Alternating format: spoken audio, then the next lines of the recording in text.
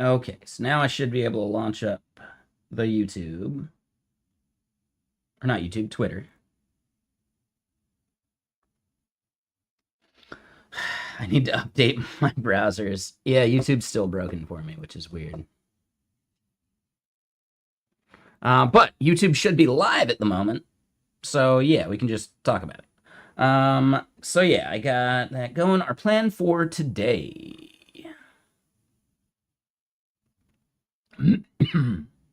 I had the command here somewhere. All right. So I think we are basically done with GitBench. I published it over to work to see, if they're interested. The one before, yeah, dude, that one was really good. But yeah, so yeah, I sent the demo link to some people at work. No major feedback, other than the logos. So we got to get the logos proper. And maybe that's something that we should have as like part of our README. Just like grabbing those icons. I think that's probably the move.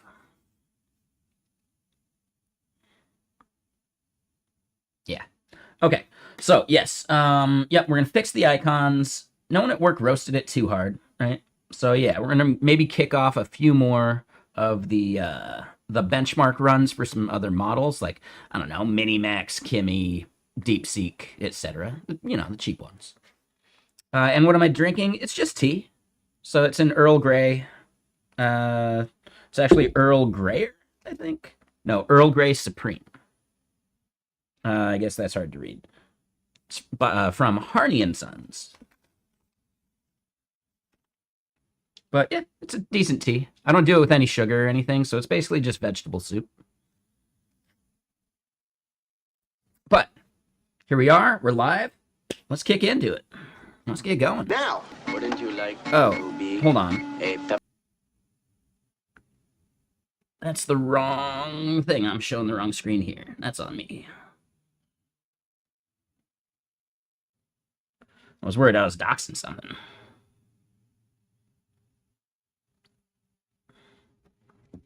Better than those bad drinks? What, you're talking like better than whiskey? No, it's not better than whiskey. Come on, take it easy.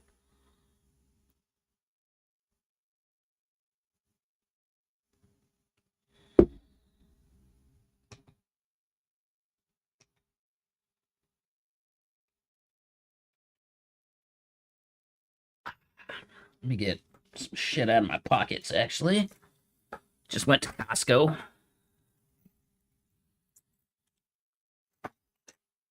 Oh, and that's what I wanted to do.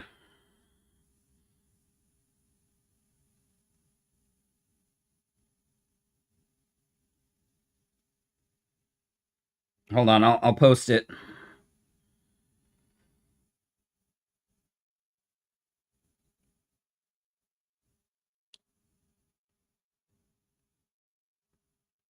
Hold on, where is this fucking photo? I thought I took a.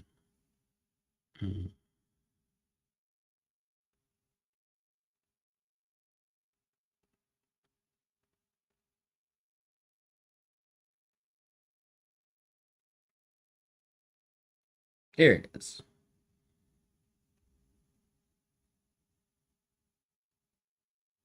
Wait, what? Jesus Christ. How are they gonna make me scroll for this shit?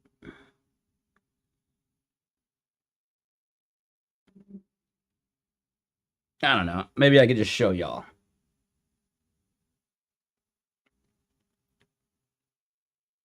There was some good Mongolian beef. I made it just slightly too sweet. Well, why do you say it's not good for you?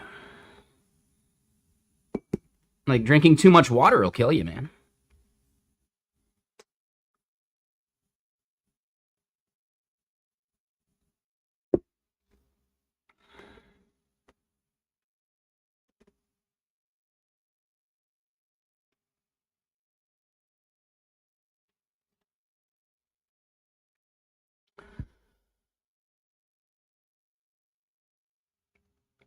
Stress relief.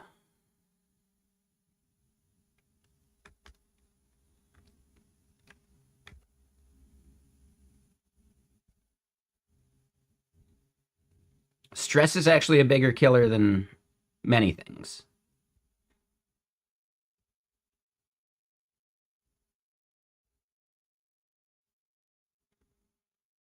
And yeah, I was gonna tweet it. Whatever. It was some, like, as I'm looking at the photo, it's maybe not like the best.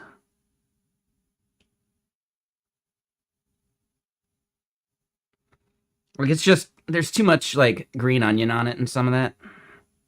I think I overdid it on the sesame seeds too. But once you mix it up with the rice, it was like fine. Looked like a poke bowl. Hold on here. Let me just. We'll tweet it. Fuck it. Why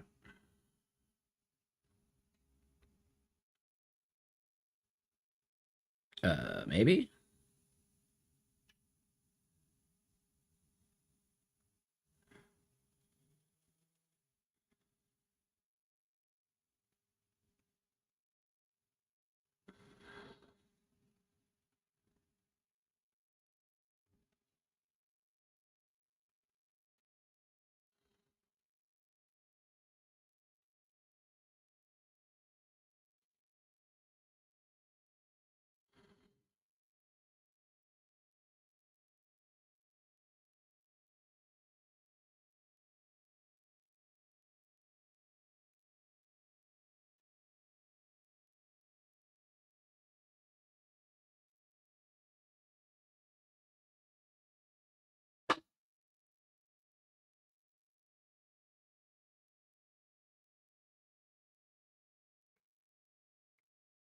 I've never had poke.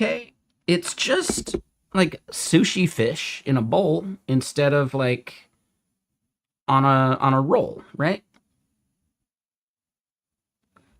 It's just deconstructed sushi. It's yeah. I don't get what the big deal is. But yeah, hold on. Let me at least show you guys this Mongolian beef.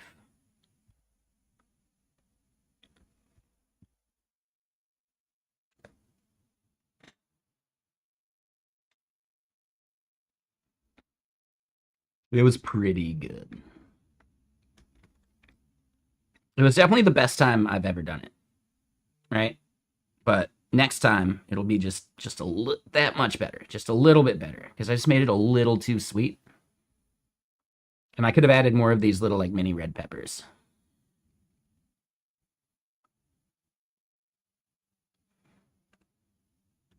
And that's fine.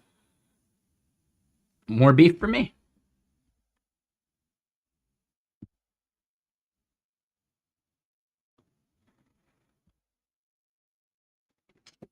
All right, all right. So yeah, yeah. Good music. The lyrics are a bit distracting. Let's get back to some synthwave.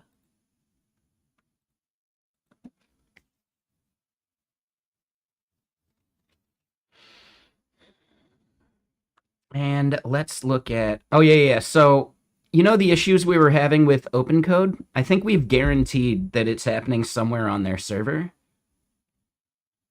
because it's not something Pi is doing. But the devs working on it, like checking it out, actually had an issue.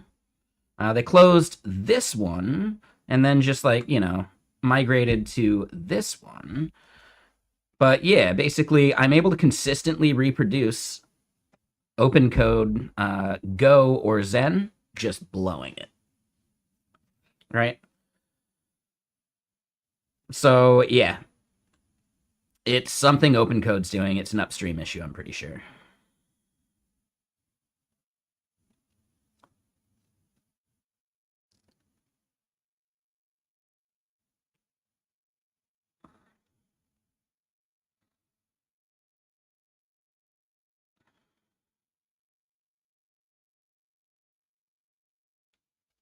But yep.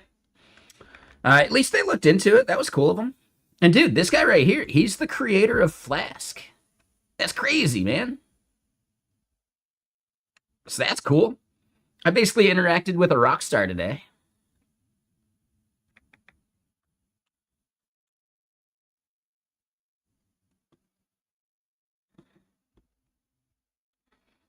But yeah, it's an open code Go issue. It's weird. Every other model works fine. Well,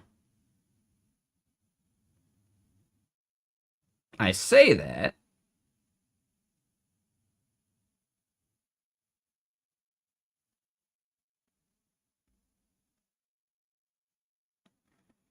But GLM's an idiot.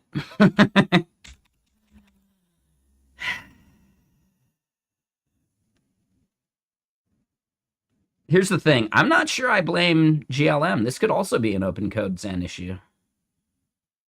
It's not the first time we've seen one of these, like, tests stall out, though.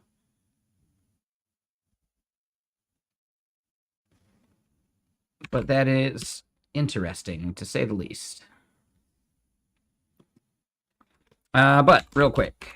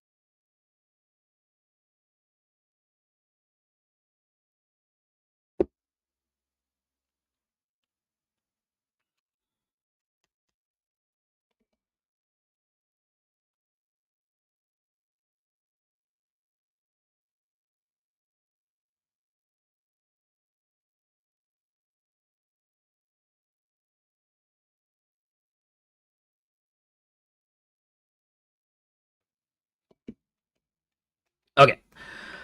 So...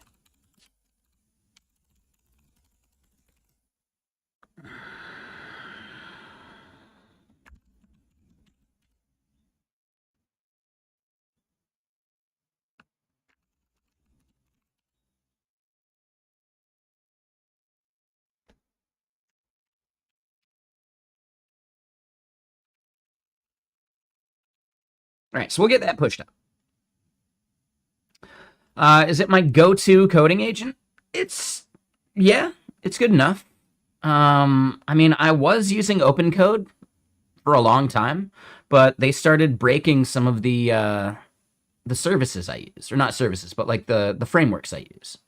So something about OpenCode's harness, like their system prompt or something, breaks BMAD's ability to find like its reference files, which is super fucking annoying. So yeah, and then Pi was my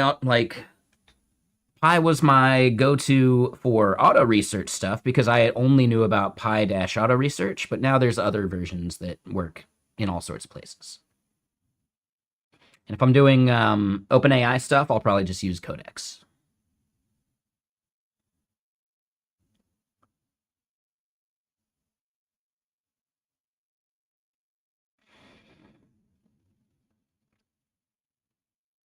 I do tend to use Pi more often than other stuff, but it's not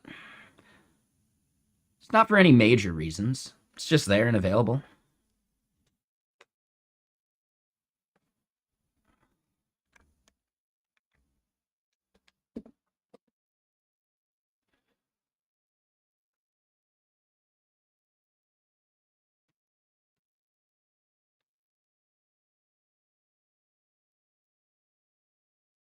One second, coworker pinged me about something.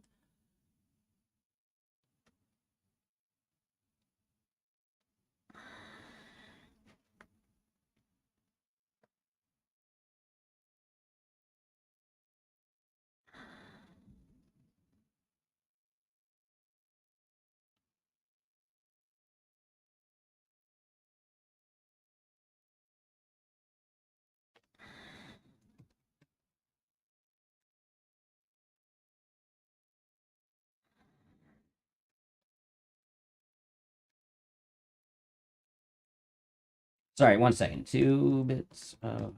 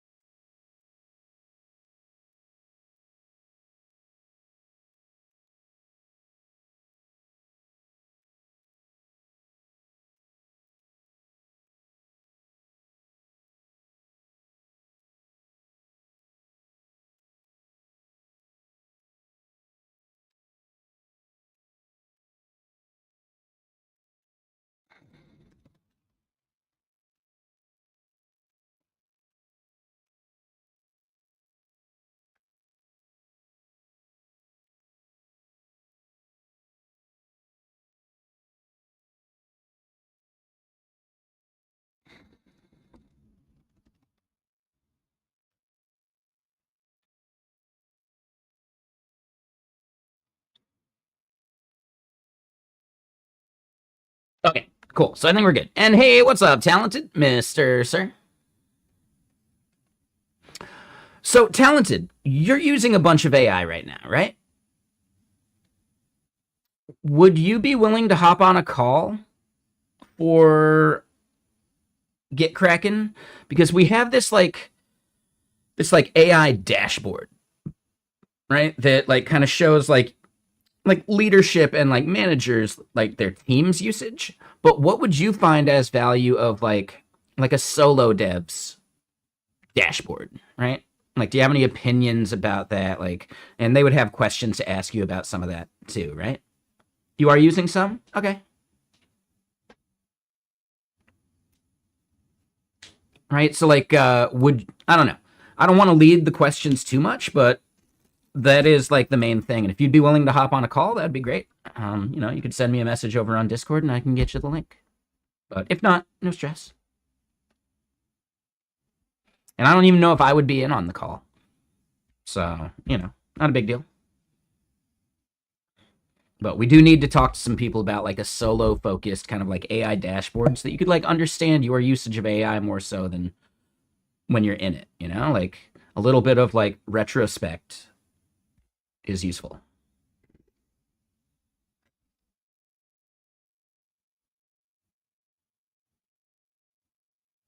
No, no, no. So like this isn't like well, eventually, just think about it this way.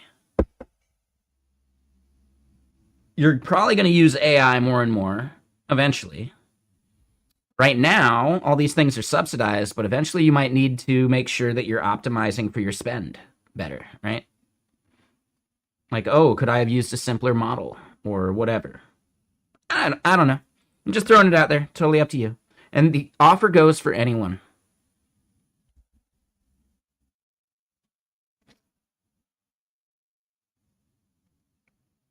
Mm-hmm. No, and I get that too, talented, but even with local models, you could still understand, like, oh, this model is giving me better results. You know? This model actually gets way more PRs merged or something. And it's just like a random idea. But anyone that wants to like maybe give some input on what they would want to see in like a solo dev focused AI dashboard, we'd love to hear from you.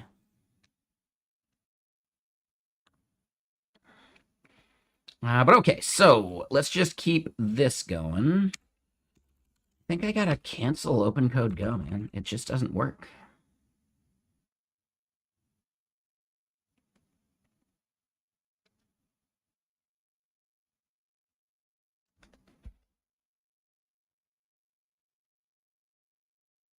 No, no, and that's valid. That's actually we need not just experts. We need people who are getting started, etc. So I don't know. It's worth a shot.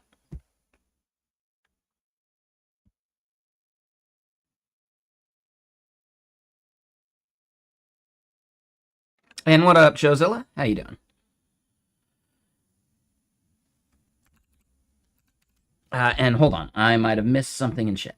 I was looking. So you're still trying to train a model for COBOL translation to update langs, and it seems to be working.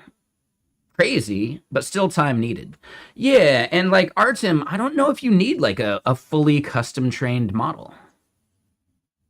I think you could actually get a large language model to do it if you provided the right context, you know?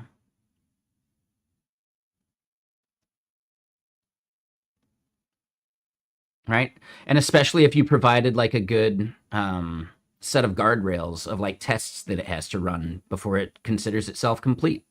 Things like that.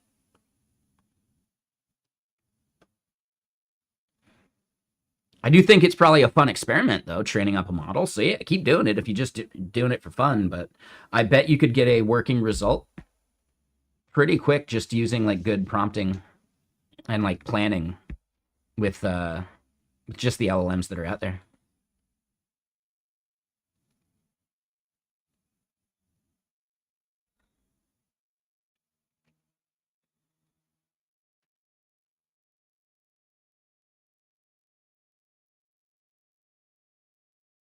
Yeah, yeah, no worries. That's a totally valid reason to do basically anything. So yeah, no worries, Artem. Sounds fun. Yeah, training a model, dude, awesome. I'm curious how Caleb's model is going.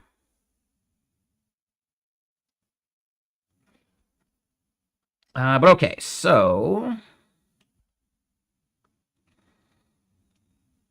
this is for the planning phase.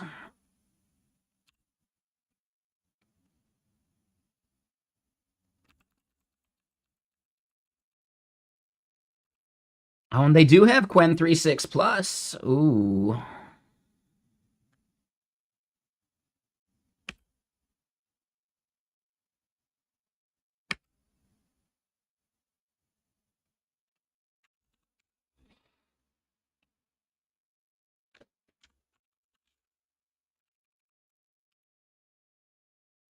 Your credits are out again?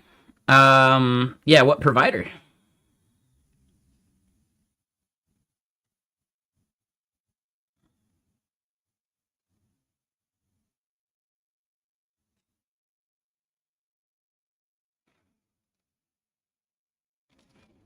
I don't know about that. I don't know. They're not sports teams, man. Cursor doesn't care if you like using other things too. You know,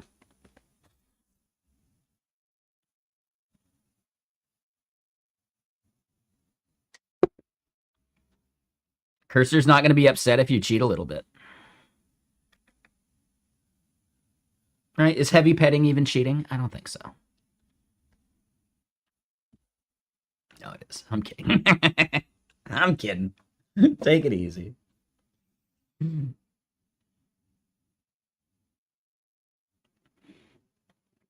There's so many fish in the sea, man. Dude, you could cheat with Pi and use whatever models you want.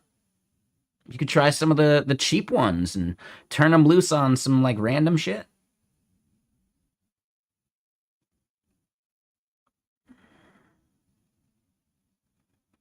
Just do exclamation point song and you can get this one, or you can do exclamation point playlist and get like my entire Bandcamp list.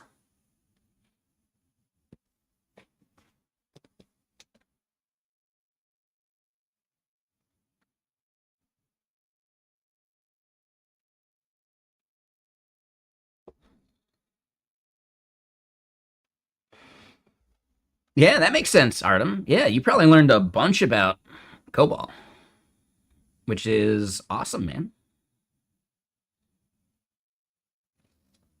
My parents did a bunch of COBOL back in the day.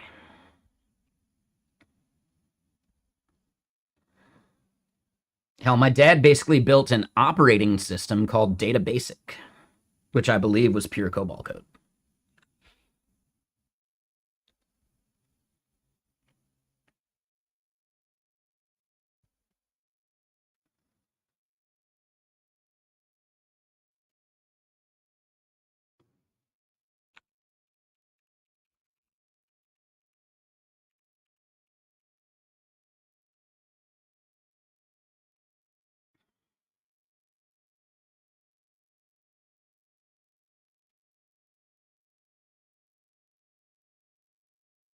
Yeah. My dad had it like published, but it's so old. Right? Like he published it and it's like in the Library of Congress because that's basically like poor man's copyright.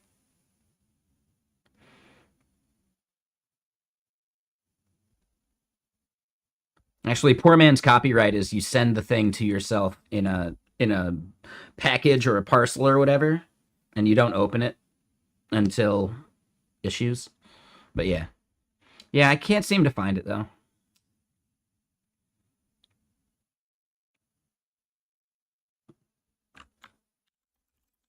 Oop.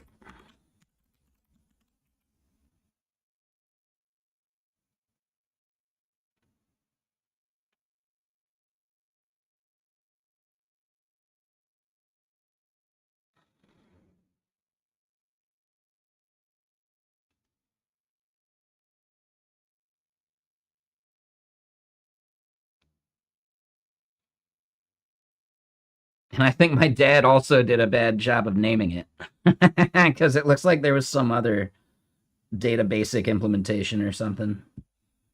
They didn't have the internet back then.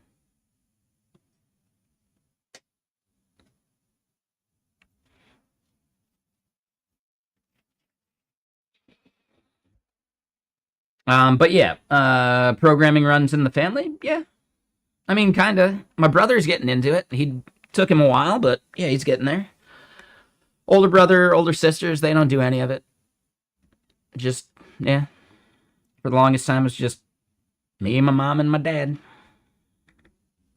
But at least my brother's getting into it, which is cool.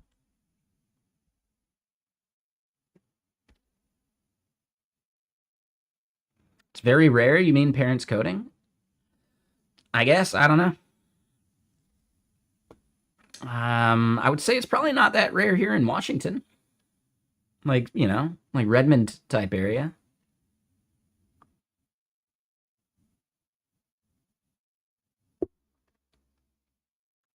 Maybe both parents coding. That might be a little more rare.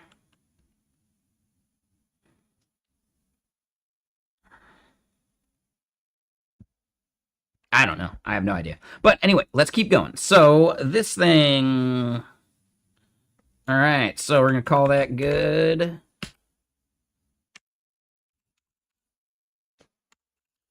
BMAD dev story. Kick it off. It's going to get nice and sloppy. Slop them up. All right. So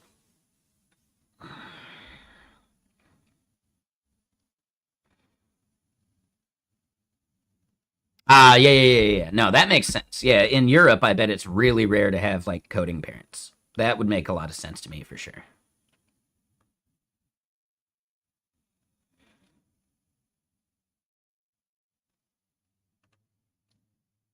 All right, so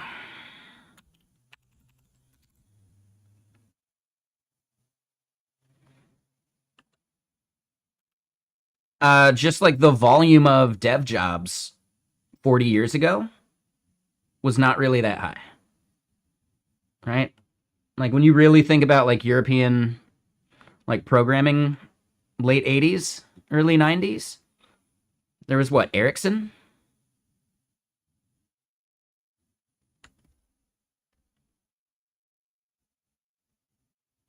Right? Like what other big European tech company can you think of from the late 80s? I get it, but that's probably actually kind of rare. SAP is German, but SAP didn't exist in 1989. They are definitely not late 80s. I mean, I'm gonna double check that.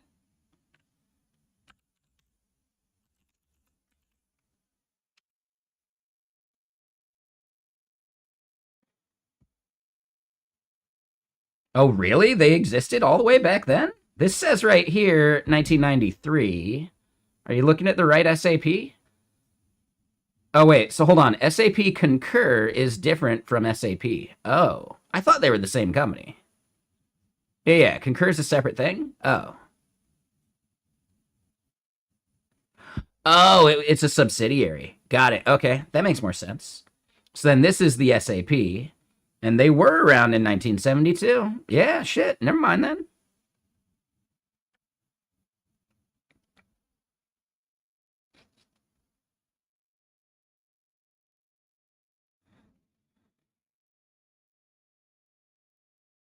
They were just initially IBM resellers. That makes a lot more sense. So then even at that point, they were probably just hardware focused rather than like programmers, you know? I mean, when I think about like European programming, Ericsson is really the only one that jumps out to me.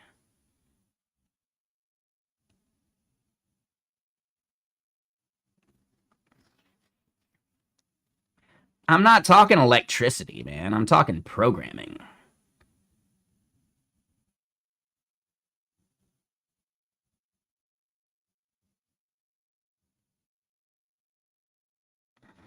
Take it easy, Chozilla.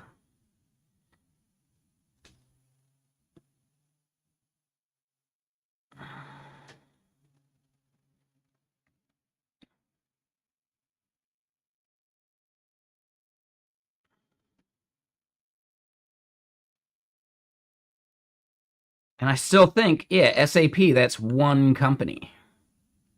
You know? As far as I understand it, Siemens was mostly hardware.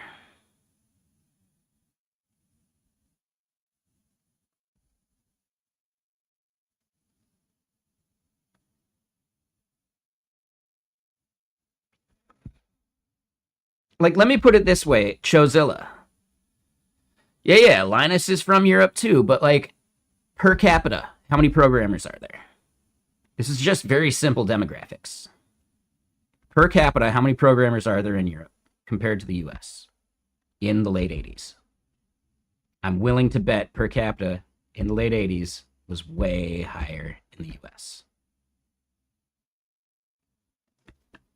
And I'm almost positive it's still way higher.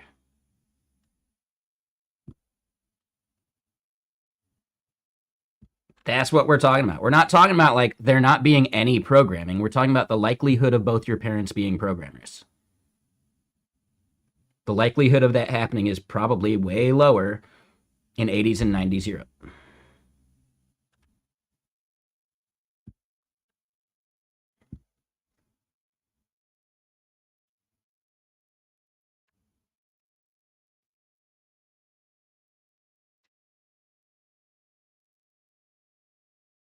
Maybe. I'm not saying they didn't exist. It's just a per capita problem. It's actually just very simple demographics, you know?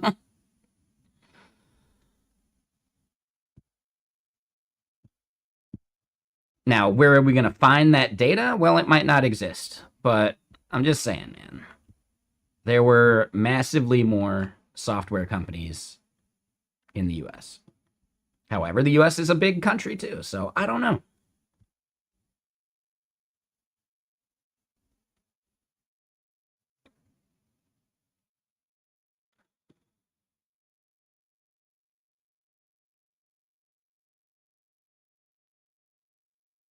Oh, that makes sense, Lexi.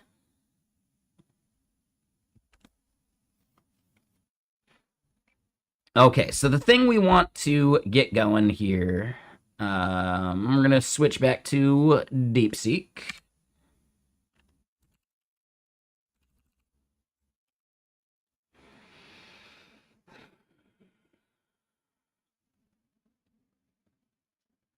All right, so we need to get proper logos for the model providers we have, but also establish a pattern for getting. Oh, and hold on. This is going to be /OPSX propose. Right? So we need to get proper logos for the model providers we have, but also establish a pattern for getting logos for new providers when we add them.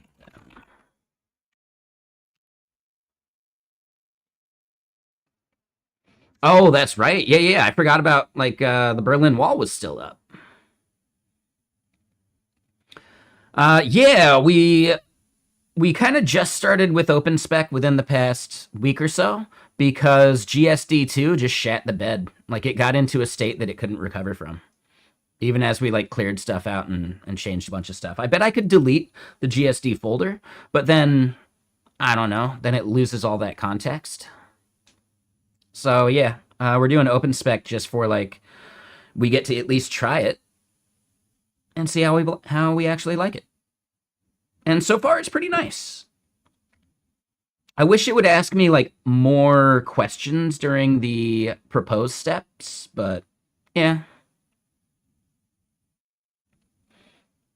You tried a lot. You always come back to hard agent rules for plan mode.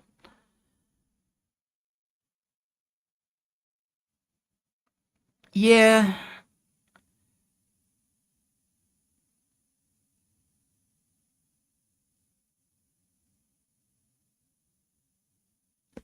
Okay, hold on, hold on. Hold on, hold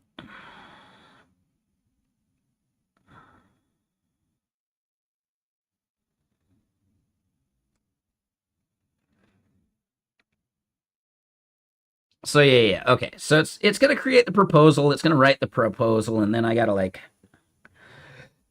discuss with him a bit.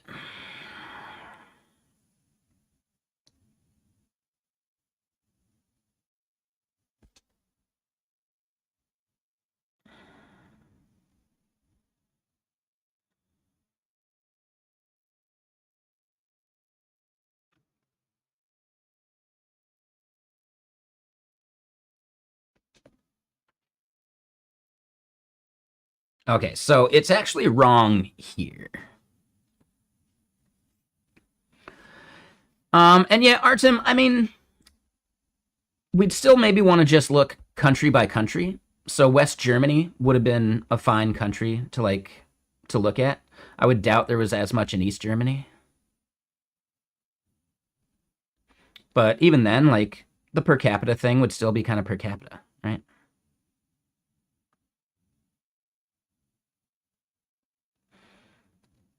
Bubblegum and shell scripts, that's every single one of these planning tools. That's every single like larger skill repo. That's superpowers, that's BMAD, that's GSD. GSD2 is at least like kind of cool and more robust. But it's the same as like, dude, all of them do it. GStack, same idea. I think GStack's a lot more bubblegum. And it's like already been chewed by like someone else, but you still gotta like chew it. Hold on. Wait. If OpenSpec is a bunch of scripts and bubblegum,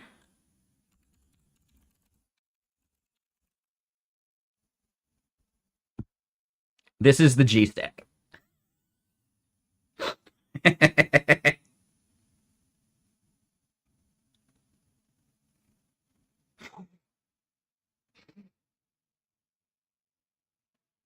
Yes, this is actually a place in Seattle too. So gross. It's so gross. Yeah, dude, it's so gross.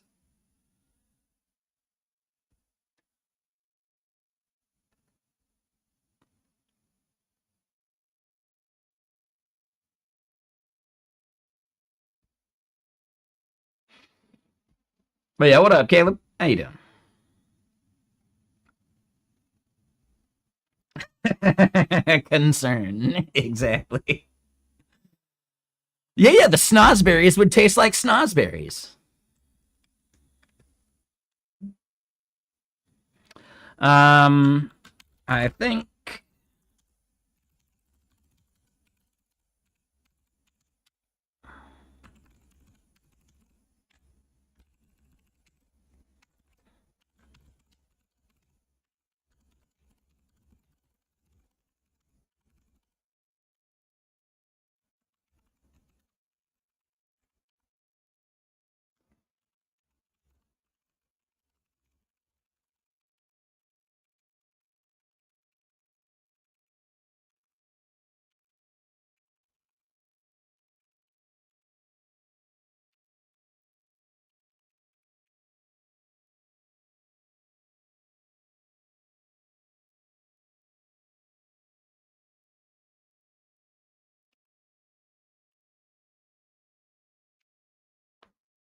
Bit of a stressful day. Looking forward to the weekend.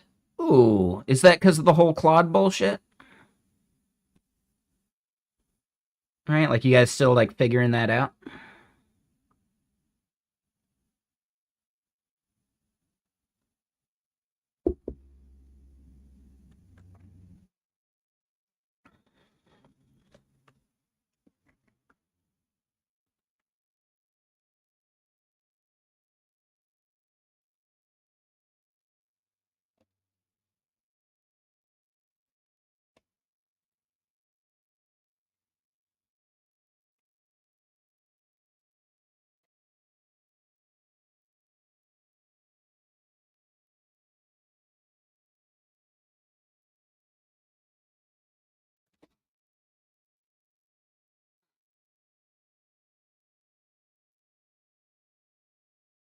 Claude Direct next? You mean just like Claude CLI?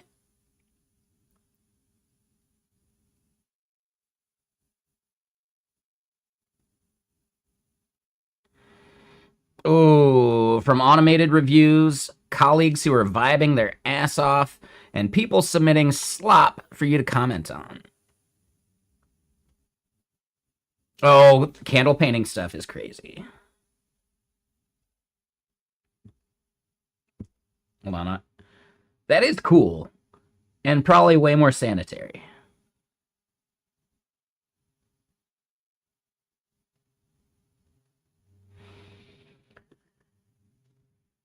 Yeah, I think at some point that's what like the AI code review tools are for, right? They should be the first pass.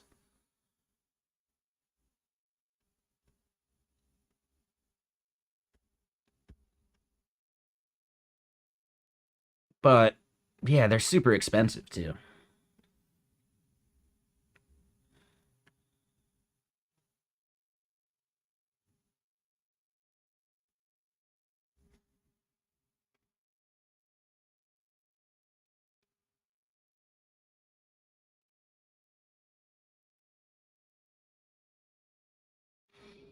Yeah, yeah, that's true. Learning how to clean up after it is probably a good skill to have.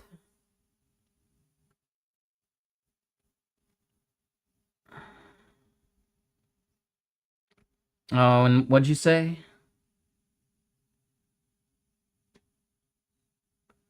Oh,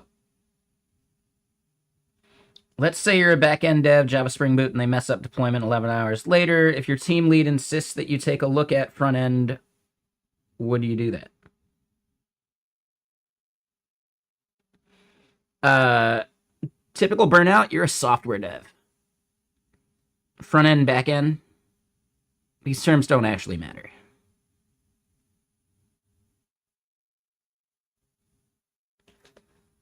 God, there was a quote that was like, okay, yeah, no. I was trying to remember what it was quote from. Um, Army of Darkness. Front end, back end, you're the dev with the code. That's my adaptation. Good, bad, I'm the guy with the gun.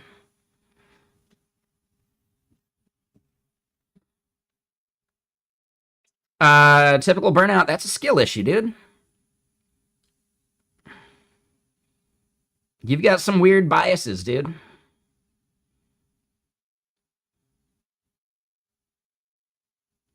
Typical burnout, that is a shit philosophy to have. You should be able to get good at anything and get the job done. You're a software dev. You're not front end or back end.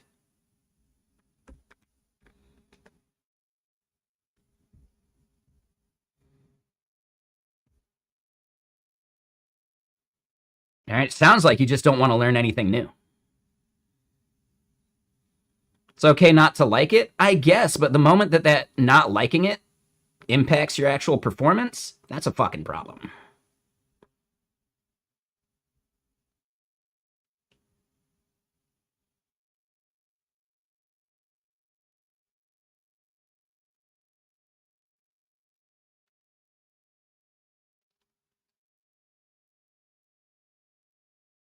All right, so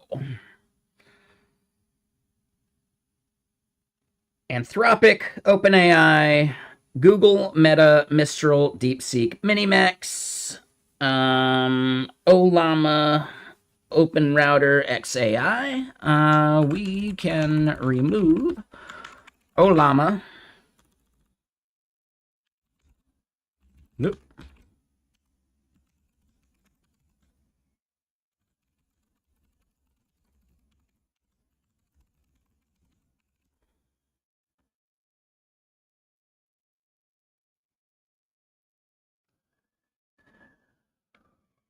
Yeah, that's fine. Typical burnout. That's a shit philosophy, though, dude. You would suck to work with. I would not enjoy working with you. Let me put it that way.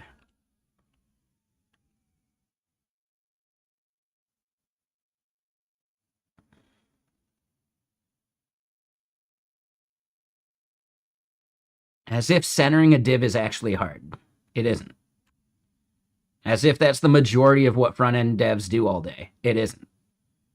Your bias is showing, and it's really fucking gross, and I don't like it. It's just baiting an argument. I don't fucking like it. We're not going to have that shit here.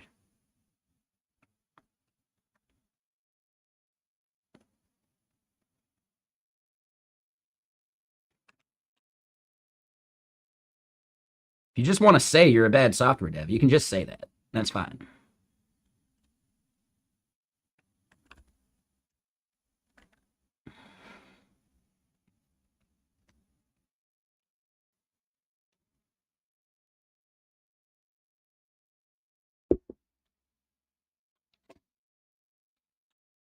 That's fine, Josilla.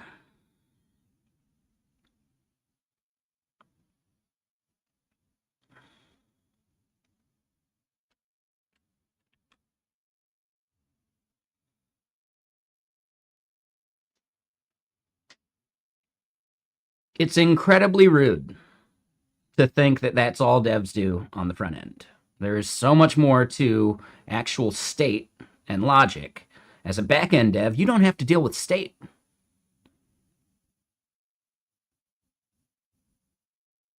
You know, like we could be really reductive about back-end dev too.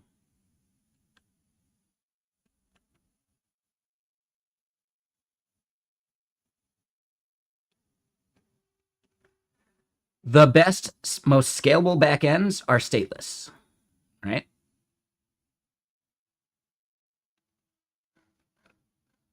The state is maybe the database, but backend devs aren't database devs.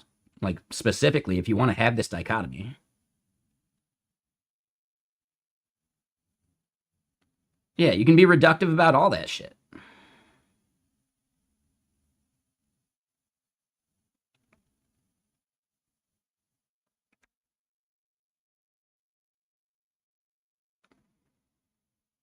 There's a lot of shit. No one's job is easy. As long as you understand that, you'll be fine to work with. If you think someone else has their job easy, you're being a dick about it. Oh, do you think designers, they just like nudge pixels all day? No, dude. If you think that's what it is, you're being an asshole. Do you think project managers just like drag stuff around in Jira all day?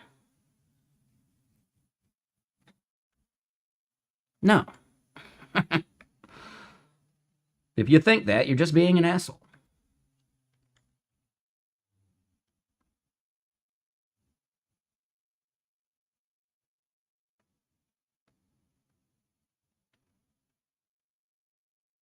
Anyway, so yeah, we want to add. There's at least one more: Minimax, DeepSeek, Moonshot,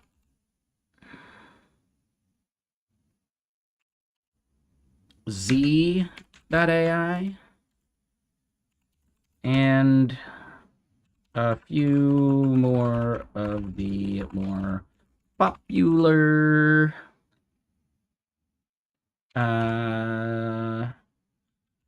models / providers like when.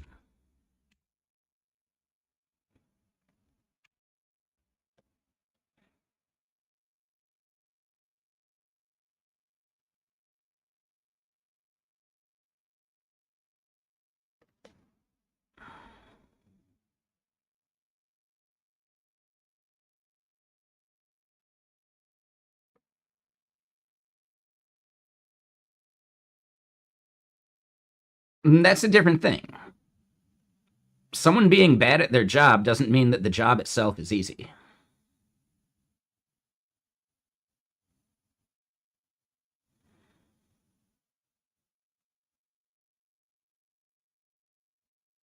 Yeah.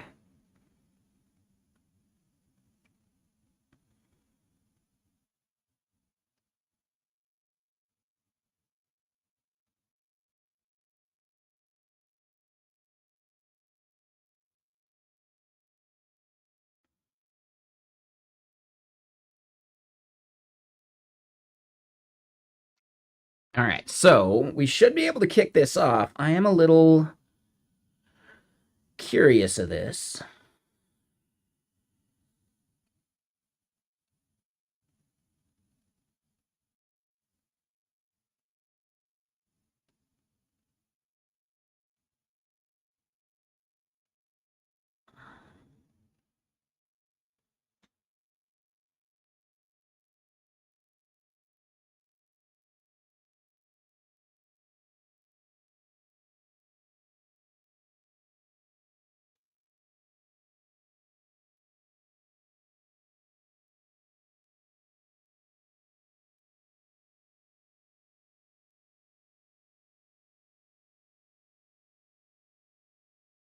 Cannot afford to be a bad dev with AI around. I mean, Caleb was just complaining about it. People just ship and flop. You know, that's kind of being a bad dev.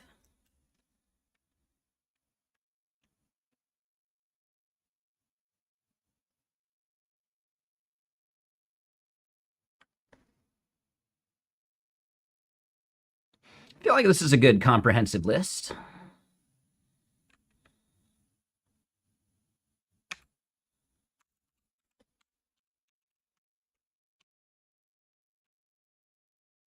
And yeah, Cotter, how you doing, man? What you up to? Ooh, and yeah, if anyone's over on Twitter, I should be able to see your messages.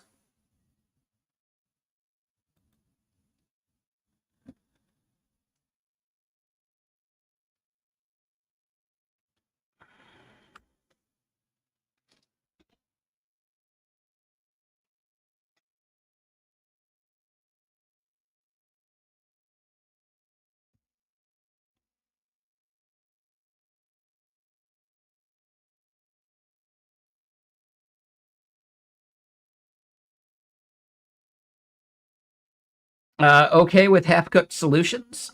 It's always been that way, man. Dude, I was dealing with human slop before AI was even doing any coding. Right? It's called going to the cheapest bidder for outsourced dev. And it doesn't matter what country they're in. You can get shit devs in any country if you're paying the absolute least amount you can.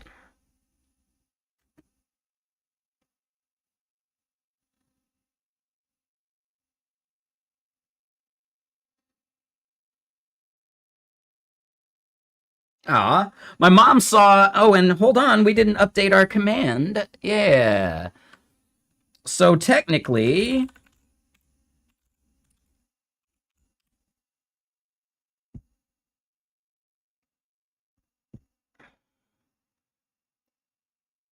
we need to update this command.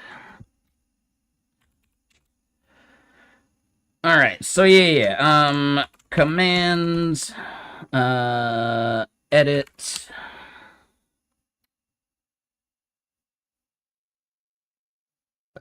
What is the command?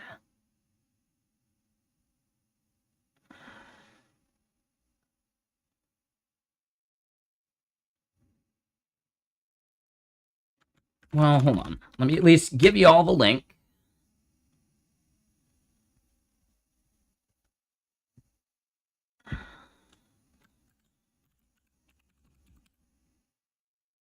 No, so it's not that one.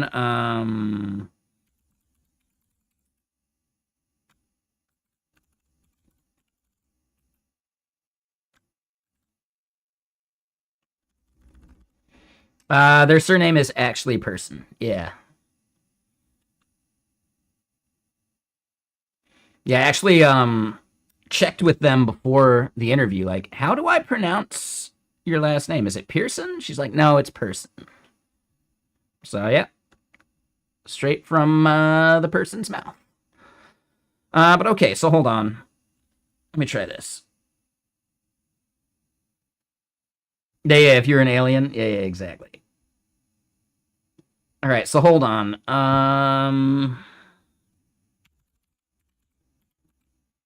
Nightbot. I gotta update this command.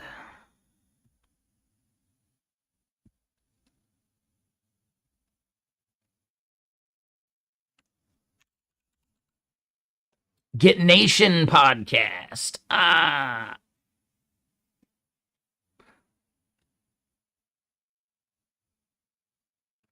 Okay. Get Nation podcast.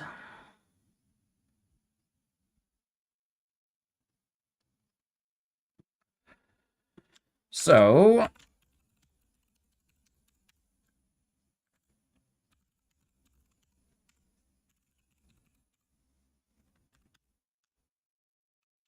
right, commands, edit, Get Nation podcast.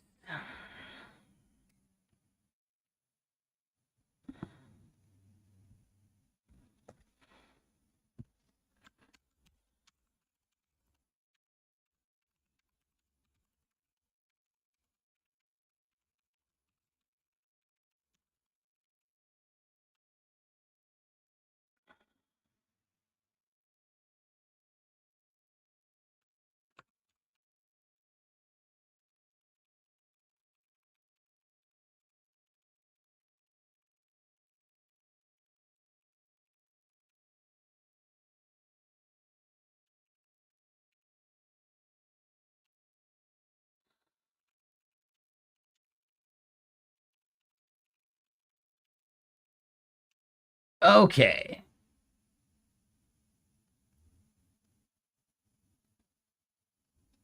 So then I'm going to do this one separate.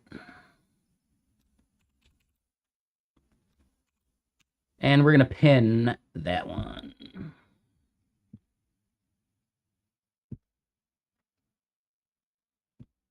All right, there we go.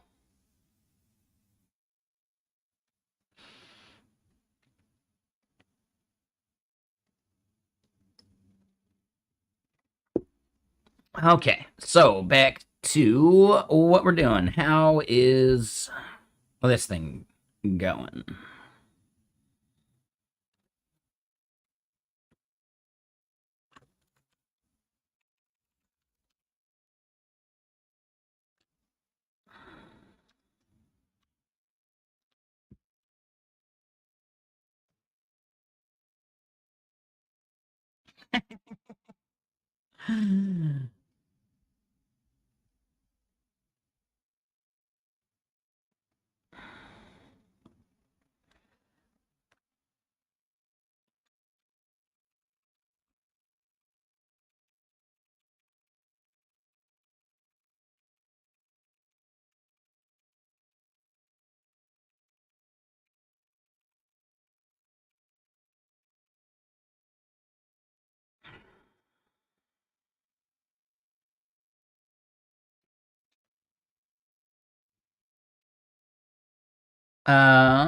My terminal background reminds you of a thing you saw the other day. A code pen. Yeah, so it uses my IP address, I think. So, yeah, like we can show that. Because I do not live in Everett. I live in Redmond. But ooh, that is nice. Yeah, that's dope.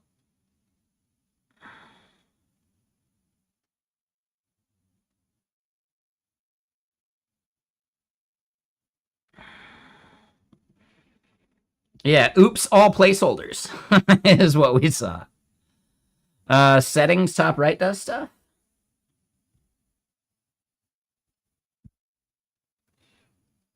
Oh, okay, okay. Hold on. There's like different cityscapes and stuff.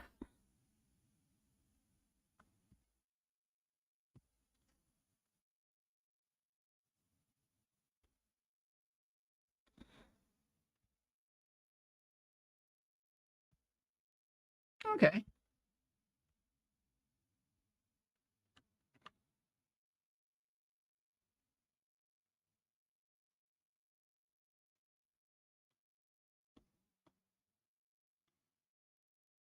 No rain on this one, though? Come on, give me the rain.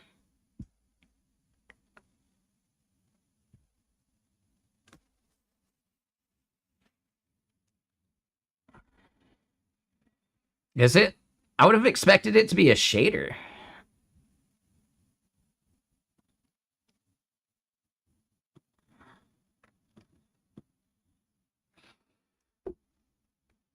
Damn.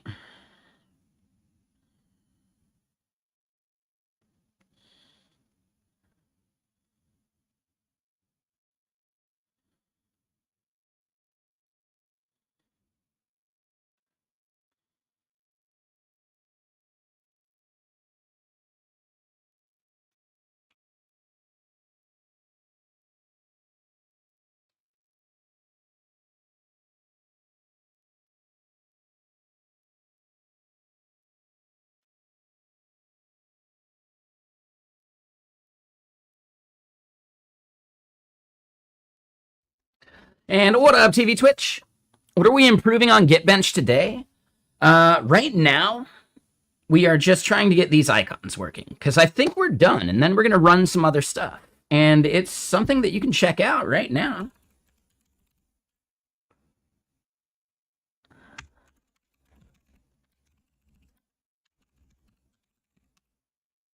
So yeah, click around, fiddle with it. Let me know what you think.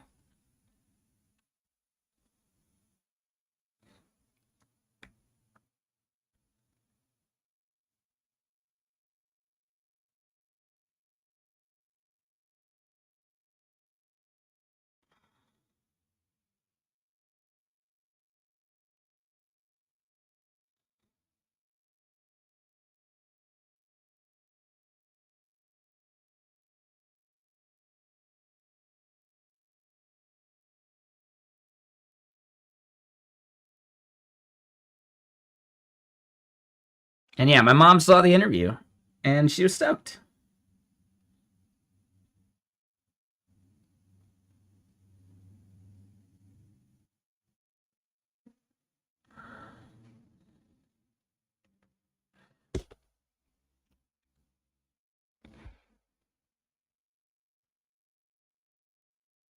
Real quick though, hold on. So the SVG, what is this for?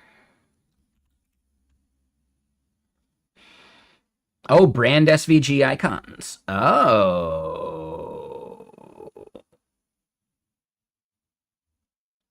Okay.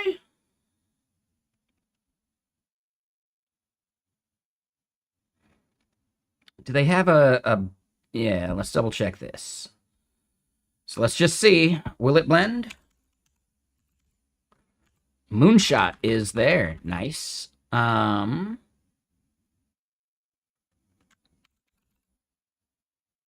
Kimmy, which I thought was Moonshot as well, but okay. Minimax? Yep. And they even got them by, like, categories, too. Okay.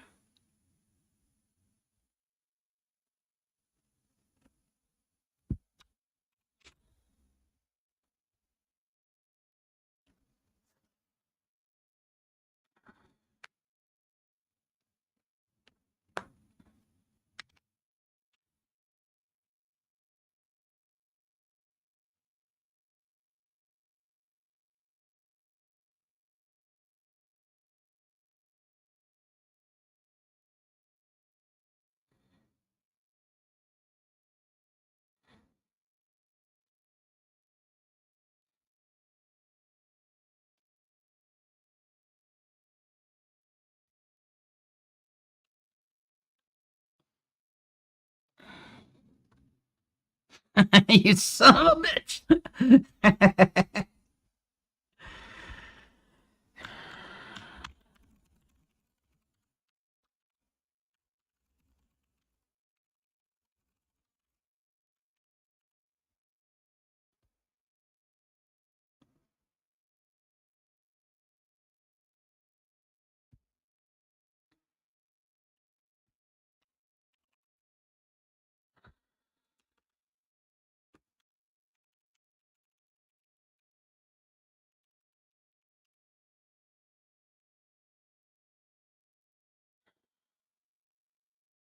Yeah, that was a great find. Thank you. That was awesome there, TV Twitch. That was you, right?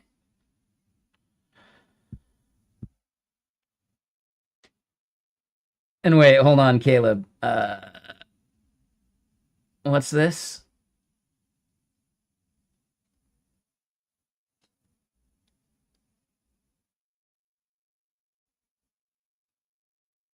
What did I miss? What did I miss? How do I get the Sir Elfman said it? What did Sir Elfman say?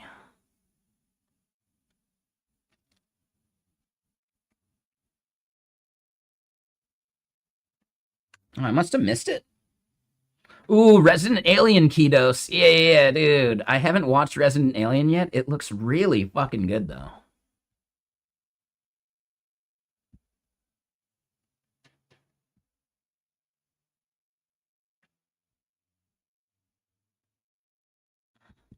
Oh, okay. You asked Opus to port a library from one language to another, and it's surprisingly so close to the original. Yeah, we did that, right? We didn't have Opus do it. We actually had stupid models do it. Minimax 2.1 did our initial port of the Turbo Stream.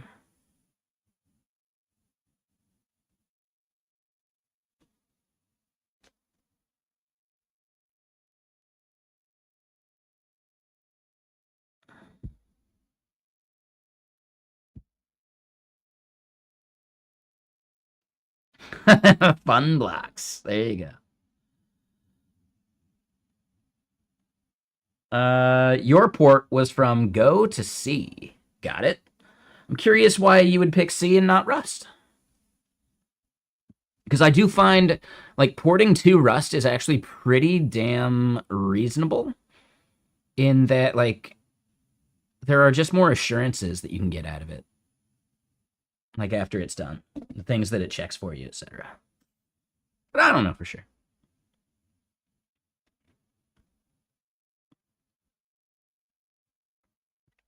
How's this doing? Let me get more music going.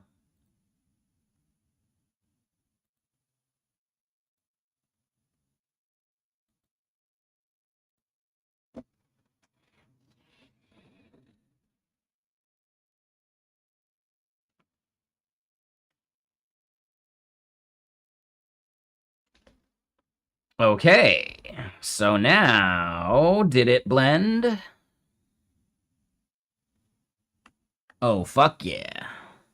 Oh, fuck yeah. Except it doesn't do the butthole logo for Anthropic. Ah.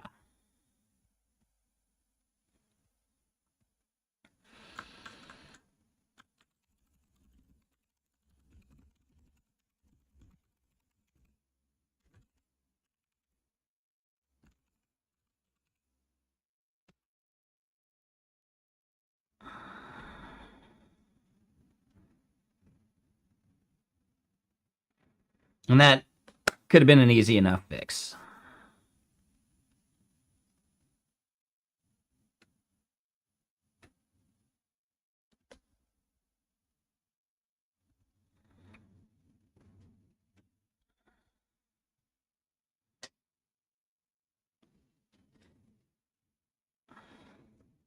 There we go. We got the butthole logo. All right. Well, shit. All right. Now we need to add other models.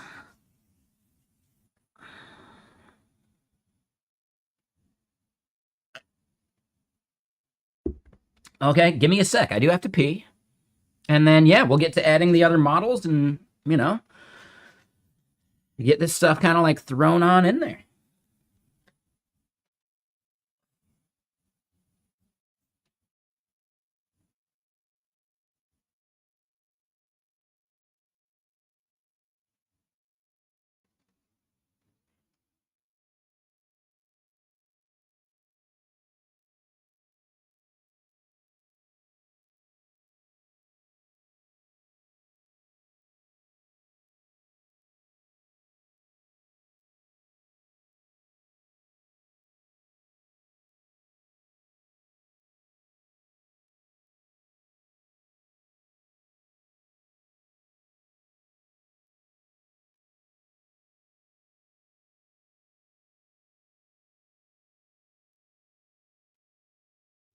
Alrighty.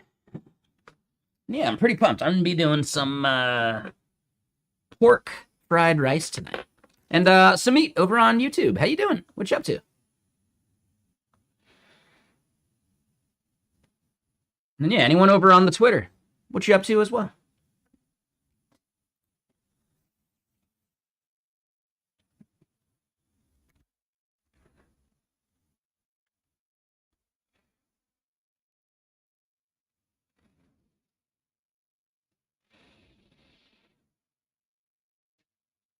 Okay, so Sir Elfman, is it bad that you never did C or Rust or Go? No, man, they're just languages. You just never had a use case that needed them. I'm gonna guess you do a bunch of Java, Chozilla, or maybe .NET.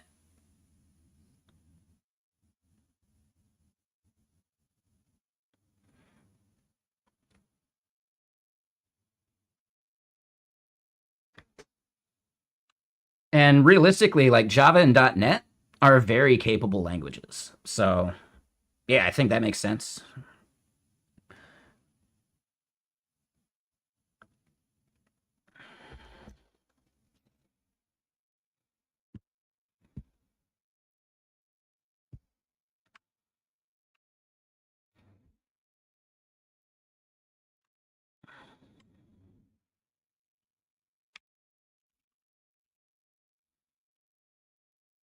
All right, so we're going to archive the change that we got there.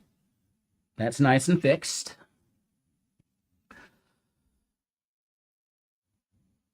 We do need to start gathering other models we want to test.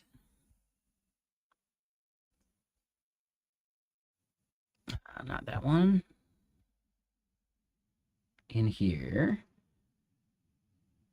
And it's going to be here that we start, like, fiddling with it.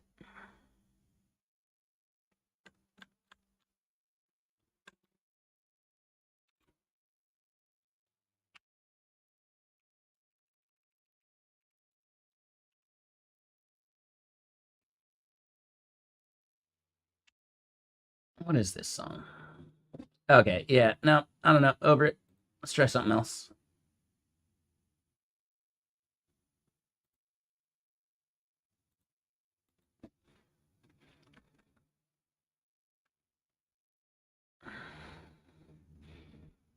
Oh, you did PHP. Now it's mostly TypeScript. I don't know why I was spacing on PHP.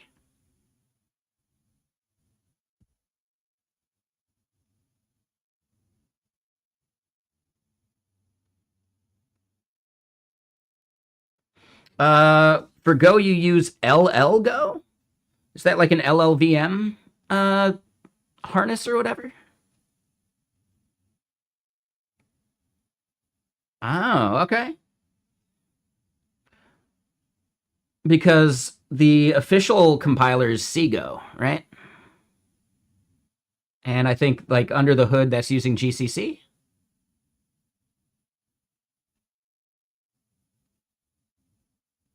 I think.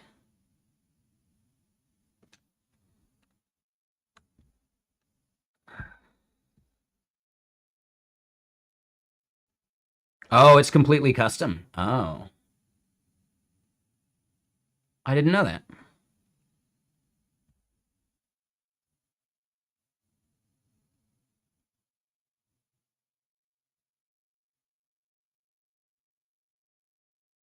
And Kidos. Fireball is so nice with cherry Coke. I don't know if I've tried that. I'm pretty sure I'd be fine with Fireball these days. I just didn't like it back in the day when it had like formaldehyde in it or whatever they had in it. I don't think it was formaldehyde, but it was something like weird. Something they're not allowed to sell in the EU.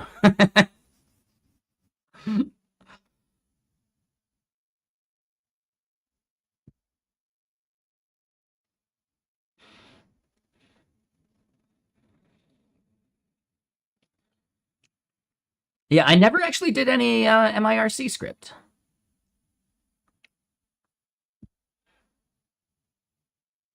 There was definitely something in Fireball that I believe isn't in there anymore.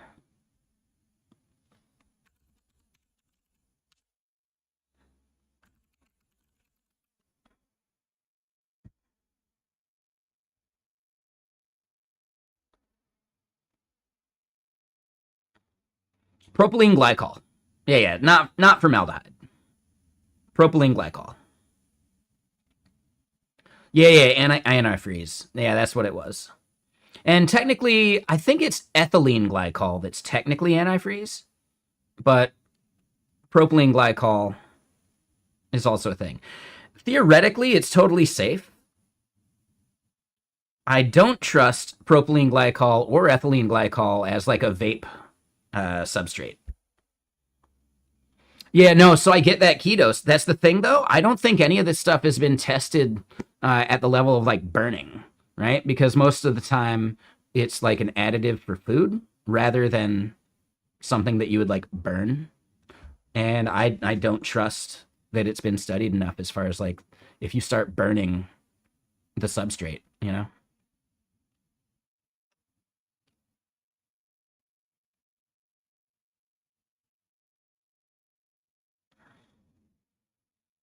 But yeah, as of 2018, it doesn't do that anymore. And I always forget which one is in antifreeze, but they're both like the properties of it means that it can take heat a little bit more. I know, right?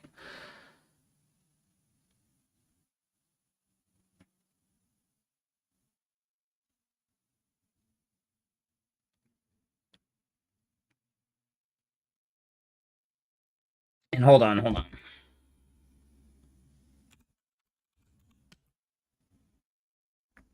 Oh wait, no, wrong one. Oh,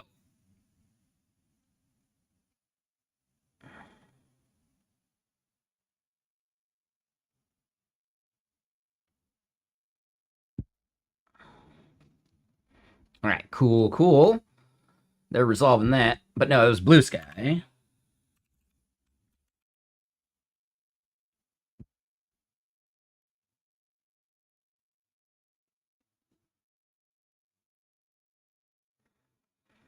Yeah, no, I get it, ketos, and I'm guessing you're talking like tobacco, like vaping. Yeah, that's tough, man.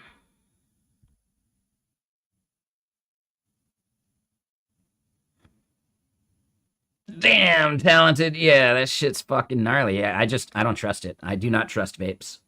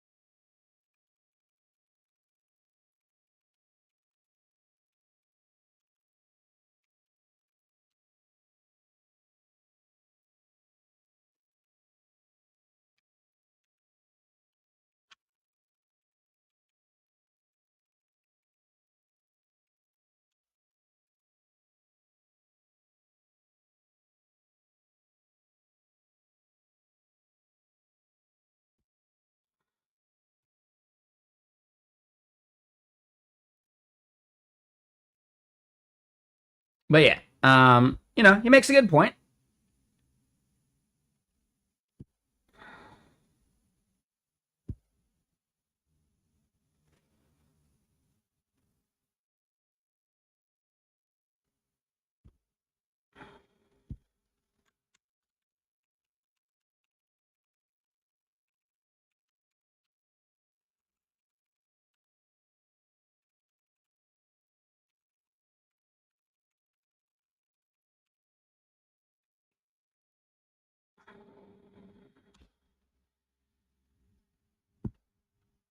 Okay,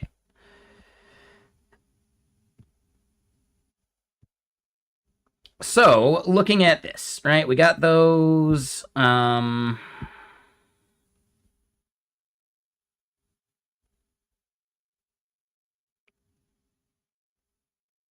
If we're looking at GitBench still,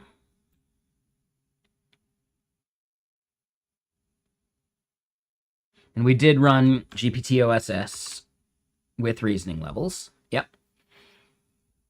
So now we want to do the same thing for all of these.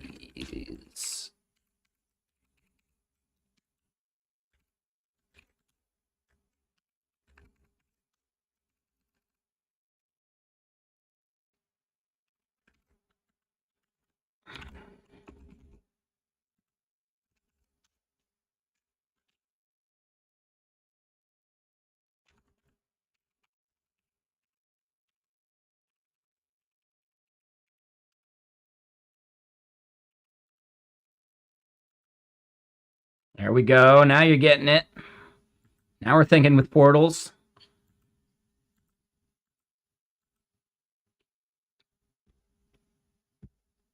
All right, so we're going to run all of these now, too.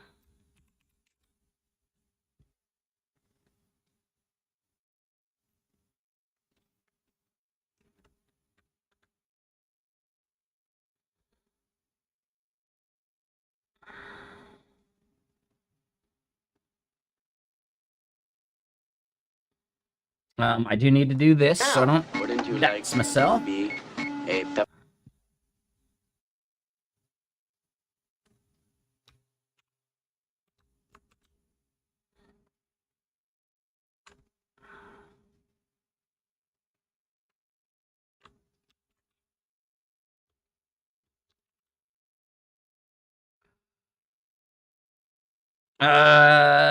Sync.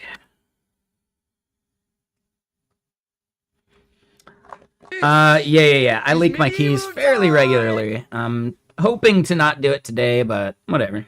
As long as you're good at knowing how to rotate them, it's not a big deal.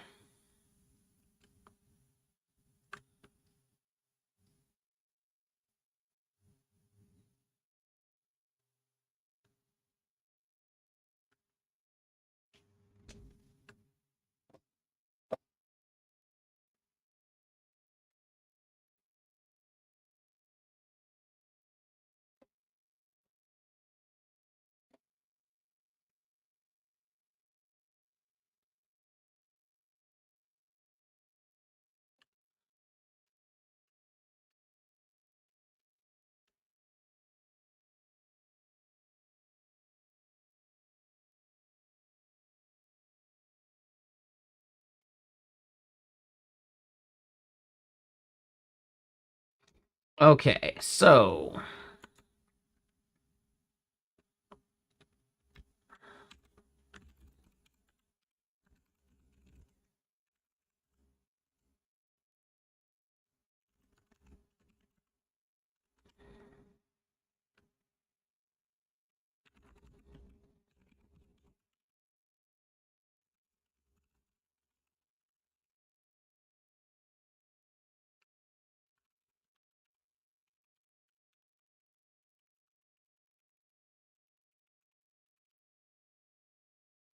all right, so we've done that. What we want to do now is GitBench.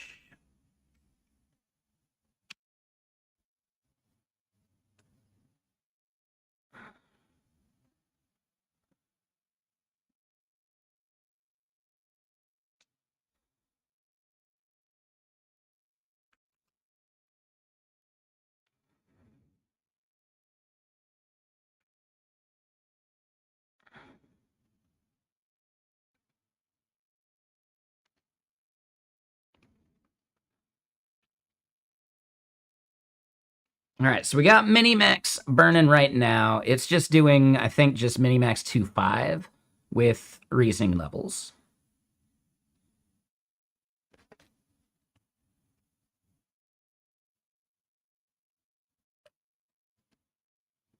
And these should be pretty cheap.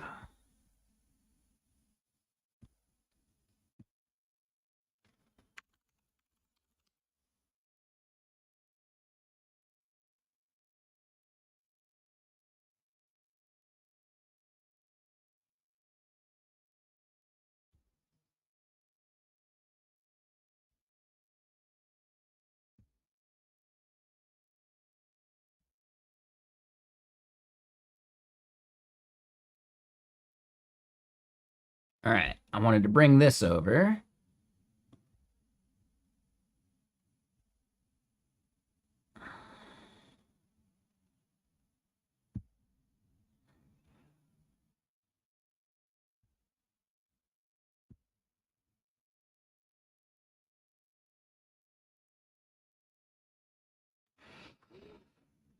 All right, so yeah, GPT-5.5 cost us the most.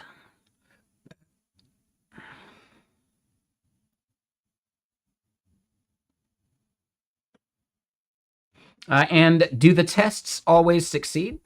What do you mean by that? Like, here you can see that it's getting only 83% so far. So this isn't like 83% done with the tests. This is 83% as a pass-fail, like, percentage.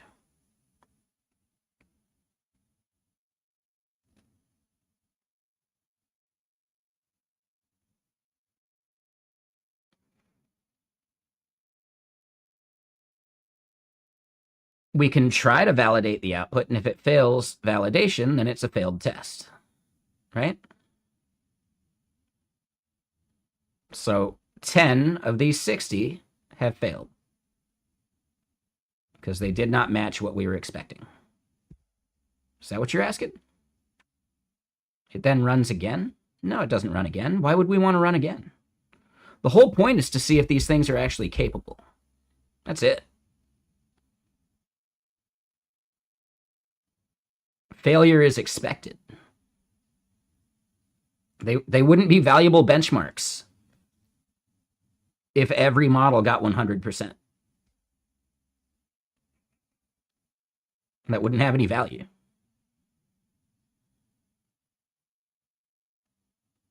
No, like, we are measuring time and we are measuring cost, but no, this is purely about, is it capable? And that's what most LLM benchmarks are actually doing. They're testing capability. Speed is just secondary.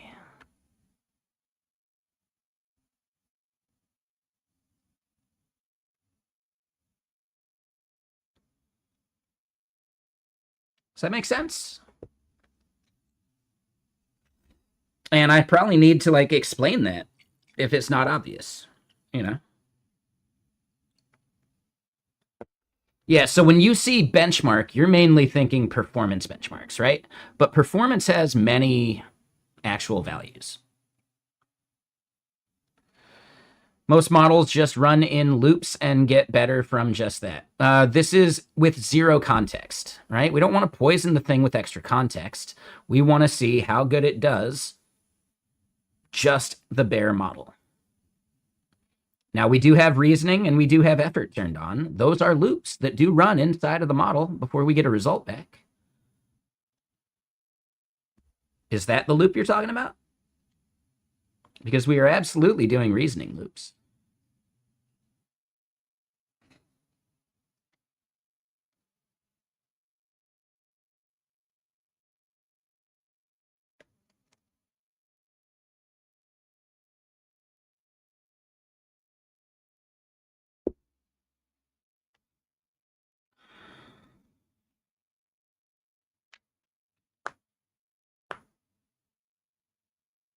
There is no system prompt. Well, let me put it this way.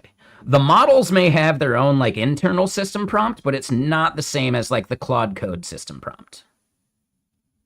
Right? The model providers may have something. I have no control over that. But that's as close to a baseline as we'll ever get.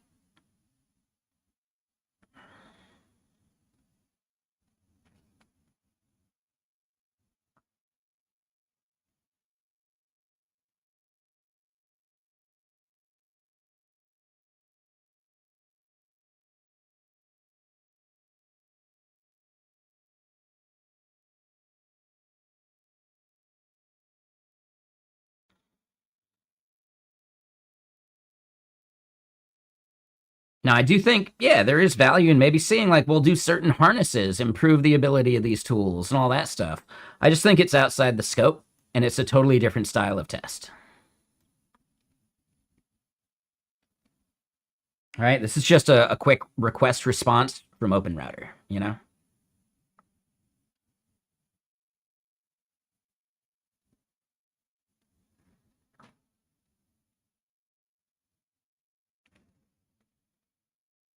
Not as far as what we send as a request.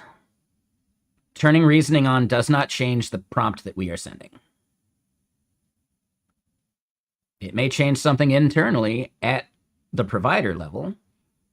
That's not something we have access to.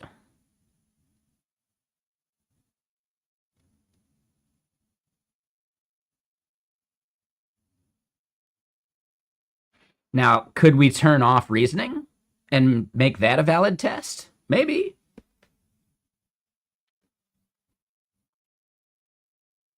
Nope.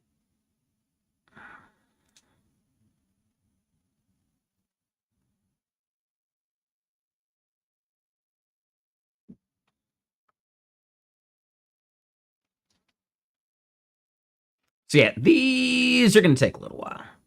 I thought they were faster. I don't know if they're necessarily stupid questions. I don't know what you're expecting. Right? Like, normally questions like that come from some level of assumption. So I don't know what you're assuming or expecting that we would be able to do or have access to.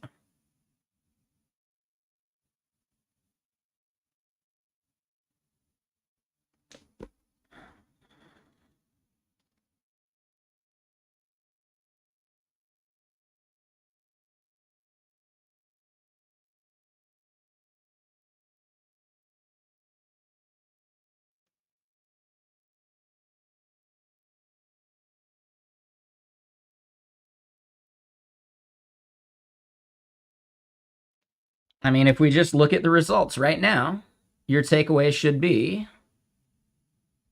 that Opus is a fucking idiot. Right?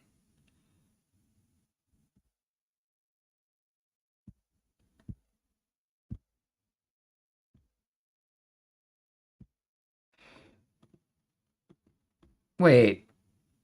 We broke the click? Damn it, Clanker. The Clanker broke our clickability to get into, like, these results.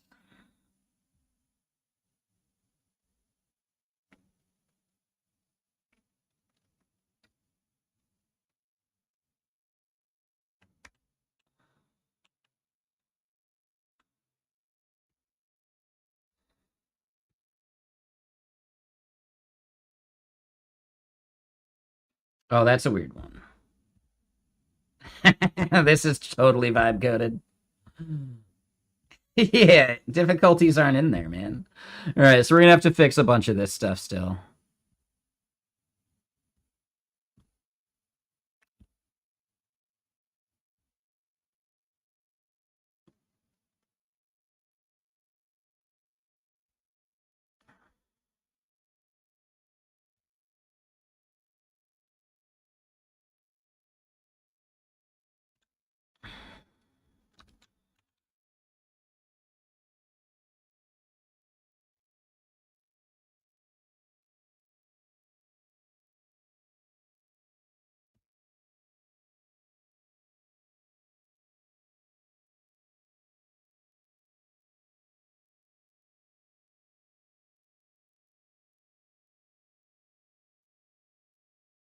Yeah.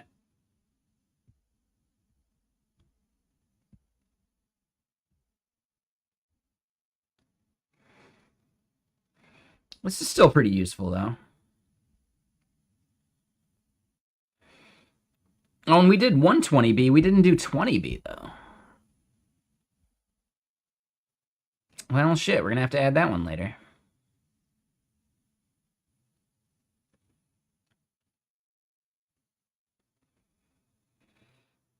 Yeah, so we just gotta let that one keep churning.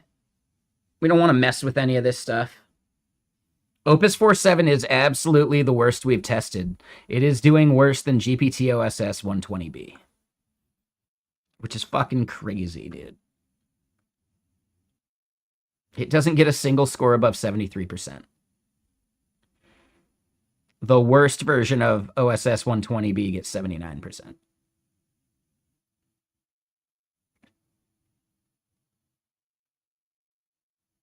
What I find interesting is that low effort gets better results than medium effort. At least with GPT OSS 120B. Here we see with OpenAI 5.4, extra high is actually its lowest score. Yep. So then GPT 5.5, pretty consistent. And yeah, 5.4 to 5.5, definite improvement.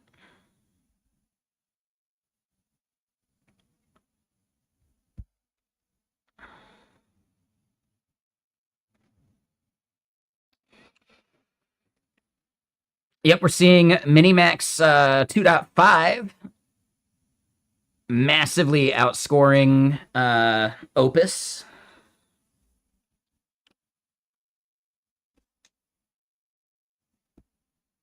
Yeah, this is fun. All right, hold on. Let's get another album. That one's blowing it. Blowing it.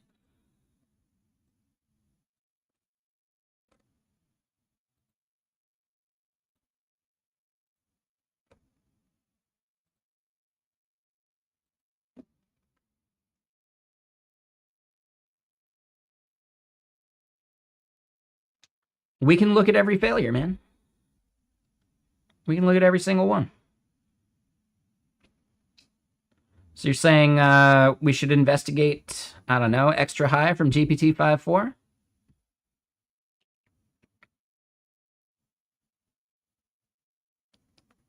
All right, so blame forensics.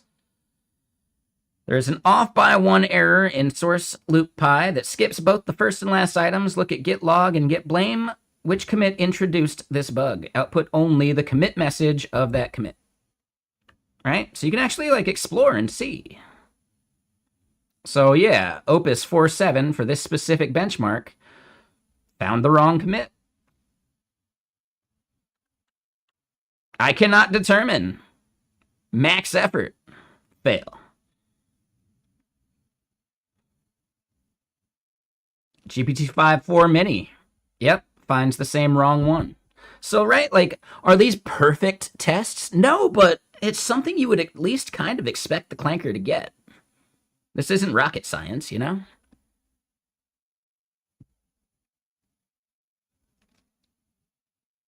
I'm doing just I am doing just default temperature. I'm trying to stick with the defaults as much as possible. I think there's too much variability the moment we start bringing temperature into the mix.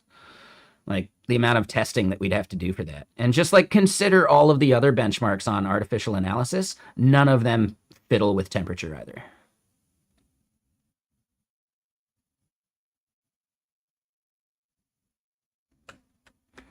So would it be valuable? Maybe, but we're kind of just following the leader a little bit.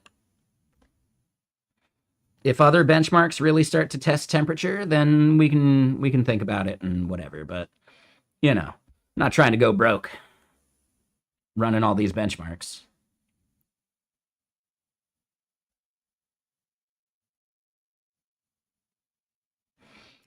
No, we don't get the thinking traces.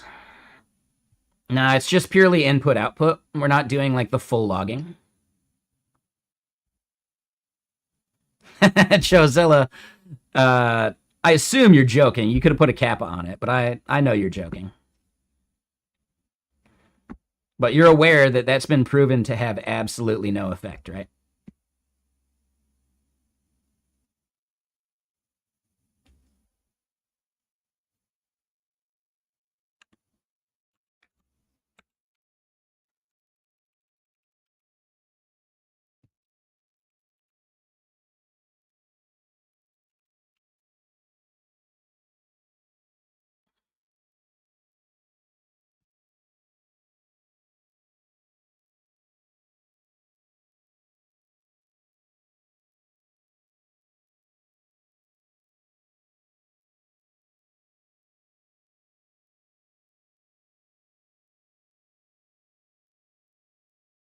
Right. So technically, no, if you give it a low knowledge persona by saying, hey, you're a young child or a toddler, then you'll get worse results. But you're not going to get better results by adding any of this other bullshit. Like you are a physics expert or whatever.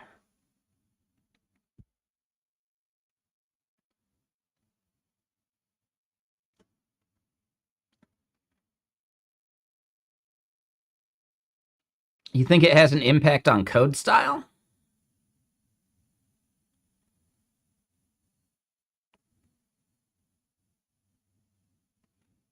I need to see a study.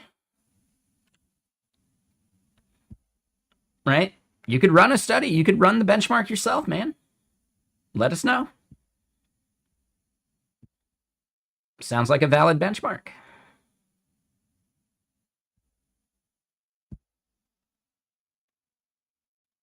Right? See which persona generates the best code.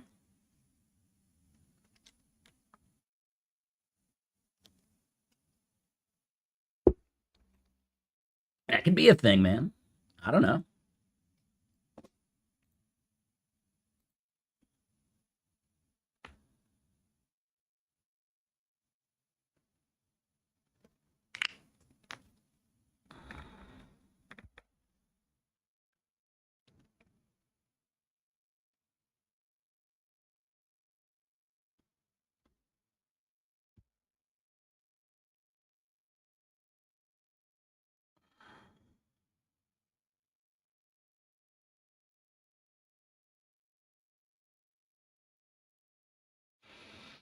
Yeah, I don't personally believe that giving it a persona like that actually changes the output that much. I think there are plenty of other things you can attach to the context to improve the results you get, but I'm not sure that the persona thing has any value.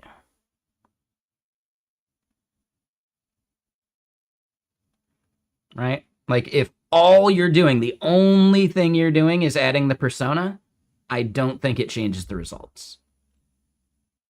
But if you add any other stuff, well, yeah, that affects the prompt. Sure. Yeah, that's what I'm getting at. Just give it the rules. It'll try to follow the rules most of the time.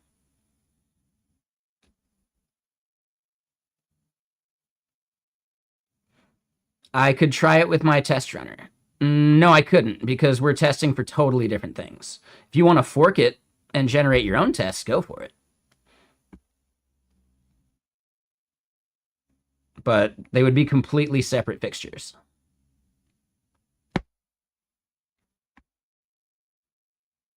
If you're saying I should add the you're a Git expert thing, no, I'm not going to do that. I'm sorry. I kind of trust a peer-reviewed study. Fuck me, right? You know?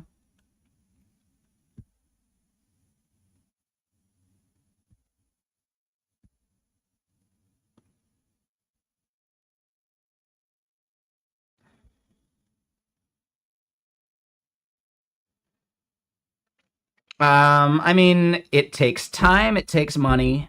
You could do this, Jozilla. Go for it. You could fork it and run it. Go for it. Let me know. If you're that curious, you could do it. But I think it's a fundamentally different test because you're adding stuff to the prompt and comparing the results between two different prompts. It's a completely different framework. It's a completely different test harness.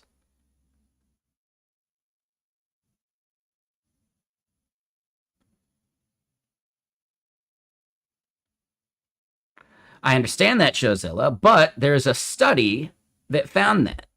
That's what I'm getting at. We can just trust the study. Or you can do it yourself, man. I'm just not going to do it. I got other shit I got to do. It is outside the scope of the task at hand.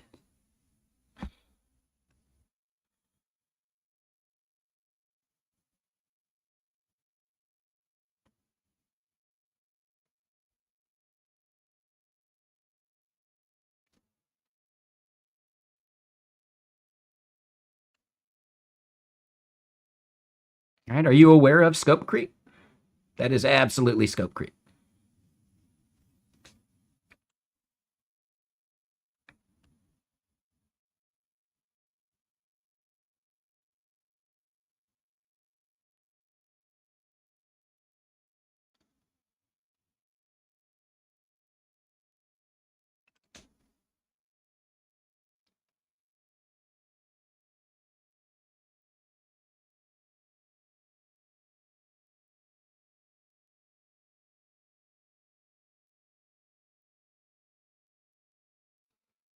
Maybe, but all of these things take time. Time that I would then not be doing something that I actually should be doing, like making this app work right, you know? Like fixing the filtering, like all of this other stuff. And those are actually part of the original scope.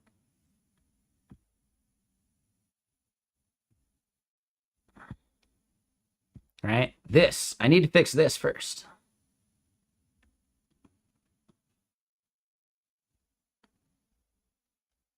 And now I'm stuck waiting for these to run.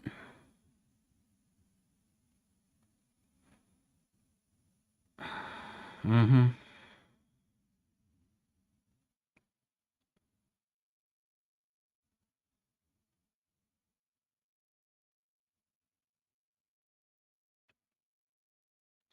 Let me put it this way.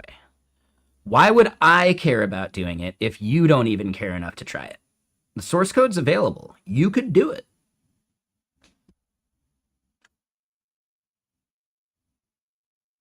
Why do you need me to do it for you? You could do it. You could figure it out if you're that curious. I'm not curious about it. I don't give a fuck. Sorry. We have different things. But if you're not even willing to do it and you care, why do you think I'm going to want to do it? Because I don't care. I haven't committed the results yet, but I could do that.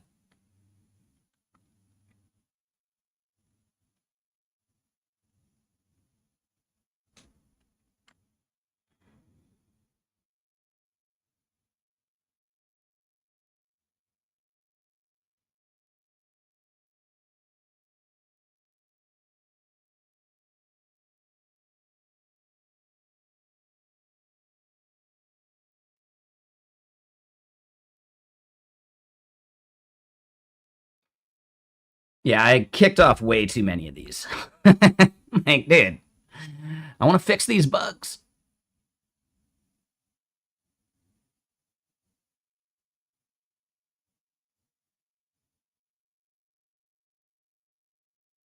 Why would it take you 3 days when it would only take me 2 hours, right? Like it's the same amount of work.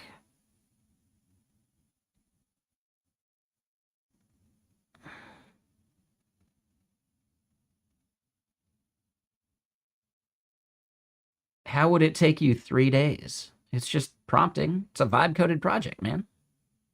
That's what a readme's for. You can have the clanker read the readme and give you the instructions.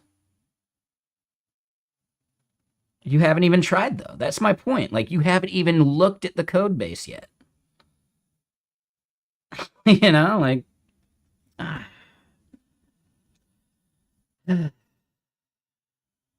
right? Like you don't even care enough to look at the code.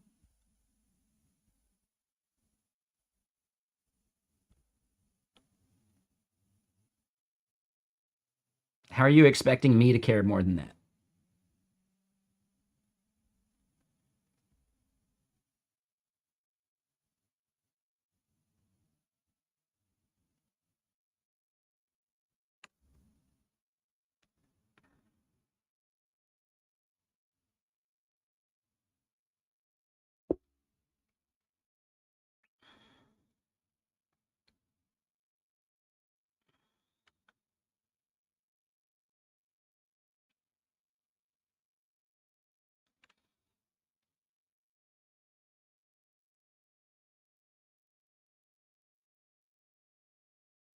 And I would say it's actually technically less effort for you because you would take it down, right? You'd fork it, make your modifications, and that's it. You'd have it.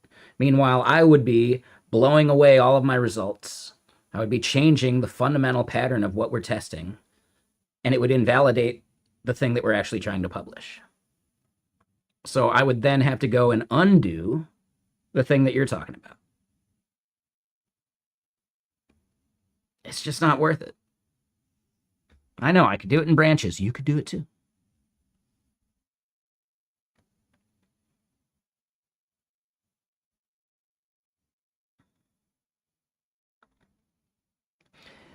The reason I'm maybe being harsh about this is because this is kind of what all open source devs deal with too. People feeling entitled to their time and effort when they're not even willing to put in the time and effort themselves.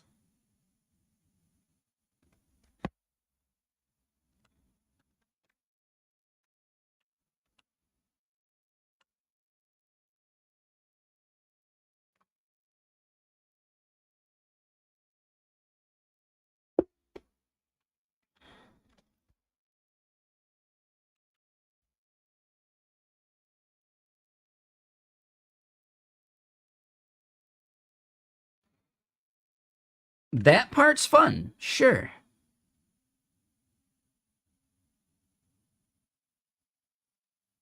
But you're expecting me to like do something, not just hang out together. Those are separate things, man.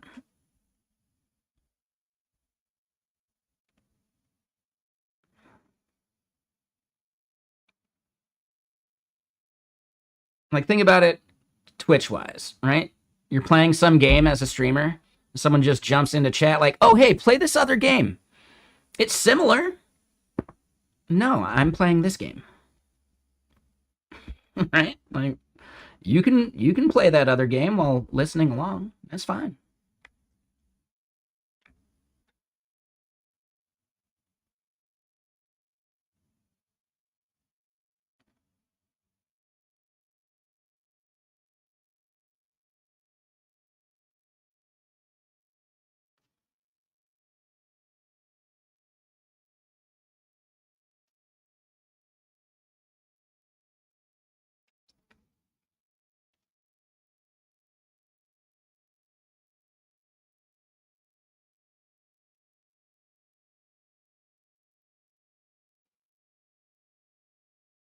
At least we didn't do Gemini Pro.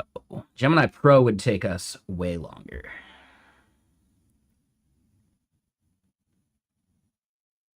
Like, way longer.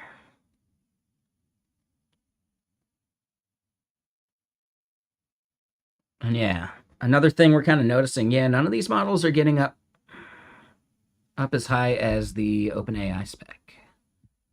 Or, not OpenAI spec, their scores. Actually, no one breaks 90 yet.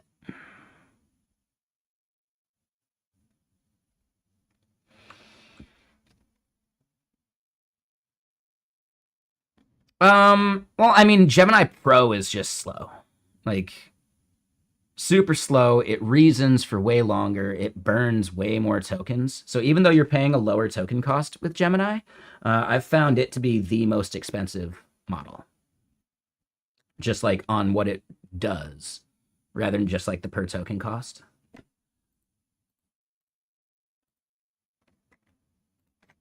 Let me get more music going though.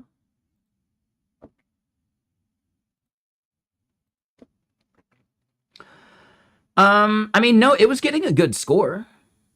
Yeah, Gemini Pro gets decent scores. Gemini's caching also sucks. Ooh, I wasn't aware of that. I feel like I've had good results using Gemini's, like, their own harness, right? Like the Gemini CLI. I feel like I get good caching out of that.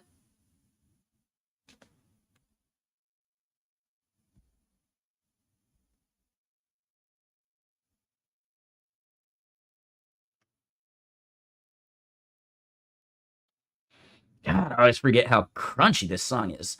And then real quick, Carrot Thank you for the follow. I appreciate it.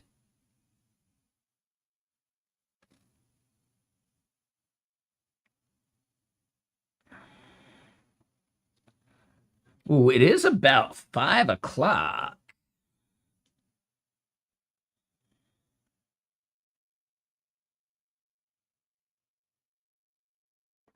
Yeah, specifically through Vertex. Is that what the Gemini CLI uses? Well, I mean, 5 o'clock is a pretty decent time to hop into a whiskey, maybe. There are many times like it, but this one's mine. I don't know. Went and picked up more Crown Royal. when I went to Costco today. Grabbed 2 fillets of fish, 1 of some cod, so I'll probably do some fish and chips maybe on Sunday. And I grabbed a thing of salmon too, both wild caught. Oh, got it, Wabanaki. That makes sense. Yeah, yeah. So Vertex is like the inference, like as a service kind of thing, right?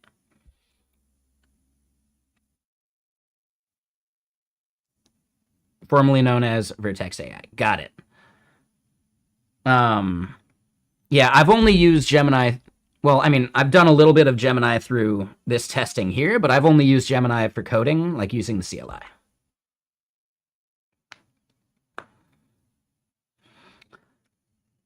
I'm pretty sure we're using OpenRouter at GitKraken too, even if we are using Gemini. And like we have options of like models you can pick.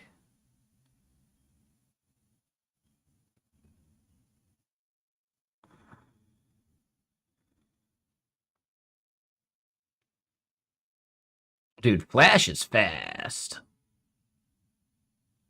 Wow, Gemini 3 Flash is fast. DeepSeek Pro is slow. Like, dude. Yeah, as smart as DeepSeek Pro is, like for the cost, it's not ideal.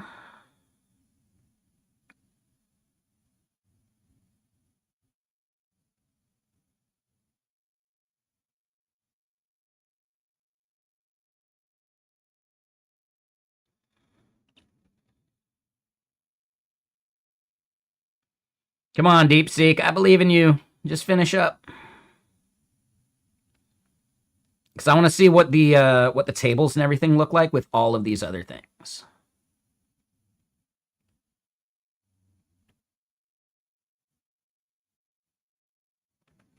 Wondering if running with a special prompt would actually just be a model and configuration, or if it would be all the models with the special prompt. Well, you'd want to compare the results of with and without the prompt, right? My thought is that you'd still want to do like all the models though, right? But you could self-select for like, I don't know, just like the cheaper models you care about just to see if it has a result. And then from that point, you could maybe like use the more expensive ones just to see, you know. I could see that being useful. Are you pulling down the code? Or are you going to mess with it?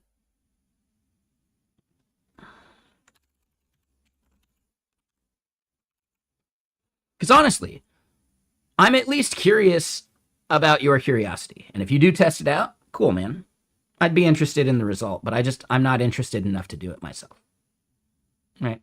And maybe that's your case as well.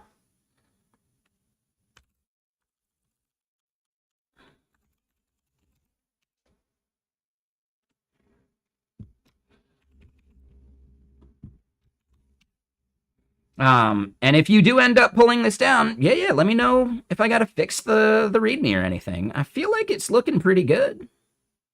Like, yeah, this is all the stuff I do.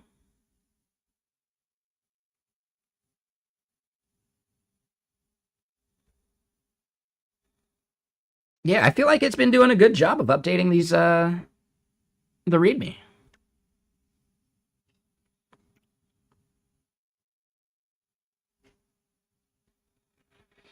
All right, so that did finish. Let's just restart that just to be sure.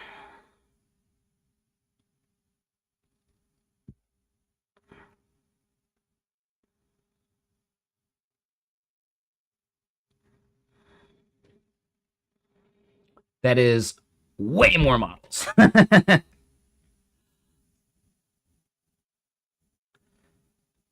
Yeah, no worries. Chozilla, look at it this way. There are free models on OpenRouter. I highly recommend OpenRouter.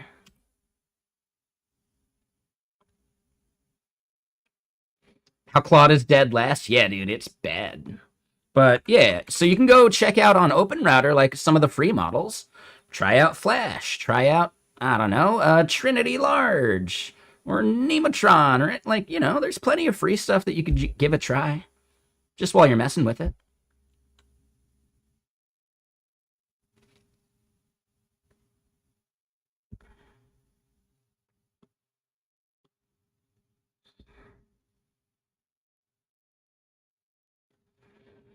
I know, right, Kiwi? But also, like, is Git performance the absolute thing you should be judging a model by? No. And Opus does do good on other things.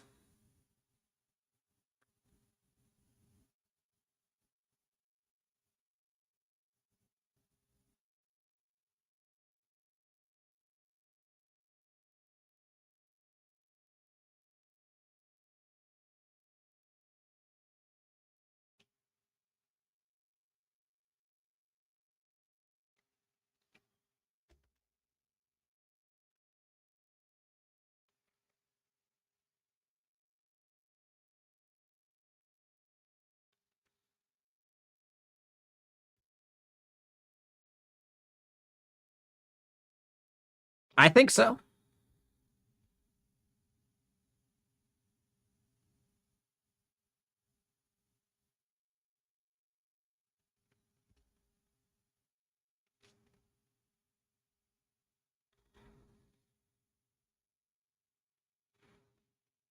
All right, so yeah, looking at what we got in here.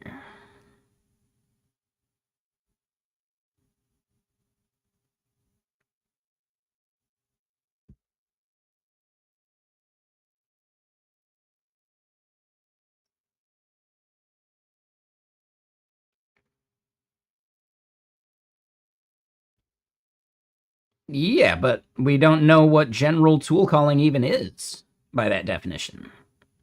Are you talking about actual tools? Because I don't know if this actually counts as a tool call. Like, I mean, it's running shell scripts. Okay.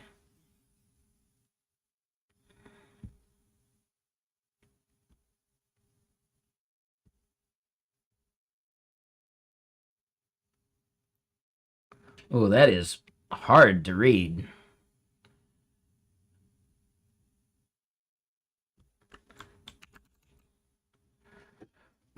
Okay. I want the select all and the clear to stay sticky at the top.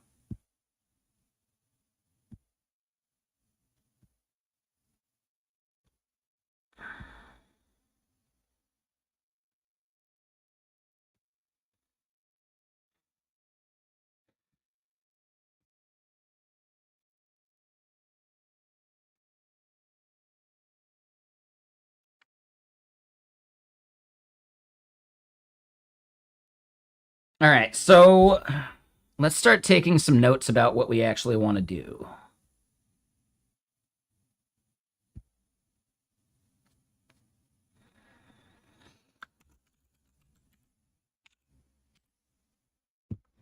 All right, so first, want the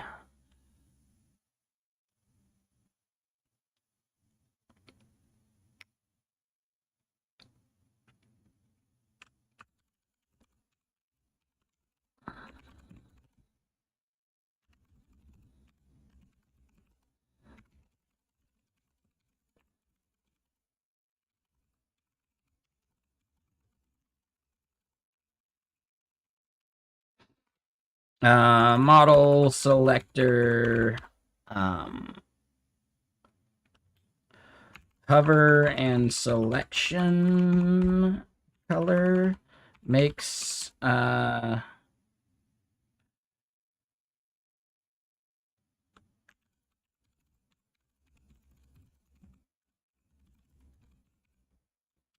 right. So that's it. What are some other things? When we click into a model and we get to a specific run,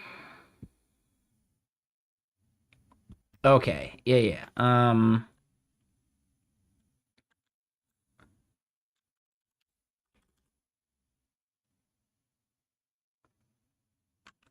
Let's make sure this is like in a separate section. And Wabanaki, thank you for the follow. Welcome. And yeah, Wabanaki, I saw that you had the PoE2 badge or whatever. You looking forward to you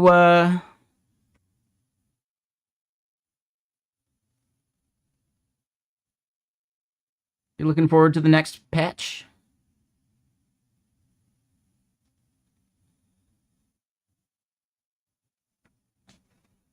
All right, so you studied Da Vinci a bit, and he was also going with curiosity. He has many projects half finished because he wasn't interested in the result. He was more into exploring.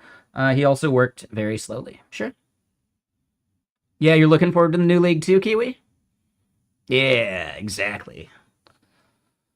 Massive L, no swords. I'm kidding. I seen the fucking memes.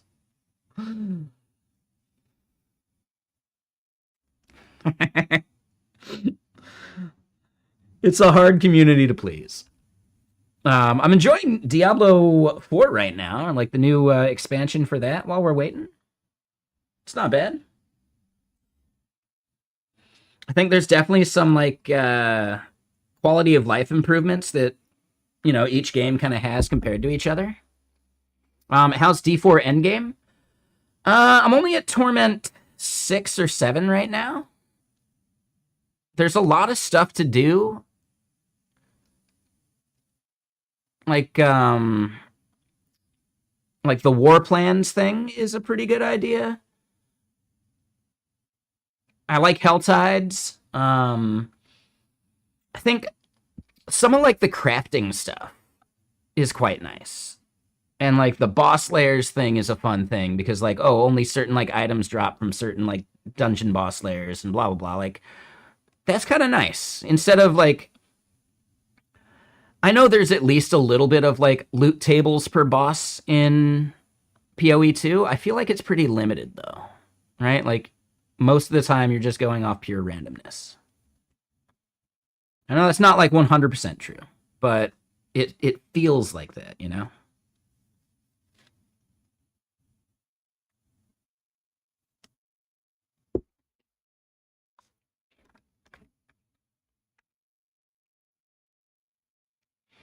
Um, man, but the build system, right? Like the variability of builds in PoE is really good.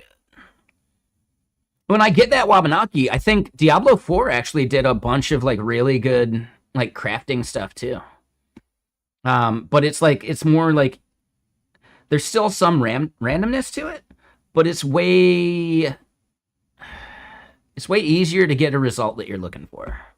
You know?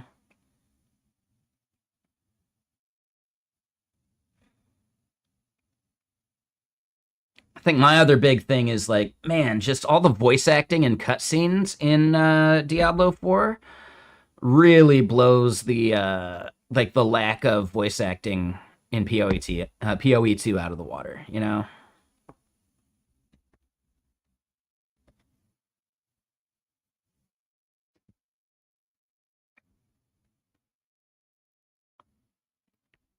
But okay, so yeah, we get to this page.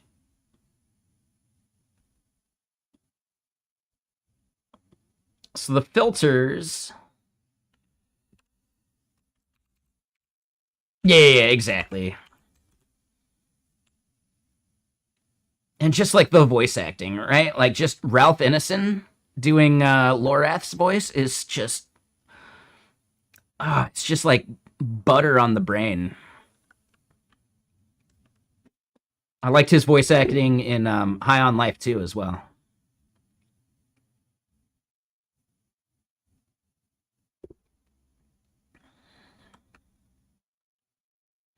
All right, so this right here.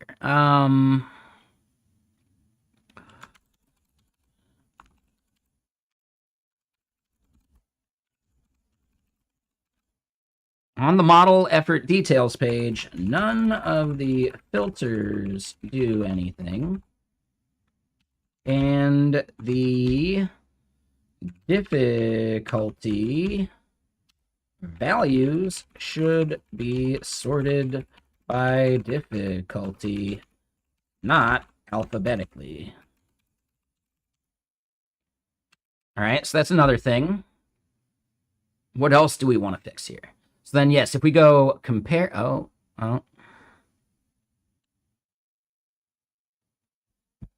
Hold on. So really, these are specific things. This is model selector stuff, right? And we'll do those as like separate open specs, I think.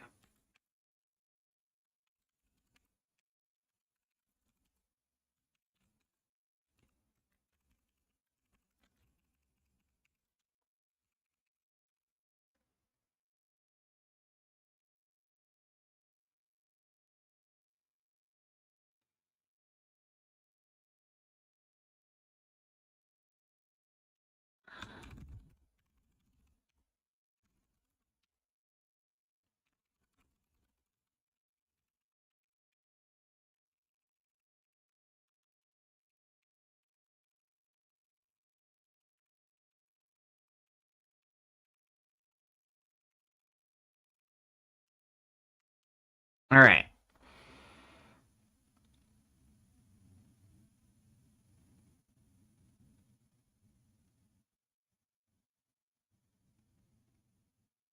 Oh, here's a question. What builds do you think they're going to be massively nerfing on the next PoE2 league? Like cast on crit? Cast on elemental ailment?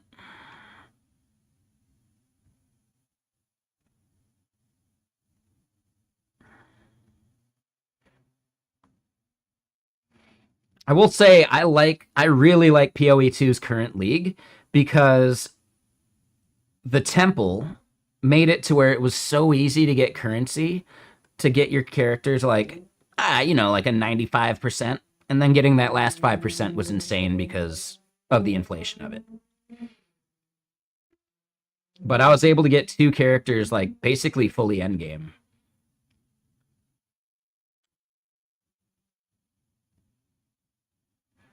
Druid needed a nerf. You were walking over the content. Yeah. They mentioned ES being far too OP, which is interesting because the build that I have doesn't even use ES. Like it's the build I was doing was like the cast, like double cast on crit comet or whatever, right? Like a double comet build. It was definitely druid based. But yeah, like for that one, there's no ES, and it was just like my mana is my health, and my health is my mana, which is a weird build. So you're just seeing like your health bar constantly dropping to like basically 0.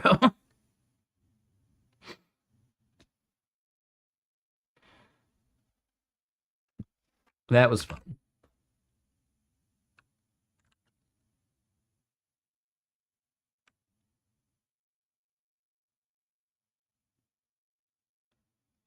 But okay, so button hover makes the text black. This should be fixed at the button component level. What other things do we want to fix on this page?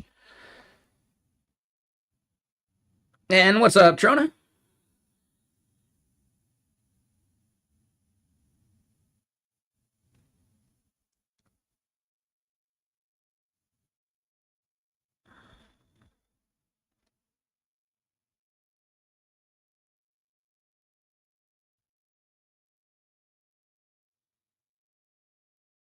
Yeah, this album is crunchy. You just finished up work? I'm doing well, yeah. And I'm sure you're stoked being done with work. Work sucks.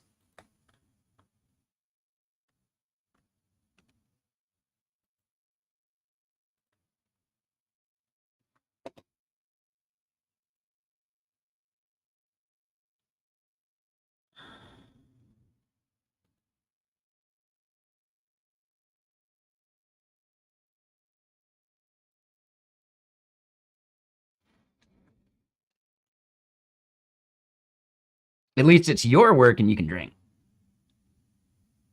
How to read the two numbers for the tokens.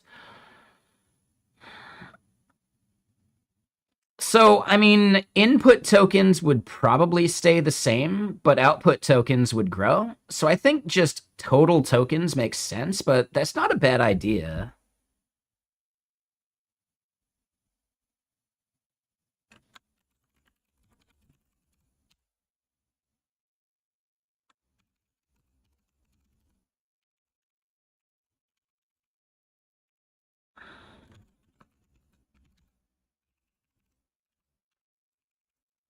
I do think splitting those would be cool.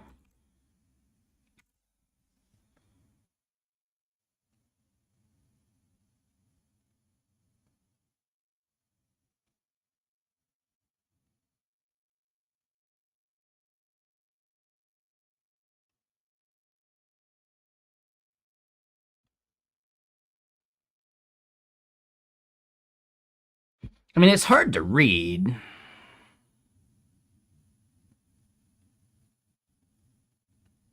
No, I would imagine this is probably just the 59K.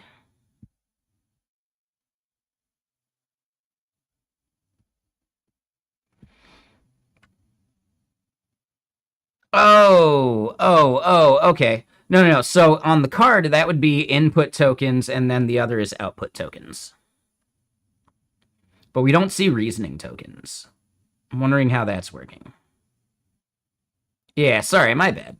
So yeah, this is 142 tokens in, 12 tokens out. And no, this is not in thousands, right? Yeah, just 12, because the result we're looking for is this. That's the only output we get. This is only 12 tokens.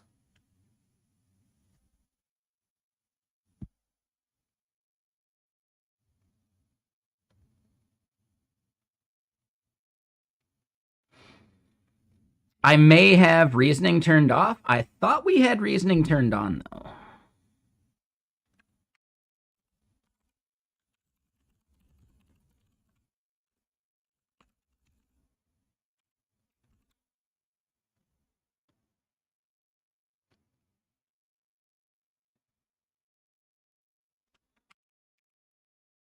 But yeah, we may have reasoning turned off.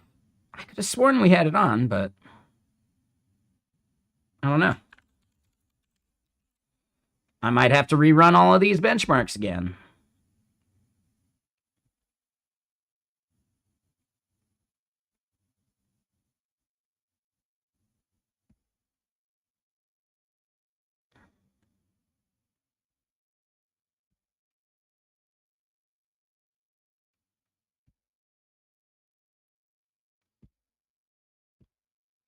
All right, so yeah, model selector. All right, so what we want to do is I also want to improve like all the graphs that we have on this page.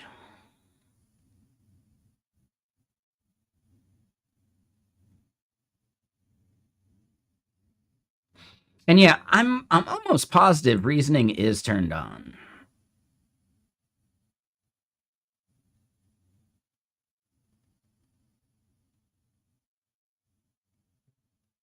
But I'm not 100% about that.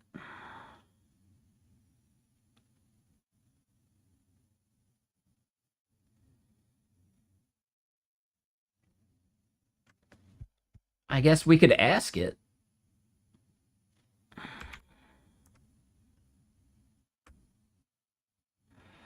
That is the thing we're definitely trying to do. We want to make it look a little bit like artificial analysis. But yeah.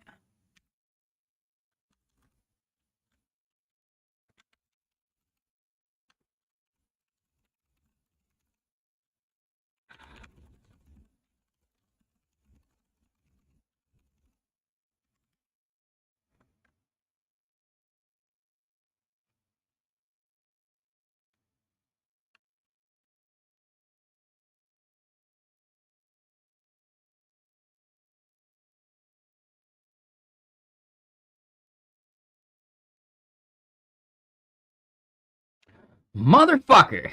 This son of a bitch.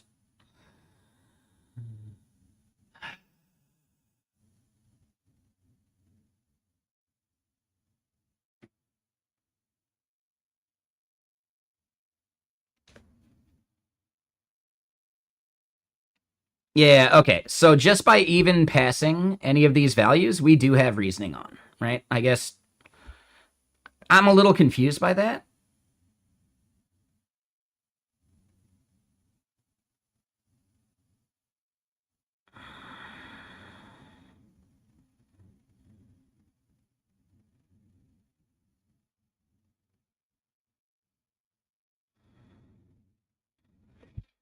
But hold on. Let me go do one thing.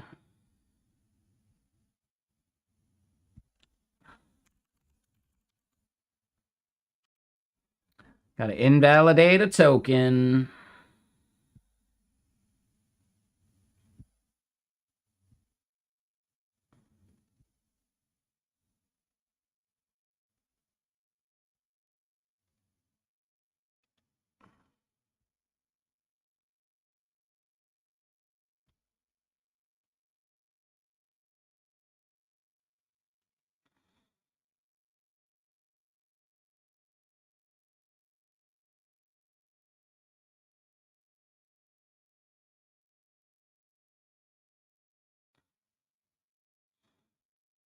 Let me double check something.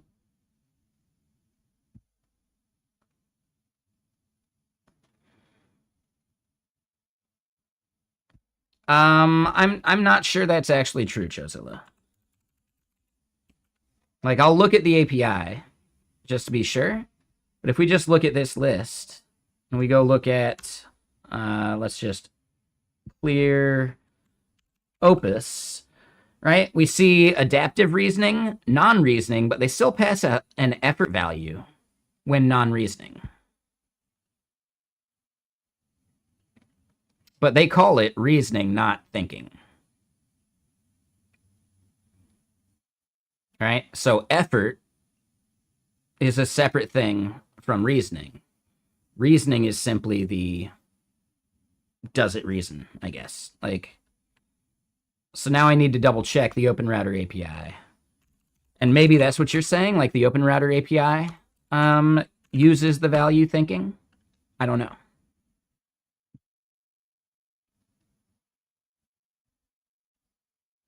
I do not know. Oh, and hold on. We're using.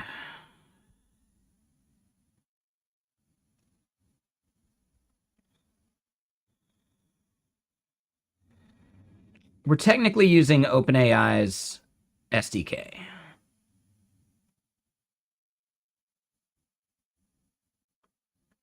Here it is, API reference.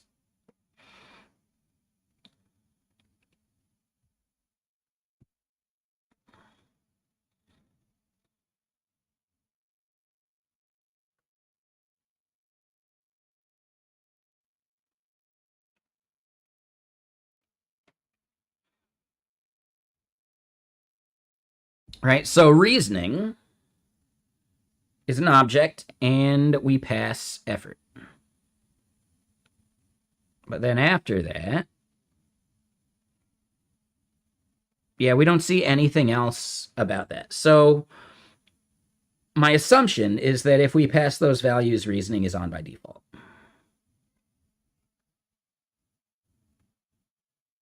And this might be a little small, sorry.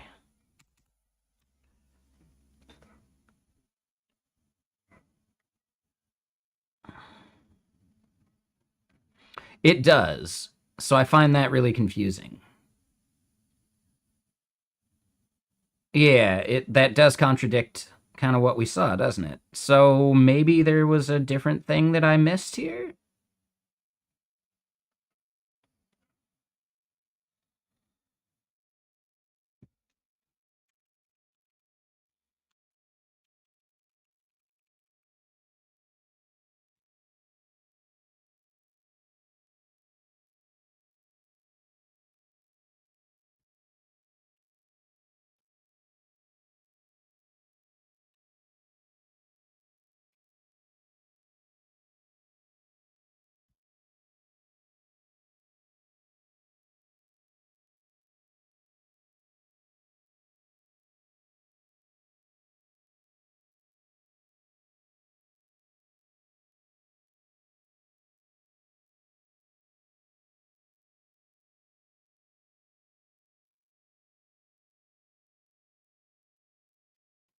This looks pretty much exactly like what we were seeing over in OpenRouter.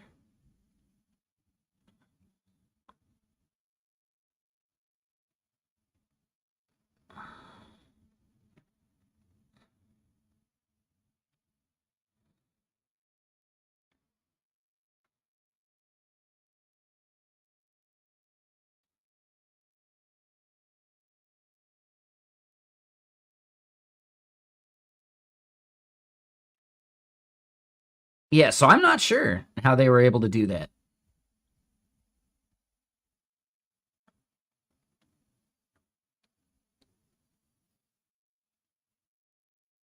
Hmm.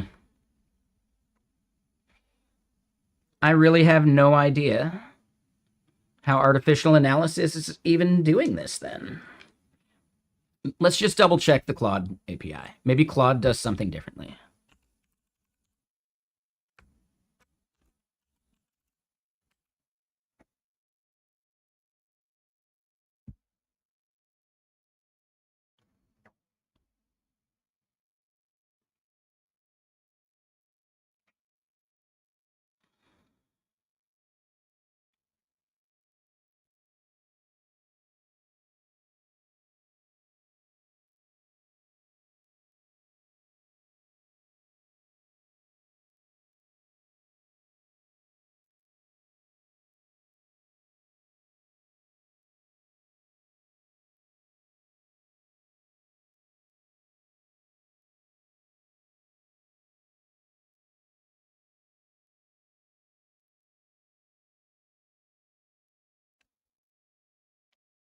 Oh, that makes sense.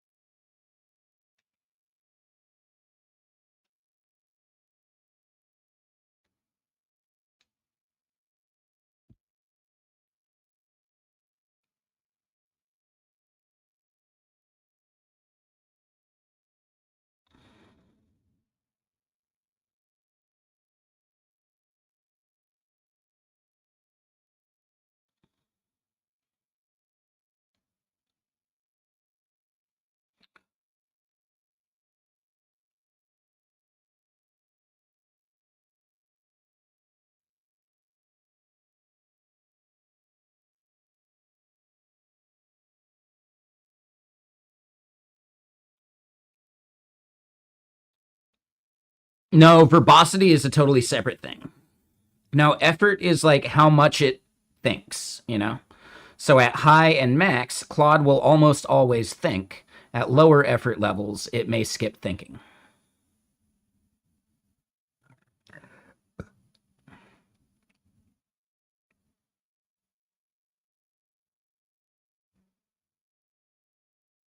So my assumption is that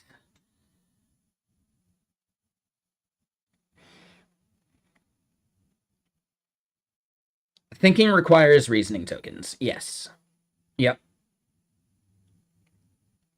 And as far as I remember, reasoning tokens are billed at output token cost, which is why like extra high and max get so expensive. As far as I'm understanding it, yes. What I was gonna say before, like I kind of interrupted myself, was I think OpenRouter is probably massaging the payload. So if you pass an effort level to OpenRouter, they're gonna pass it to like an effort value here. But if you're passing effort, then thinking would probably be adaptive anyway.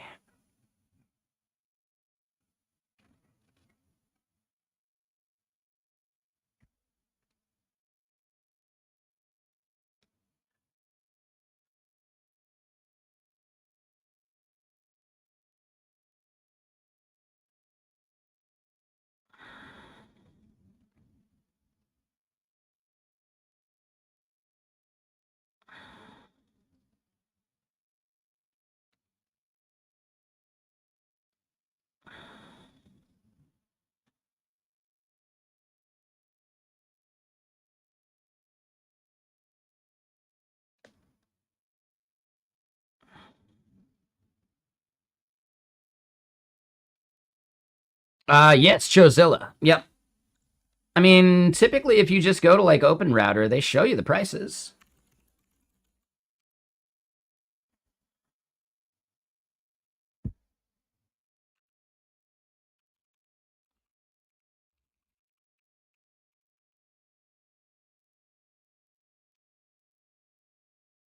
Right? So this is per million tokens. So input price, 43 cents, output price, 87 cents.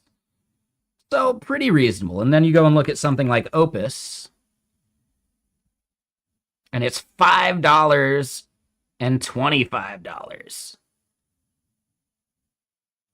What the fuck, dude? Like, dude. So expensive.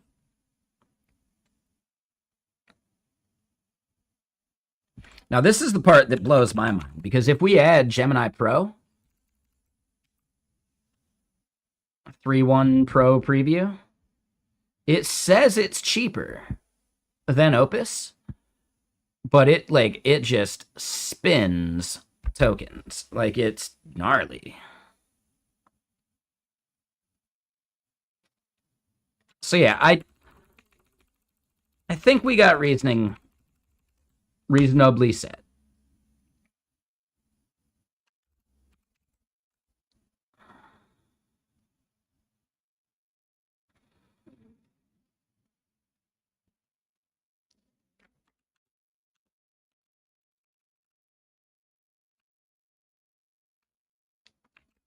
All right, so yeah, that's what we were doing here. This is going to be the overview page.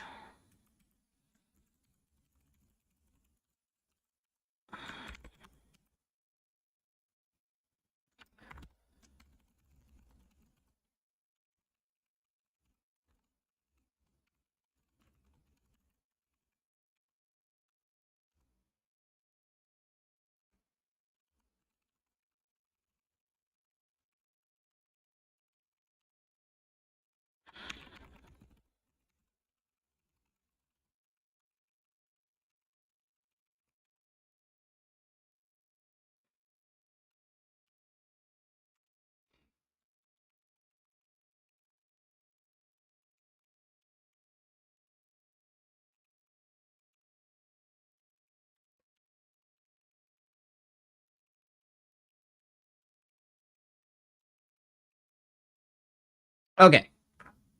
So we probably want to kick some of this off. And then once we've at least kicked off one of them, let's try and get some of these other things going. And then yeah, once we've got one of these kicked off, we're going to dump the stale whiskey and pour ourselves a fresh one.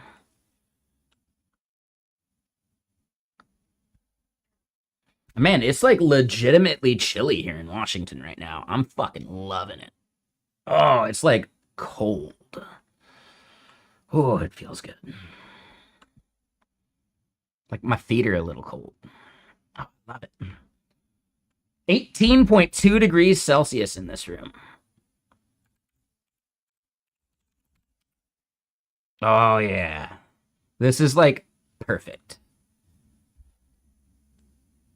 I mean, 5 more degrees would be perfect.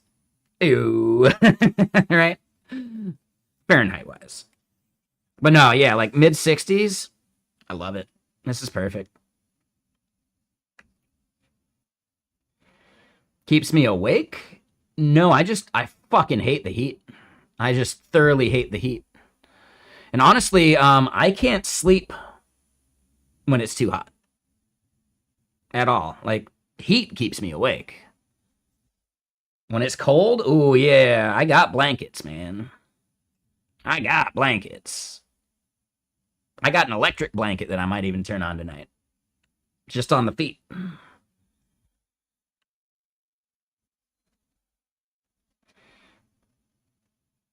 But let's kick this off.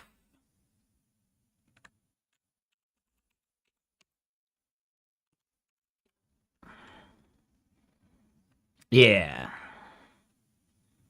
But it doesn't make you drowsy, you know? It's just like, oh, when you're ready to sleep, let's get to sleep.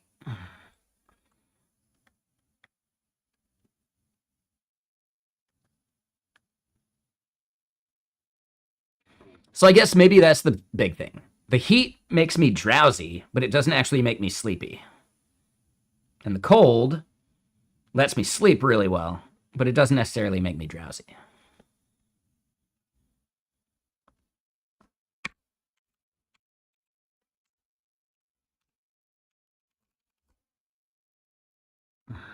All right, so OPSX propose. On the overview page,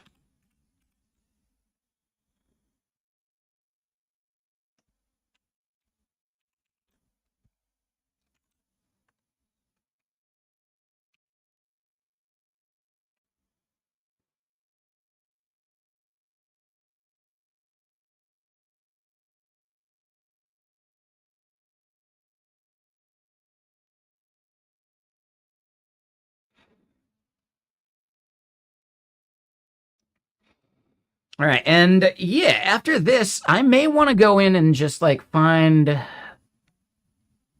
a skill that we could turn loose on like fixing some of our contrast issues and some of that stuff. But at least we kick this off. Let me dump this stale beverage, and I'll be right back.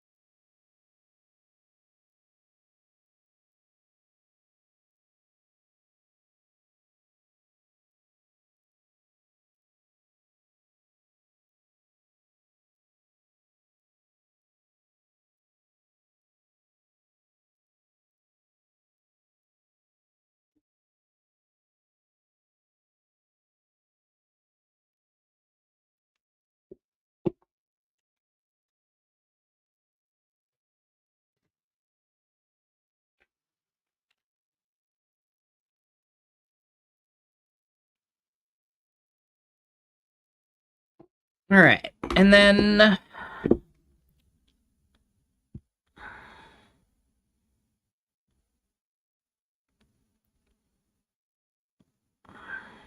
so he had a comment.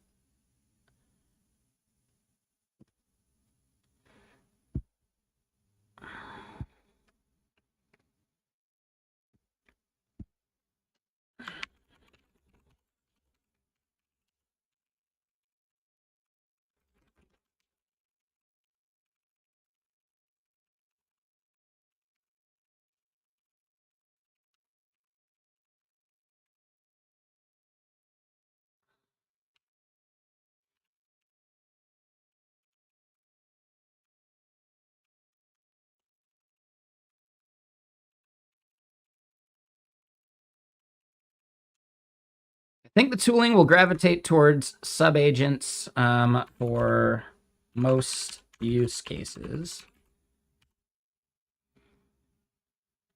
And based on this, you could get OpenAI, and based on what I'm seeing,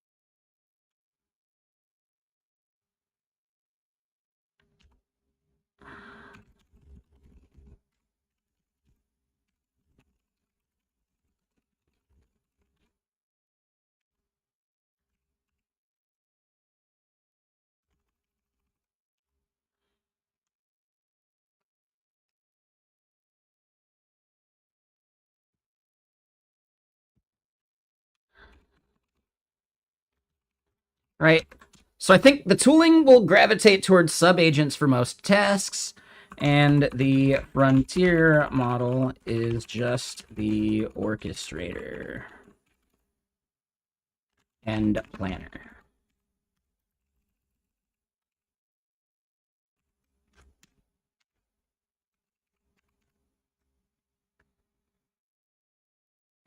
But I do think he has a point, right? But it's just more like it's not like you need one model specifically just for Git stuff. It's more like, no, use a cheaper model for some of these things that you could use a cheaper model for. And then how do we identify what those things are?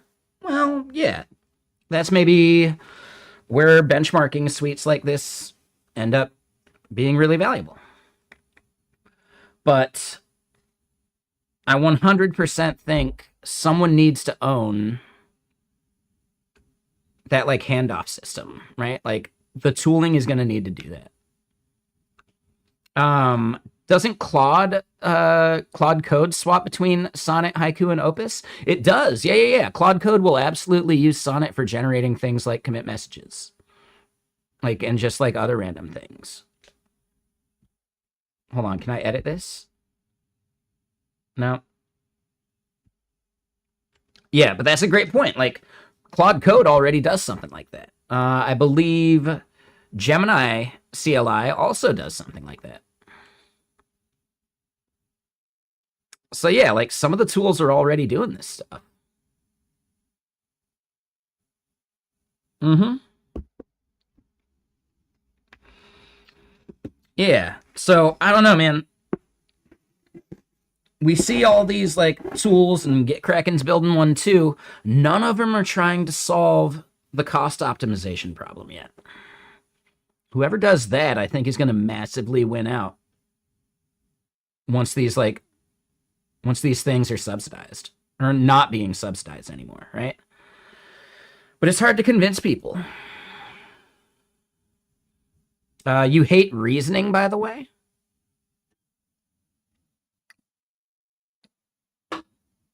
I don't know. I see good values out of it. But yeah, I definitely do know people like that. Like Gary Bernhardt is also like, no, I turn it as low as I can get it. I want something fast, right? Because I'm just like, I'm back and forth with it. Because he's not doing like the giant, like, let it run for a couple hours kind of stuff, right? He's having it generate like 100 lines of code max, and he's like thoroughly reviewing. Which, we all have our like flows. But Gary's really fucking smart. So yeah, he's probably doing something right.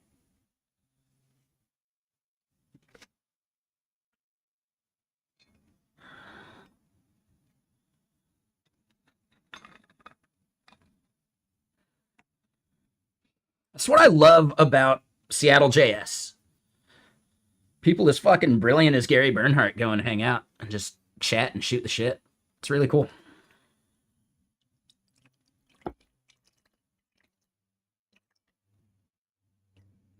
But it's not like SF where everyone's got a fucking chip on their shoulder, you know? Oh, how much funding do you have? Like, I don't know.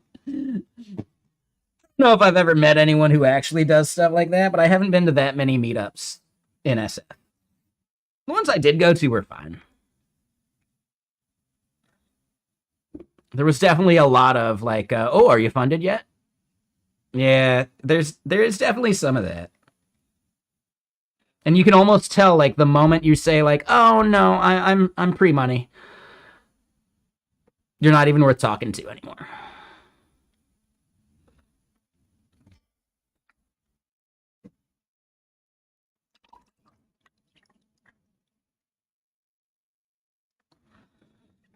So yeah, I don't know. There's definitely something like kind of lame about that. But it's really like, dude, you can find people like that everywhere.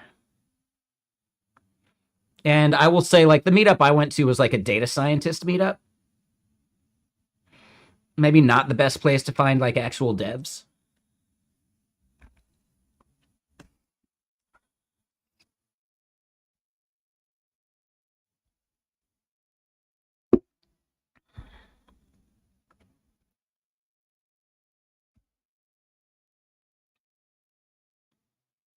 But anyway, yeah, we're still churning and burning. I think we're okay there.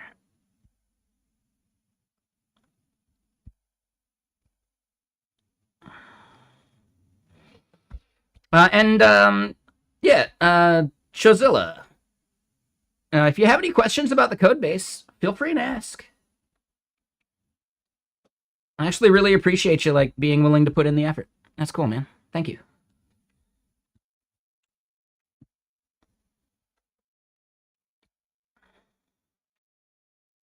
It may not be max effort or X high effort, but it's better than none. Sorry, I'm just making some like it's barely a pun. I don't know. It's definitely not a joke. A play on words. There we go.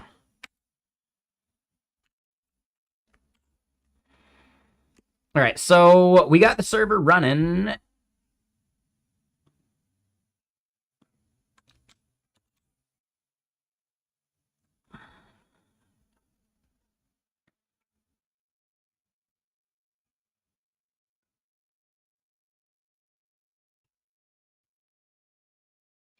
Oh, yeah, that was the planning. Duh.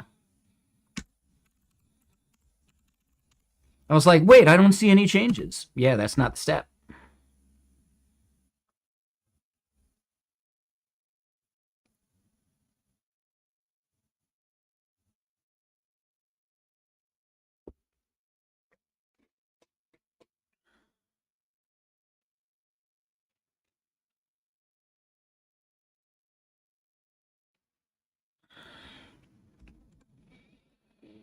Oh, that's the last song on this album. All right, we're gonna have to figure out what else we play.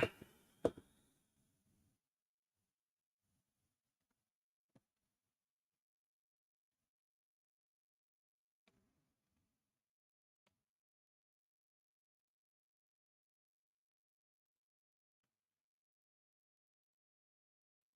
right, so this same artist. This is volume 1 of their like dark synth series. All right, so yeah, while we got some stuff burning, we got more stuff we can be doing.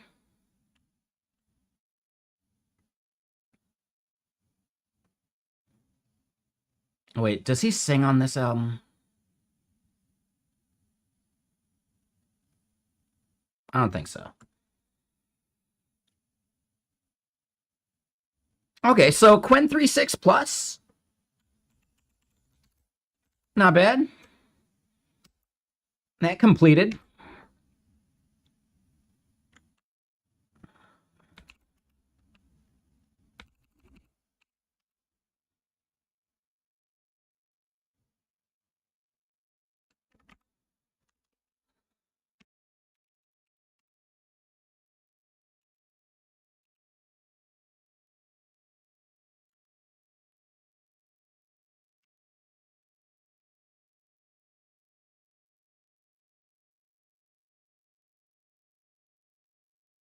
And yeah, anyone got any fun plans for the weekend or anything?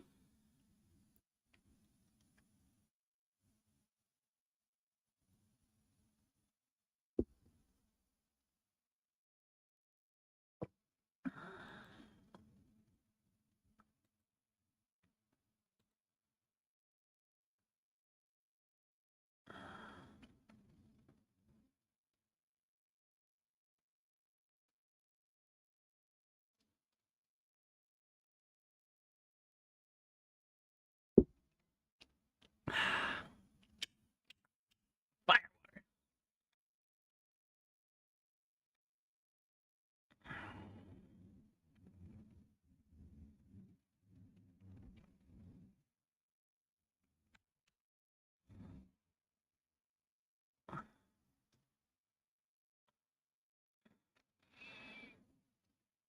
We're gonna have to commit these changes for 7.3, but we need to go review 7.1 as well.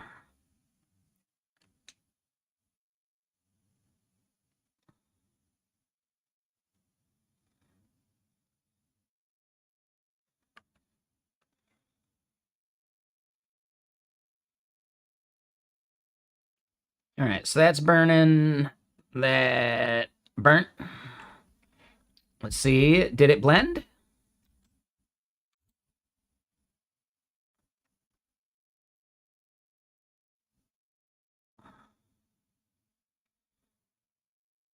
Nope.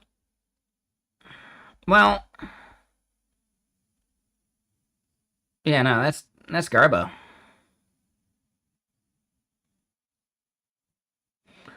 Oh, now this is oh shit. Hold on. This is actually really interesting to me. Hold up.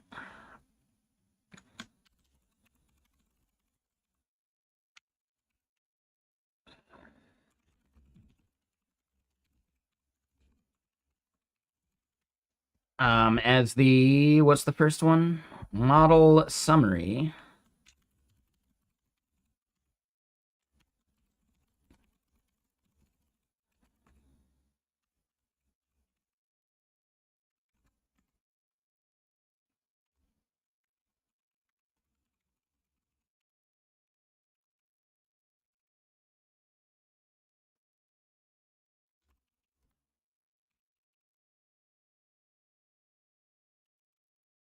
I also want them above the benchmark matrix.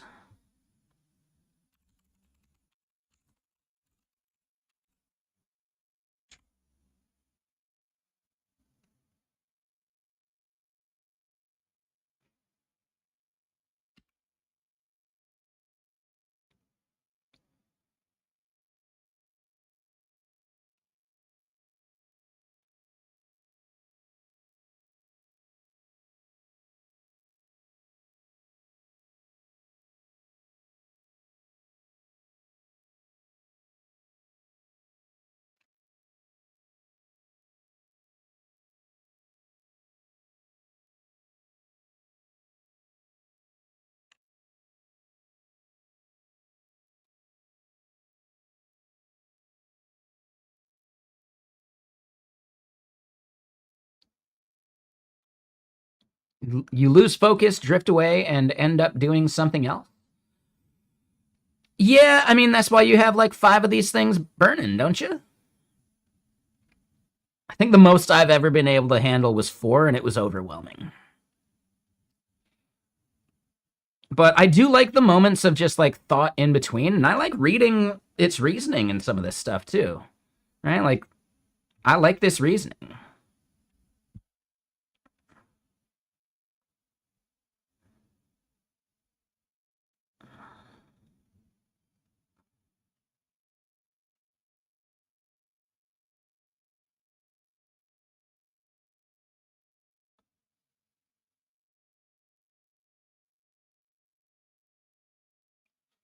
It is interesting though. Like, one of the biggest problems for devs and dev productivity for the longest time was context switching. And now we're all like context switching like mad. So there's something weird and interesting about that.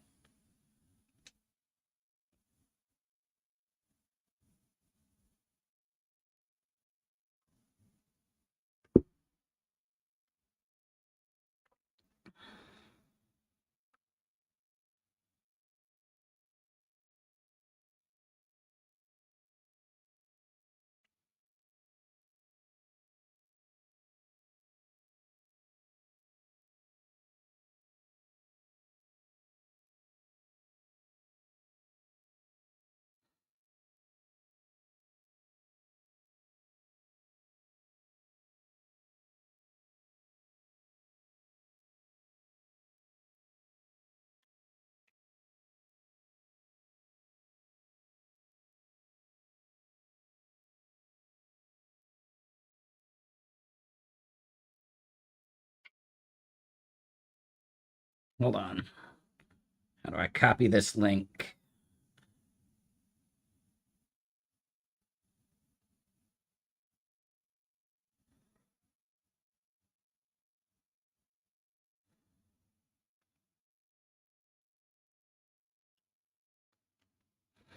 All right, never mind. Deal with that later. So yeah, the constant context switching makes it harder to stay attentive to details. And yeah, I think I agree with that.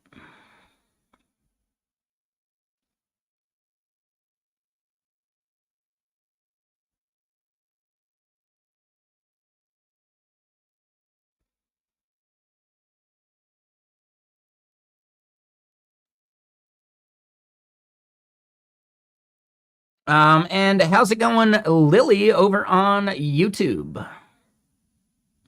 You're asking what TG is? TGIF?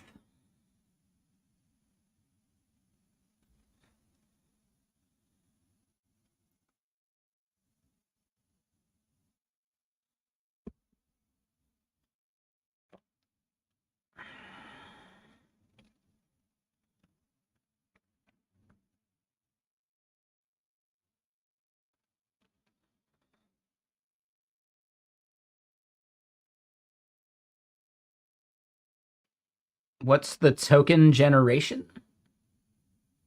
Are you asking what model I'm using?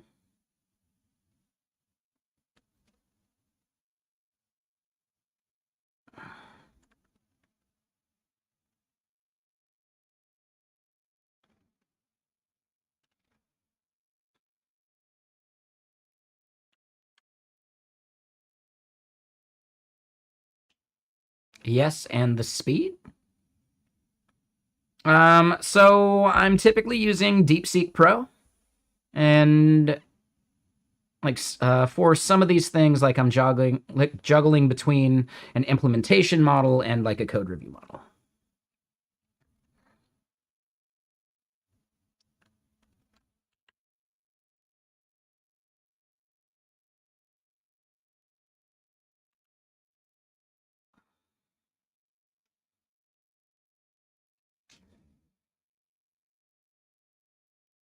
Yeah, so this is DeepSeek V4 Pro.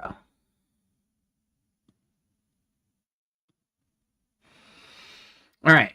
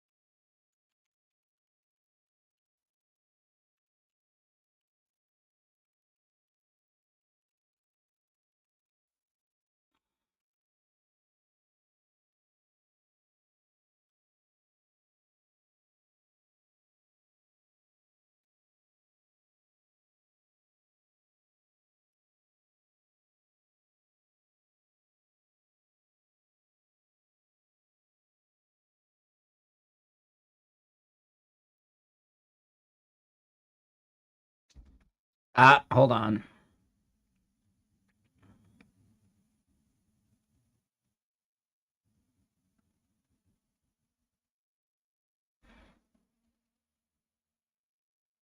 Yeah, so it was looking for tooltip payload instead of just data. Got it. Easy enough fix. But yeah, Lily, what model are you using? Oh, and I guess I forgot to say the reasoning effort I use is high. I like to get a little high.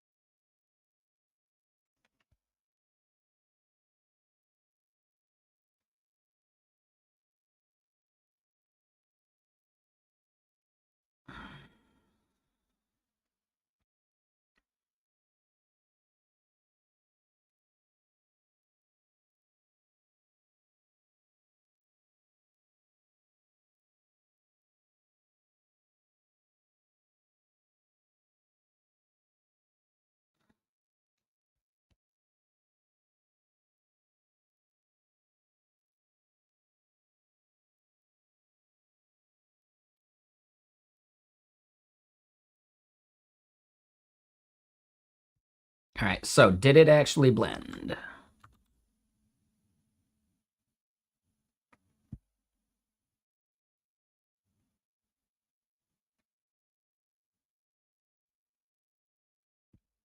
Okay, yeah, it blended.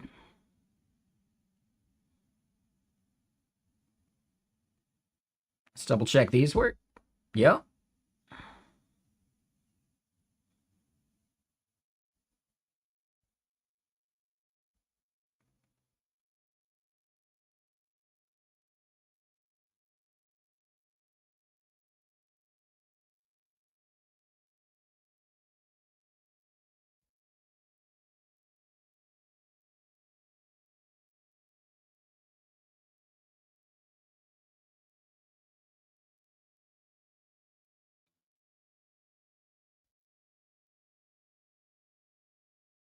All right, so yeah, our feedback about what model to show here, or actually like our stuff in here, could use some work.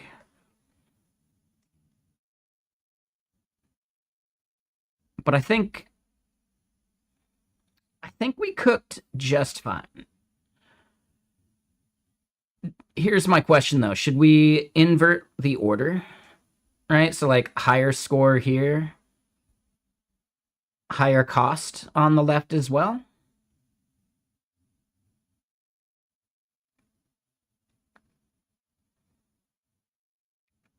Hold on. We want to do another thing. Let's add a time chart as well. It should also, let's add a total time chart as well. It should also mimic the model summary chart. Because I'm pretty sure we do have like time values, which I would find very interesting as well.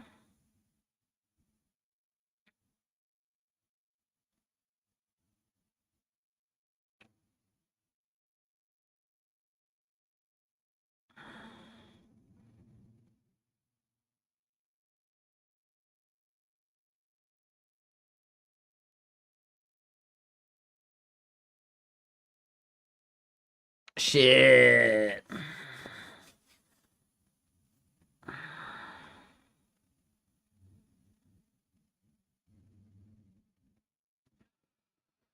Hmm.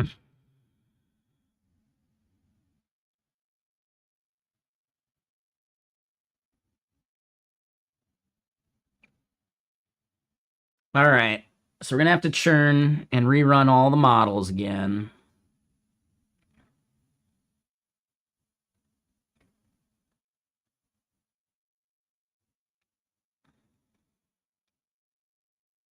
Hmm.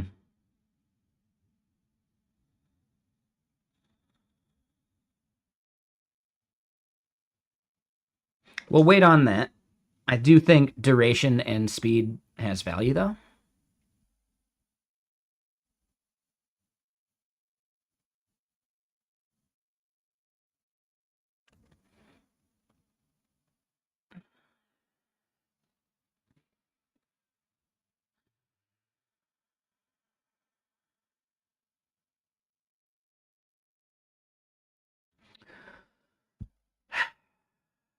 We definitely do want to add time. But before we do that,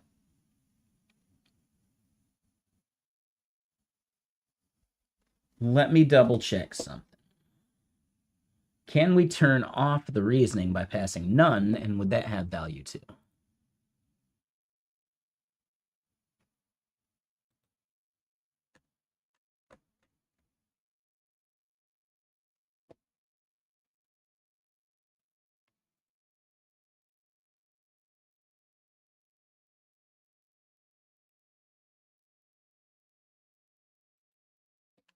See if this album's any good.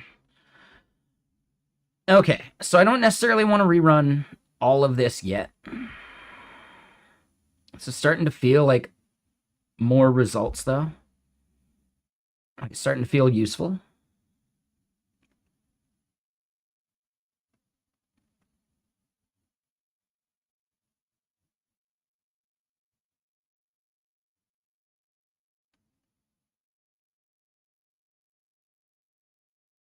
Ooh, this sounds nice so far.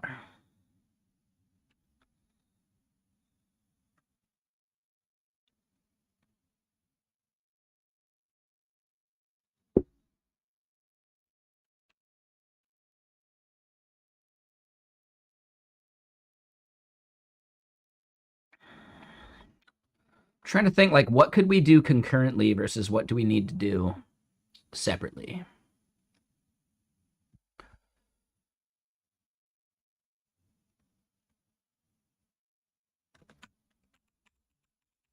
All right, so let's do this.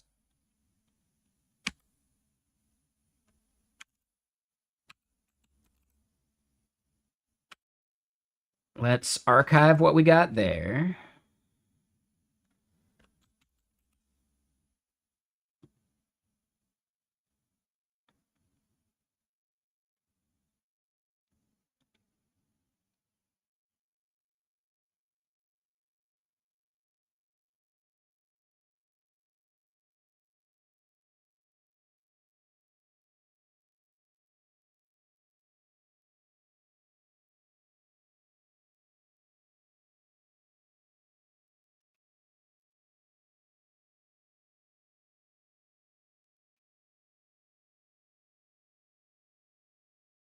Yeah, so if we get the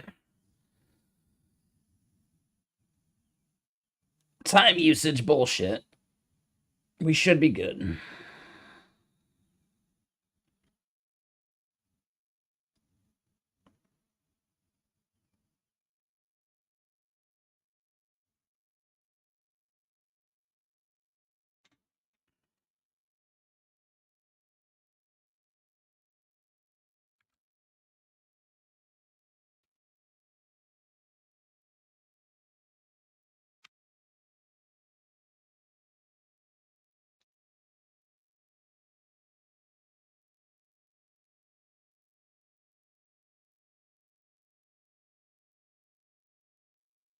But yeah, I am liking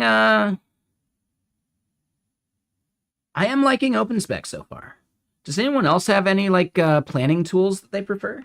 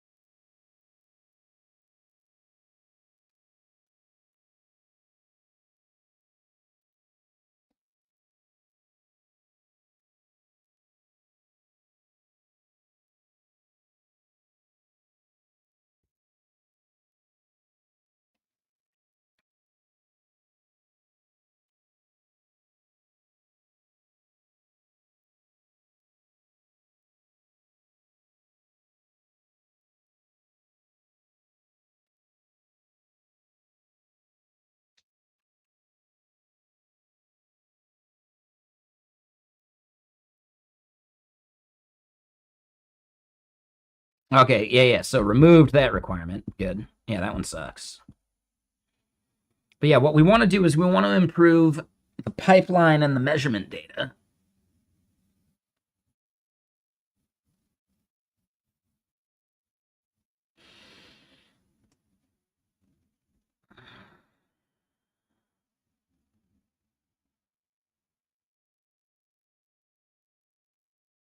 And what we could do is instead of GitBench report,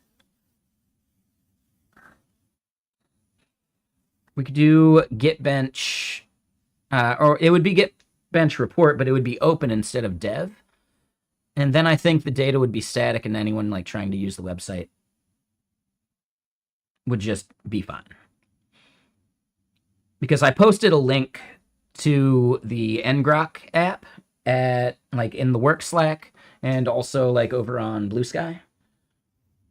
So for the time being, like I don't necessarily want to break those for anyone.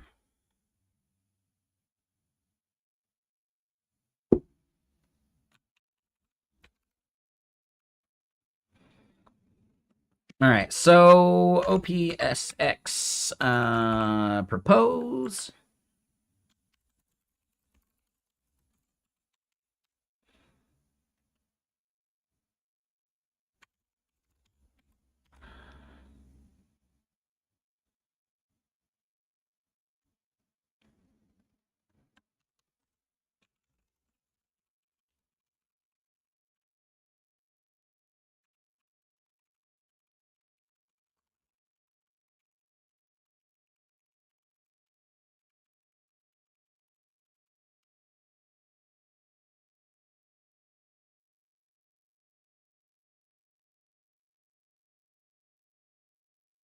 So if we can get that into our data, or at least into the pipeline part, we can start rerunning all of the models. Is that going to cost me a bunch of money? Probably won't cost more than $10 a run. So I'm okay with it. Could be up to 15. But I'm talking like with every model.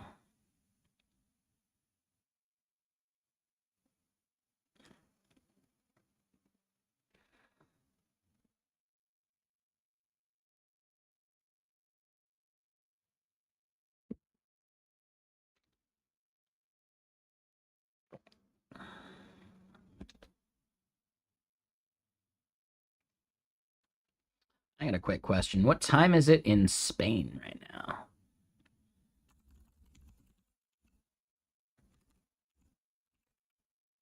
3 a.m.? Yeah. That'll be a while. I just have a coworker that is also like keenly interested in these results.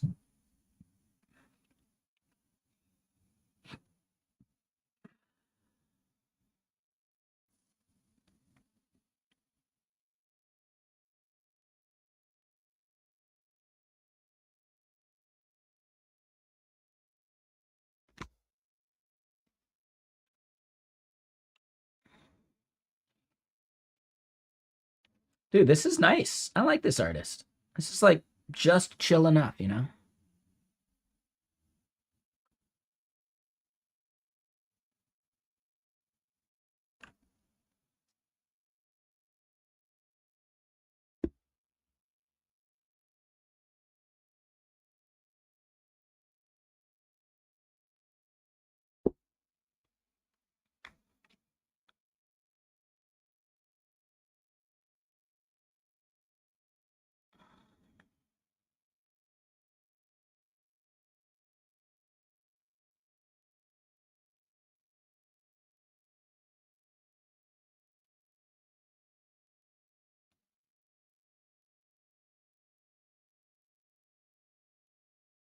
Yeah. I mean, there's actually been like some interesting studies back in the past that it takes easily like 20 minutes to a half hour to get into a flow state, right? Into a state where you're like actually being productive.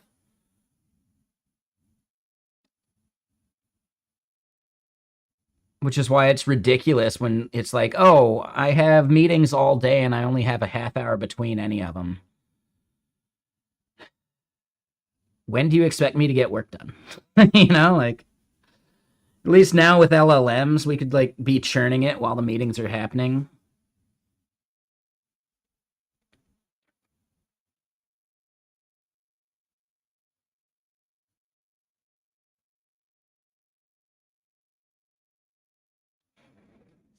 All right, so here's a quick question.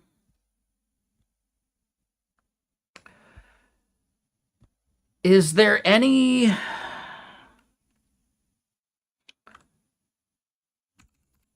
is there a framework for skills?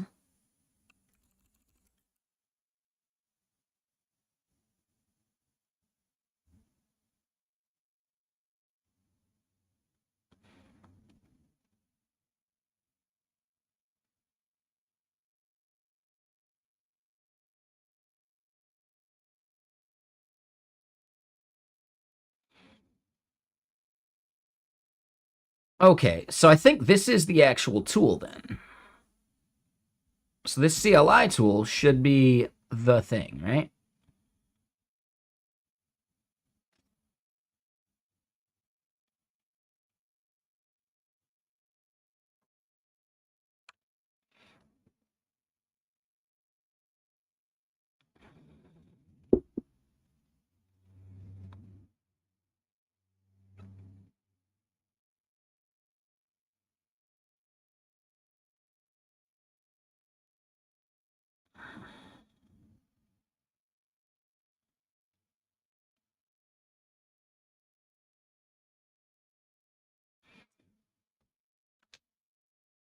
So basically, at the organization I work at, Get Kraken, we, like, in the marketing team, they want to create like a list of skills, right? Like, not a list, a repo of skills. Like, the entire marketing team took our Git certification course, or at least like put in enough effort to like be a little dangerous with it, which is pretty cool, man. Like, marketing people actually being willing to like get like dirty and deep in the code. That's cool, man. But we're gonna create like a skills repo because I'm the only like actual dev on the team. We got a couple people who are closer to dev than other people on the team, at least. But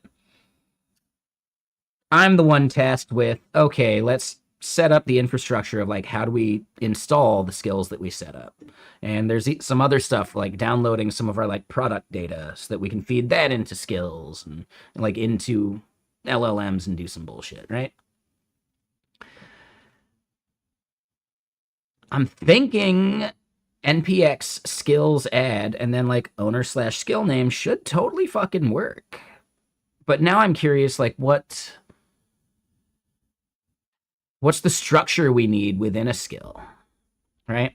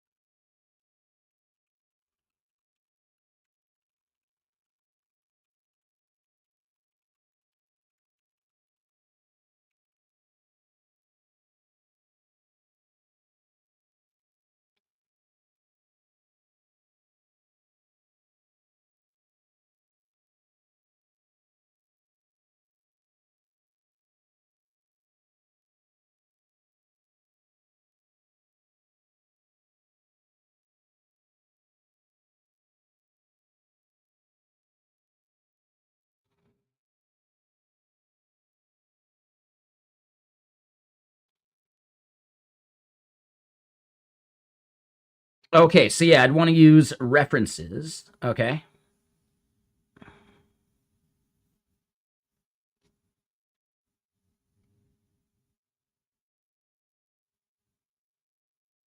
I don't know if we'll need any script.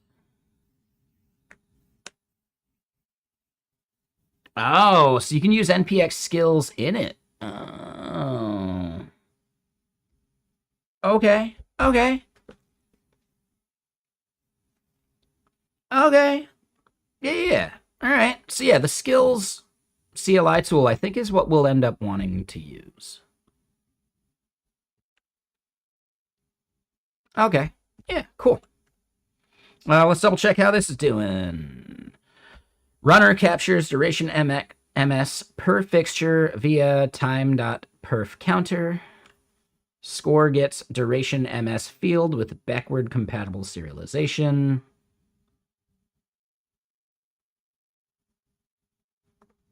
Yeah, OPSX apply.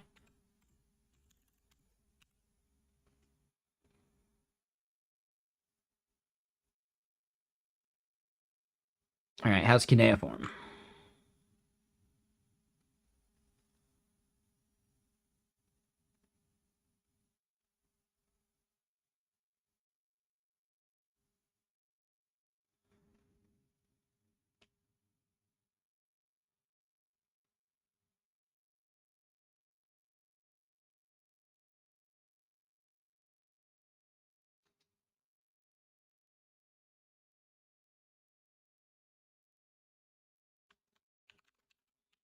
All right, that thing can just keep going.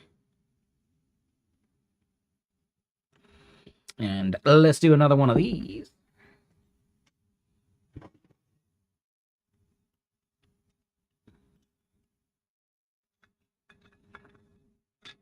Let's check and see if it got warmer in here or if that's just the whiskey doing its job.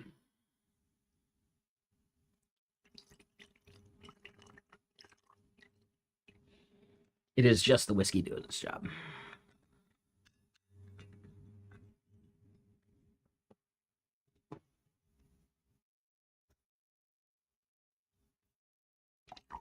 Haven't got any fun concerts they're planning on going to anytime soon? Kind of keeping an eye on ones that I might be interested in. And, oh, hey, Jay, I just saw you over on YouTube. Are you still over there? Shit, sorry, Jay. Dude, hell yeah.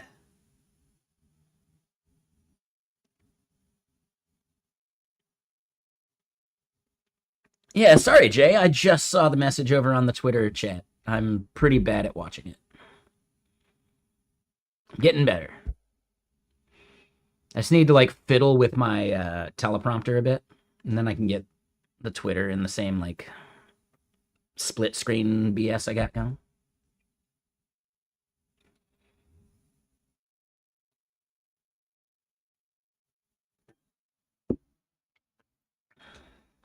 Man, yeah, I haven't chatted with Jay in ages. Damn, I'm bummed I missed his message. I wish Twitter chat showed timestamps. Oh, that was like 10 minutes ago. Sorry, Jay. My bad, man.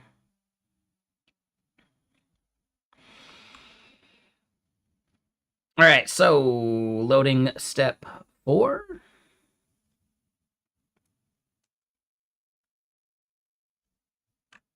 I think it's odd. It doesn't normally ask for permission to do those parts, which I find odd. And then Hexor. I know. I'm sorry, man. Like, dude, I hope it didn't seem like I was roasting you yesterday. For everyone unaware, Haxor over on YouTube mentioned that they bought 300 shares of Cerebrus.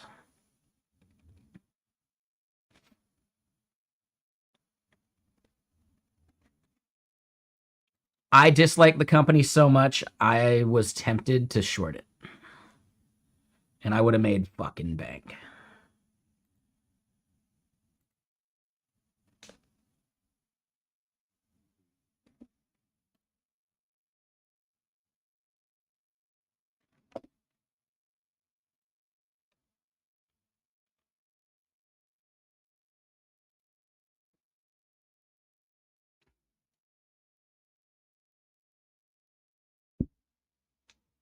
Let me at least message Jay.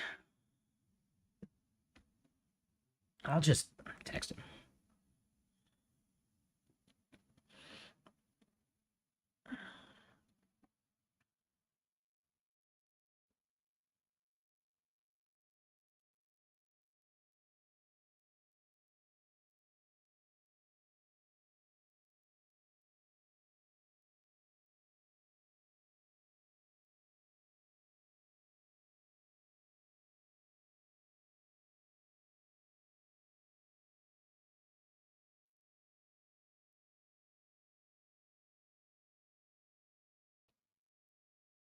There we go. I can just text him.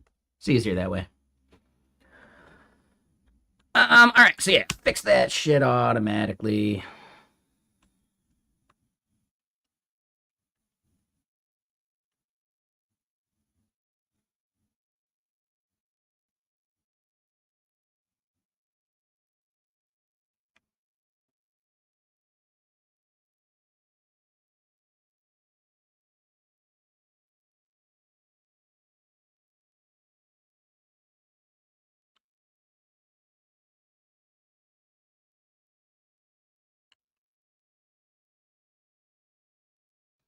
But yeah, Hexor, dude, we did the math on that. Brutal. And yeah, not trying to rub that in. What is their value at right now?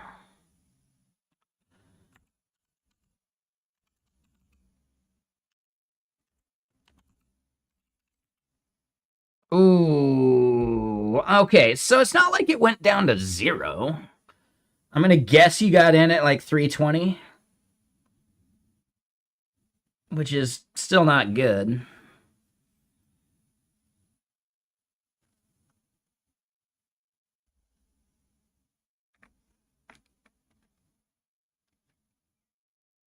Yeah.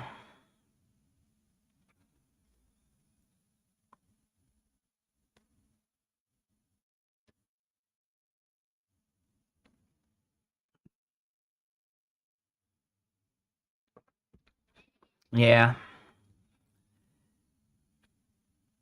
Down 12K. Yep, yep. Yeah, we did the math. Like you at 300 shares at 320, you were looking at like 996K, right? So now you're down to like 84, which is brutal.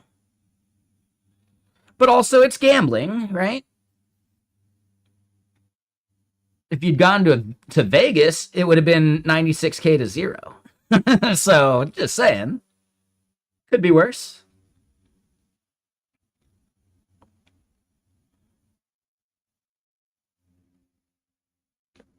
You know, glass half full kind of thing.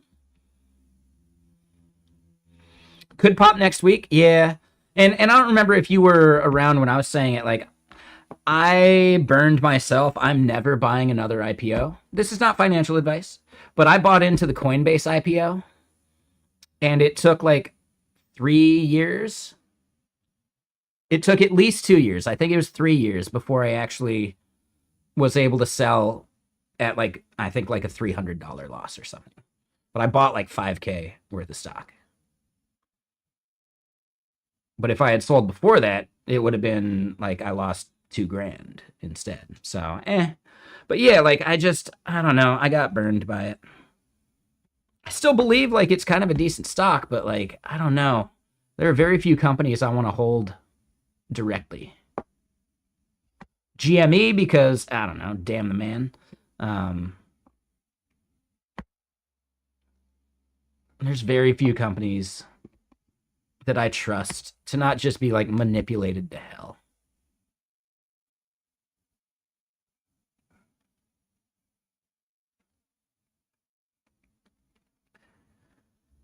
Oh no, exactly, Haxor. Yeah, yeah, the FOMO gotcha.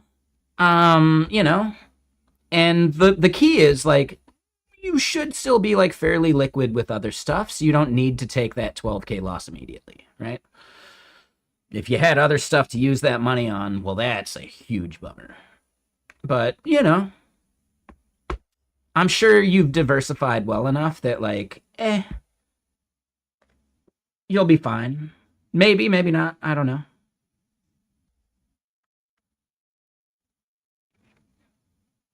Exactly. Yeah, yeah, yeah, yeah. You know,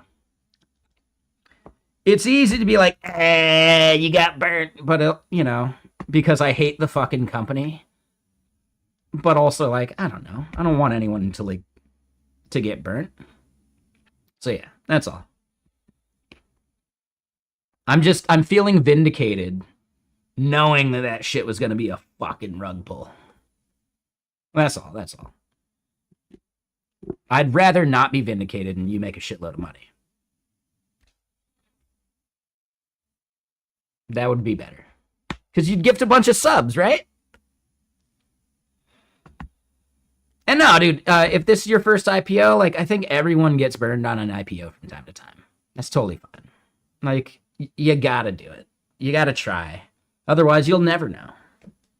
But yeah, I think there's still like the memory of IPOs, you know, like in the 2000s, right? Like 2000s IPOs were crazy. Early teens maybe were all right. And then like, dude, IPOs were garbage from like 2015 on. Like they all like I would love to see some historical metrics on that. I'm pretty sure almost every IPO, like high profile IPO, sold for like a shitload and then dipped the fuck. Like, you know. You think what they're yeah, the FPGA thing, right? Like building their own chips.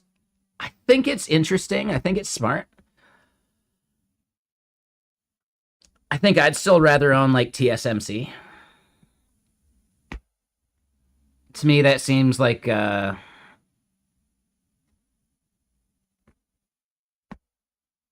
don't know, like a more stable investment. But you're right. Like, dude, they could go to the moon. They could do some shit, man. Yeah, they could easily pull an Nvidia thing, right?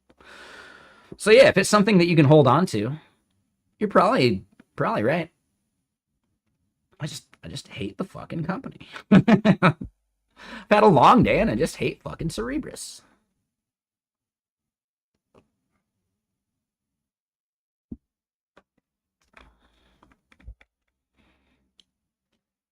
All right, so we added this. Yeah, exactly, Hex. All right. Yeah. I am a walking compendium of movie quotes. In fact, most of the time I do movie quotes and people don't even catch them. And that's fine.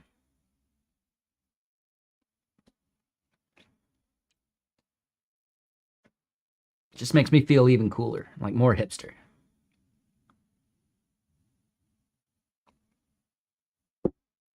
Had a tweet a while back. Man, if The Big Lebowski was set in the 90s, the song would be, or I guess it was set in the 90s. If the Big Lebowski himself, or Jeffrey Lebowski, had like grown up during the 90s, his thing would have been, I've had a long day and I just hate the fucking Smashing Pumpkins. That's my opinion. I don't know. Whatever. They could be any band.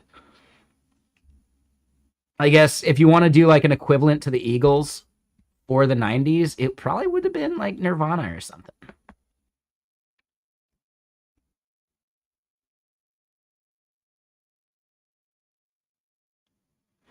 Right? Just imagine, right? Jeffrey Lebowski being a 90s kid. He would totally fucking hate Nirvana and love Alice in Chains and Soundgarden and some of that shit. He would probably hate Pearl Jam too.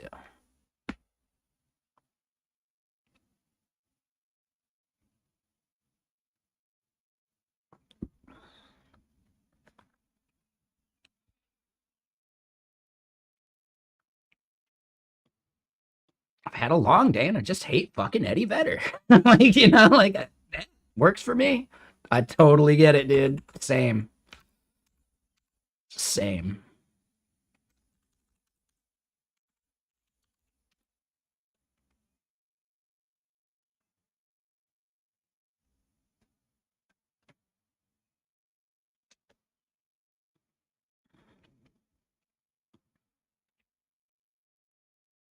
Actually, I don't know the dude. He might be cool. And hey, what's up, Lithium? How you doing? Mister, sir. Oh, dude. Thank you. Appreciates you. That's what I appreciates about you. But yeah. So Lurch, Eleven's Ghost, Vitor, Scotch Mist. Oh, Scotch Mist. Is that a reference to Garth Marenghi's Dark Place?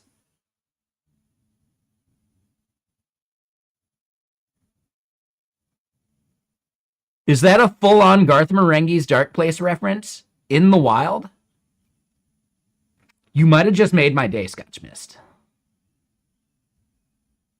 You might have just made my day. And you did too, Lithium. But yeah, so Lala Calabasita, MHM, Blue Mordor, Iron Weber, Albeatum, and Obelober. And so you're building a new thing. Hold on. Yeah, let me check this out. You're making your third little startup app. Hell yeah, dude. Healthcare related. You decided you'll help people who need it, and that will bring you fulfillment. Fuck yeah, man. No, that sounds cool. What are your plans?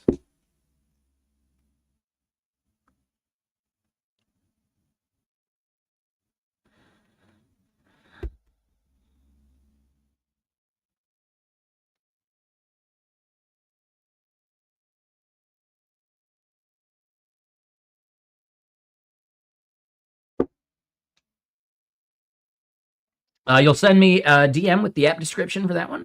It's in progress, and you don't talk about babies before they are born.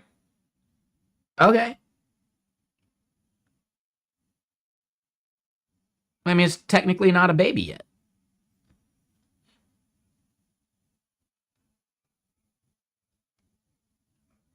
But yes, I could see how that would be a tricky subject. Maybe we should probably avoid it. That's on me. My bad.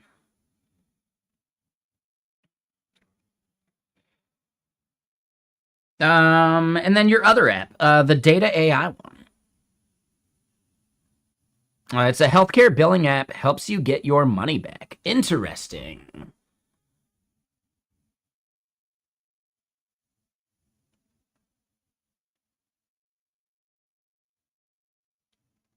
Interesting. Yeah, I'm always so scared of healthcare stuff.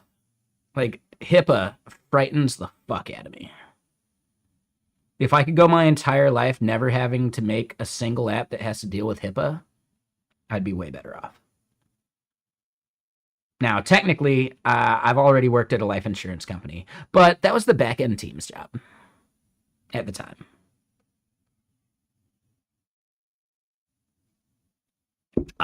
So you know HIPAA really well? Got it. Nice. Yeah, to me, like HIPAA is in the same vein as like PCI compliance. Yes, I'm aware of all the shit you got to do. I'm very familiar with PCI compliance. But if I could go the rest of my life without ever having to think about it again, I'd be better off.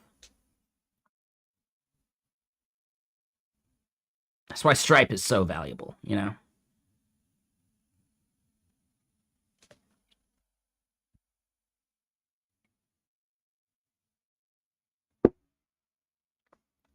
Yeah, what's the other one? SOC 2? Dude, I've never done any SOC 2 shit. Encrypt everything at rest, log all access, and all changes to data. Okay. That's not so bad then. SOC 2 seems like a fucking racket, in my opinion.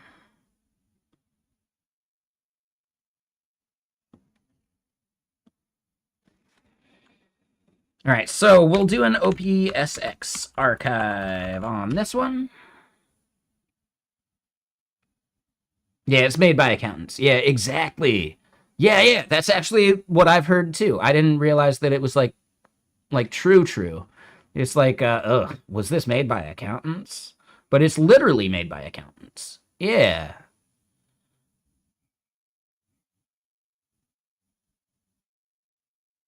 Interesting.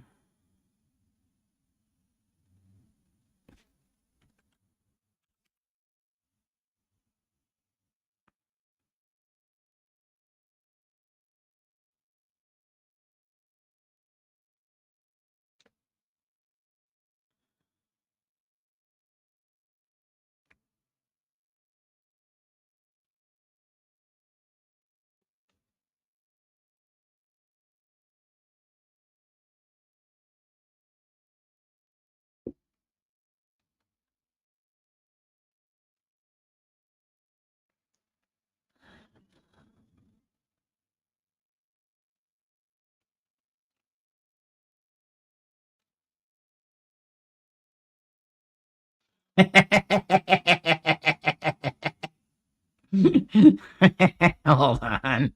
This has got to be a joke, right? Hold on. I just want to check out the language too, but this has got to be a solid joke. Hold on. Malta is the one. Do I not follow him? Why don't I follow him? Yeah, no, he's got good shit. I mean, I dislike Vercel, but yeah, no, this dude, he's cool. I think I've vaguely like been in the same place as him.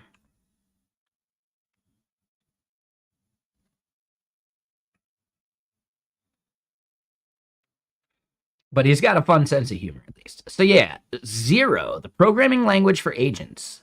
He wanted a system language that was faster, smaller, and easier for agents to use and repair, explicit capabilities, JSON diagnostics, typed safe fixes. Made for agents on day 0.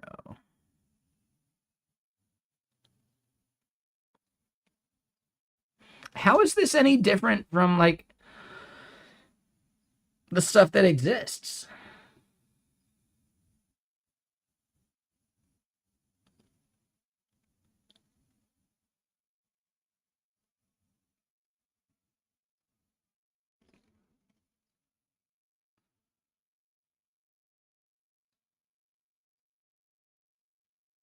Husband and dad, dude, this kid's what, like 23?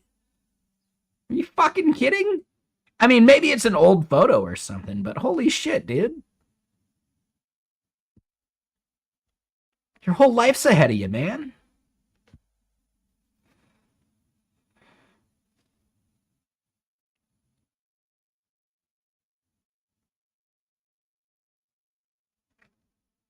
All right, so this is like, dude, Malta does just amazing fucking troll jokes. The bun rewrite to 0 is at 98.7 test pass rate just 22 hours into the existence of the programming language. Compilation time down 96%, and a stronger borrow checker than Rust. Well, I don't believe any of that, but okay.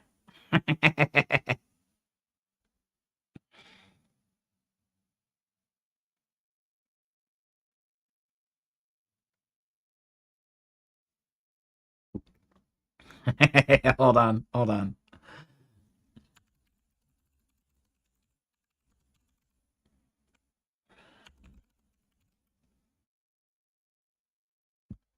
Hold on. Where's the GIF?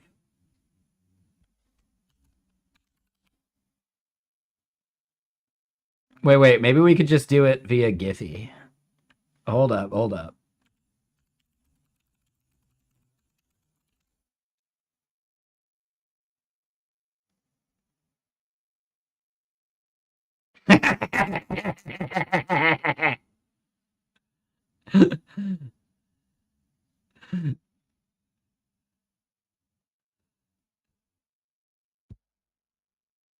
Yep.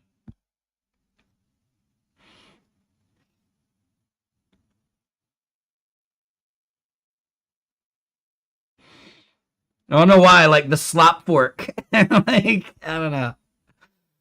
It is fucking amazing how far we've come since this bullshit. That shit's fucking insane. And then hold on, Forge Global. That is not what I thought it was. I thought that was the Forge like CLI tool. Nope, never mind. All right, back to some bullshit. But yeah, no lithium. Yeah, your projects sound really cool. Do you want us to look at one? Like here on stream? Are you looking for some feedback?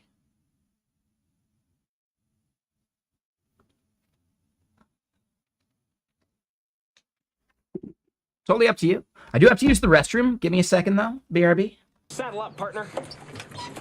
Saddle up, partner.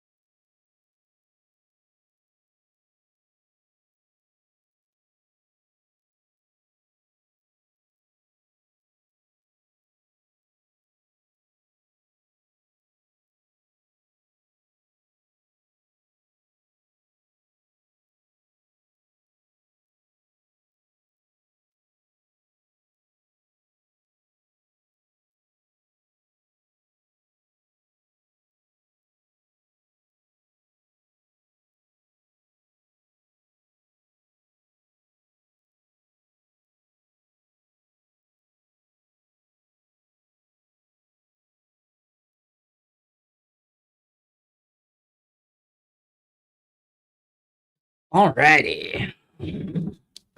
I am back. Back again. CM Griffing's back.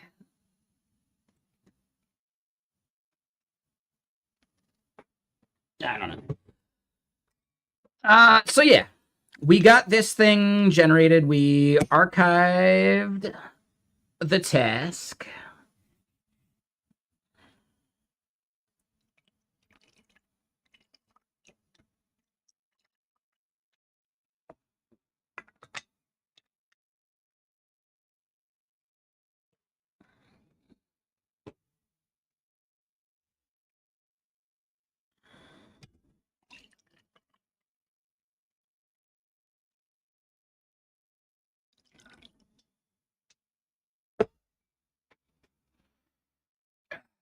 And yeah.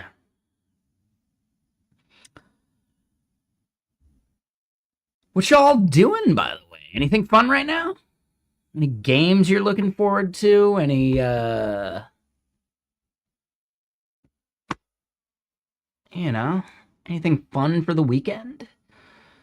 I'm thinking on Sunday, I'm going to go hit up like all the Play It Again sports to try and find some new golf clubs. Not like a full set. I still don't know what I want full set wise, but I do need like a new 6-iron. I could stand to get like a 7 or an 8 as well. I don't typically need. Yeah. I mean, I'm bad at it. Here's the thing. I'll hit a hit every once in a while. This like, oh damn, you know. I rarely tank it into the woods. Right? Like I hit straight. I don't hit very far though. Like my biggest drive on any green ever has probably maxed out at like somewhere between like 150 and 180. And that's like my absolute best drive ever. And I probably had a tailwind or something help me, right? There was a little bit of a step down too. Like, I don't know. Yeah, I really don't have a lot of power.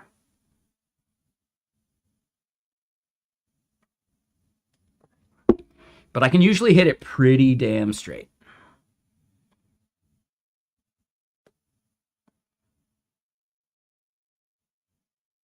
Here's my thing, though.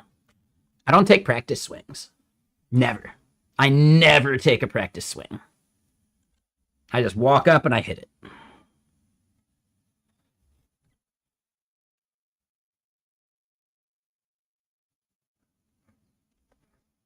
But yeah, it's fun. Yeah, I'd also be in the market for like another driver. Or not driver, sorry. The driver I have is solid. My hybrid is solid. The putter I have is good, but I almost feel like I'd prefer one that's like a straight up and down shaft instead of like an angled shaft. Get your mind out of the gutter. Yeah. Practice swings. Yeah, exactly. Like either I'm gonna hit it well or I'm not gonna hit it well. Like I don't know. Like you don't get practice swings on a snowboard or practice spins on a snowboard. You could visualize a little bit, you know. Exactly there, Sativa.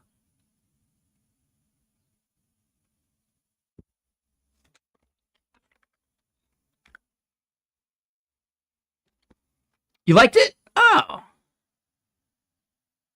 Did they ask me to hide my hair? No. So I cut my hair, like I buzz it down to like the biggest clipper I got. So it's like a number 8 or something like that. But I buzz my hair like once every 10 months, and I had just buzzed it when I went and did that. I definitely look better with the wings, don't I? Ooh, the wings are amazing, man. Yeah, I love the wings. But my hair gets really like mullety, you know? Like if I just let it grow out, it gets really mullety. Not a big fan of that. I used to have like luscious hair. Maybe not like thick, right? Because it's like blonde and it's like really light. But yeah, like, dude, like just hair that women were jealous of for some reason.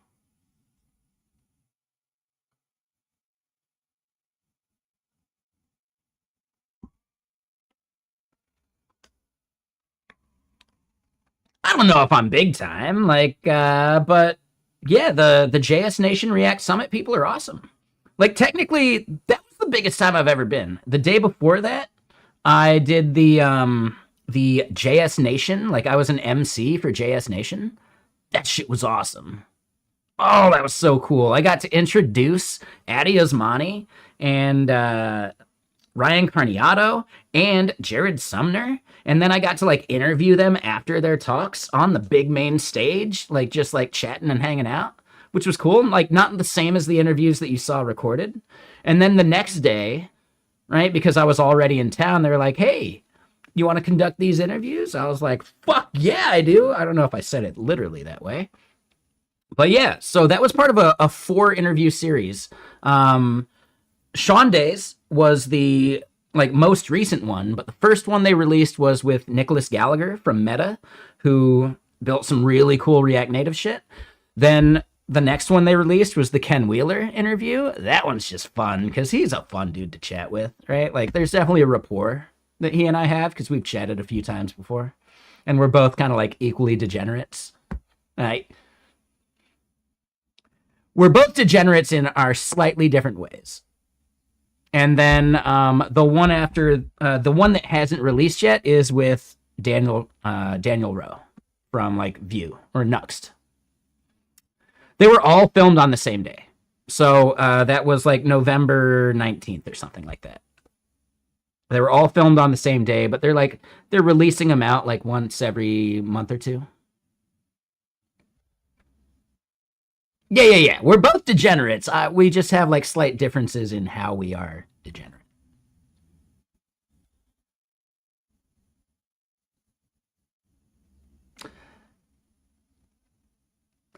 Yeah, sure. I've lived in a van, man. Shit. Do you think Ken Wheeler wasn't doing some shit when he dropped out of high school? Before he like became the dev that we know? That's one of my favorite like quotes from Ken Wheeler, actually. Like, yeah, I didn't even graduate high school, but Stanford uses my library.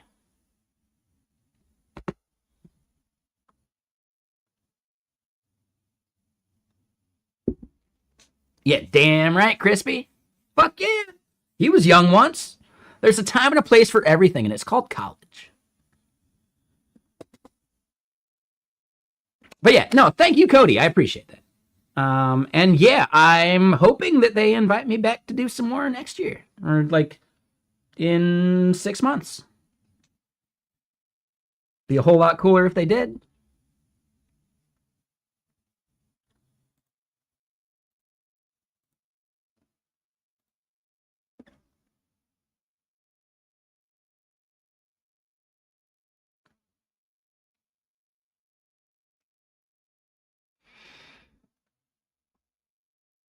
Sometimes you learn what you got to learn what not to focus on in life. I disagree. Nah, dude, living in a van, snowboarding 200 days a year, or at least 150 a year. Fuck yeah, dude. I wouldn't change that time for anything. I would not change any of that time for the world.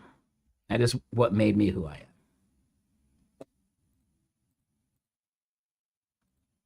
Let me get more music going, though.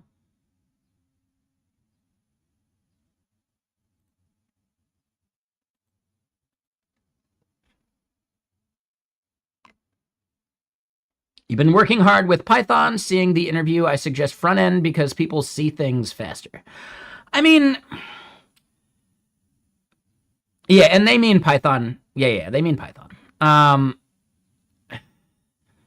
I don't know necessarily, like, if you're already, like, stoked and you're, like, getting value out of it, then just go for it.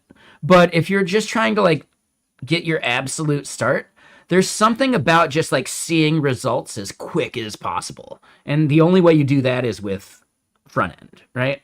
And you can do, you know, Flask and, like, templates and rendering, but there's, like, a lot of steps to get to that point. I would say, though, if at this point, like, you're into it and you're stoked, just keep at the Python. I would say, though, like, you're going to need to learn front end eventually. Because as, like, agents and AI are becoming more and more useful, the difference between a front end and a back end dev is becoming less important. And we should all be ready to dive into any part of the stack.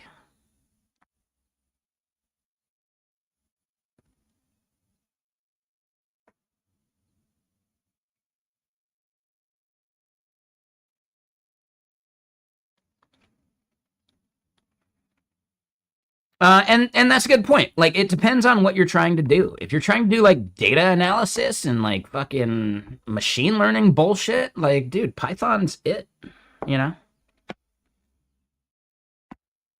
The thing we're building right now is built in Python. Now, the front end of it, right? The dashboard you see, well, yeah, obviously, this is not Python. This is an Astro site with React components. If you want to build stuff like this, you're going to have to touch that, but you don't need to be the expert in it. I think that's a really important aspect to recognize, you know?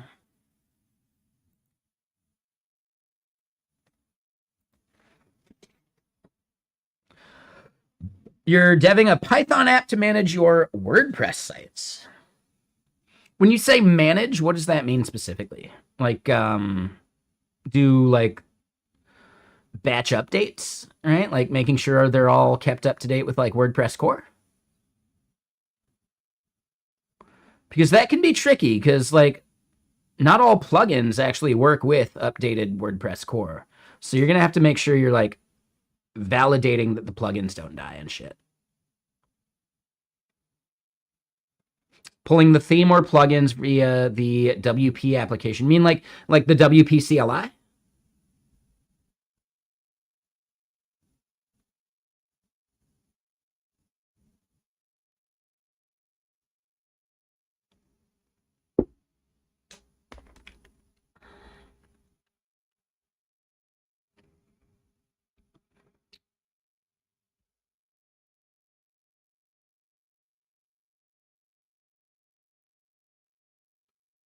Wait, when did I say machine learning was BS? Maybe I used the word BS. I treat the word bullshit as just like an aggregate word. Everything, when jammed together, is bullshit. Like, I don't necessarily mean BS in a negative way. I just mean BS as in, like, en toto. No, come on, take it easy. Sorry. I don't like people relying on that as a crutch. You can understand things. Like, dude, you don't need to blame something. If you misunderstood, you just misunderstood. No condition matters. And again, I'm not trying to make you feel bad about it. I do not like using labels as an excuse. I like to avoid that here on this stream. Right? Because no matter what, whatever condition you may have, you build coping mechanisms to deal with it. And that's life. We all got shit, you know?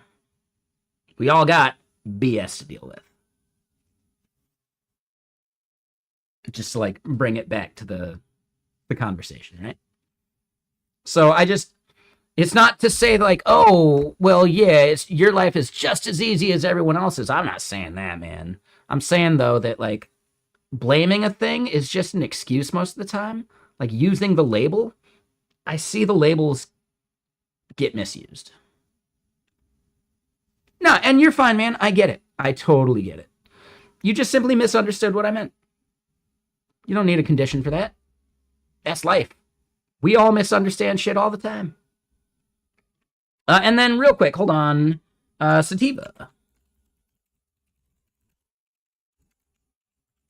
So you can do links now, Sativa.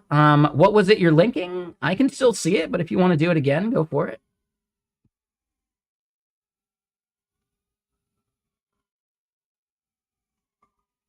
So wait, the two-step auth application-specific passwords? Interesting, Sativa. So let me put it this way. I have used WP Migrate DB.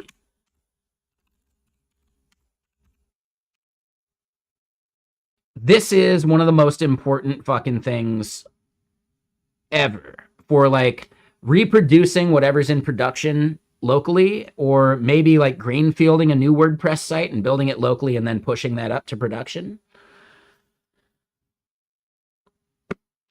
I know this isn't exactly the same thing you're talking about, but yeah, WP Migrate DB Pro is fucking amazing. Advanced Custom Fields is fucking amazing. And then as far as like plugins go, I guess usually those might be part of your Git repo. I don't remember that part. I don't remember how we migrated and synced plugins from like local to production. I don't remember that step. What I would recommend though is like, if you're doing a lot of WordPress stuff, check out like the Roots ecosystem. Right? They got like integrate Laravel stuff into WordPress if you like blade templates and some of that bullshit. They got Bedrock, which is just a boilerplate for like Composer and Git stuff, which makes it easier. They ignore the things that don't matter and all that stuff. I guess, no, Sage was the theme that had the Laravel blade components. I don't know what Acorn does, actually. And then Trellis is just like a good local like lemp stack for like managing this stuff. And then Roots WP packages, right? Manage your plugins and themes with Composer. I really do think like if you're doing significant WordPress stuff, you should be making sure that you've evaluated whether Roots solves your problems or not.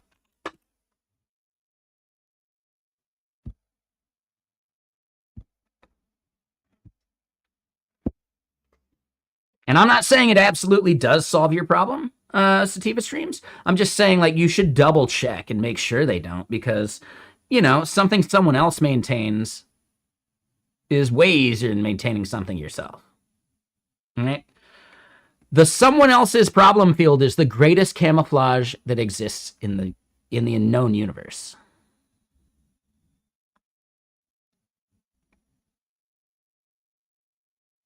All right? If you can make a dependency someone else's problem, woo! Yeah, let's do that, man. And hey, what up, Hegbets? How you doing? So is WordPress all about creating sites without HTML and CSS? No, not quite, Crispy. WordPress is a content management system. So a lot of stuff like boils down into what lives in your database, right? So your database is going to house like the content part. Your HTML and CSS stuff is actually your theme. And by decoupling the presentation from your data layer, it means that theoretically you could switch out themes and get like a whole new like look and layout for the same underlying data. So content management systems are about managing the actual content and the assets like images and things like that. Whereas like the presentation layer is still going to be HTML, CSS, but like, you might use PHP to build it using WordPress functions and stuff. But most WordPress themes are majority still like HTML, CSS kind of shit, like kind of stuff.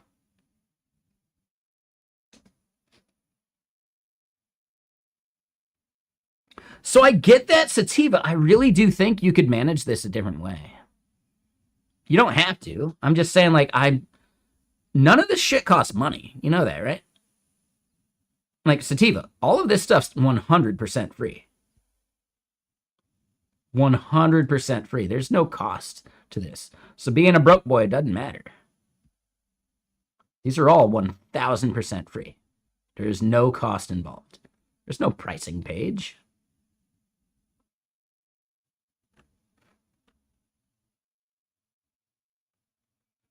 These are open source. Are you not aware of that? These are open source. GitHub stars. Boom. Yeah, these are fully open source, dude. That's what I'm saying. And I really doubt you're going to need to extend them that far. Yeah, that's all I'm saying. I'm not going to say that they're going to totally solve your problems, but you should at least think about what they do, because code that you don't have to maintain is better than free, you know? I know people like to shit on dependencies. Those people are living in glass houses, you know? Yeah, no worries, Sativa. For sure, man. Yeah, no stress. For everyone else out there, I have done a shitload of WordPress back in the day. Like, so much WordPress. Yeah, there's no paywalls for any of this. Not a single bit. It's not like the Laravel ecosystem. Oh, you want to build this thing with as little code as possible? Yeah, cough up the money.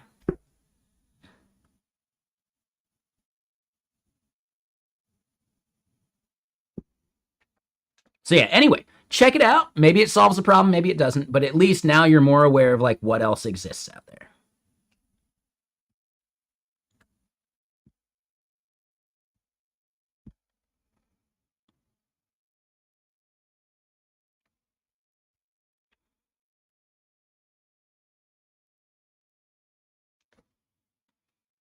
And yeah, for anyone out there that thinks like, oh man, WordPress, brutal, there are way more complicated things.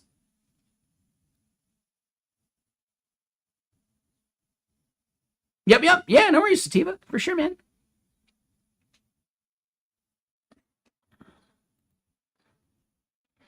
Yeah, there are definitely paid plugins for WordPress, like Divi and fucking Elementor and some of that bullshit, and they all fucking suck. Like, dude, I would never use Elementor for anything.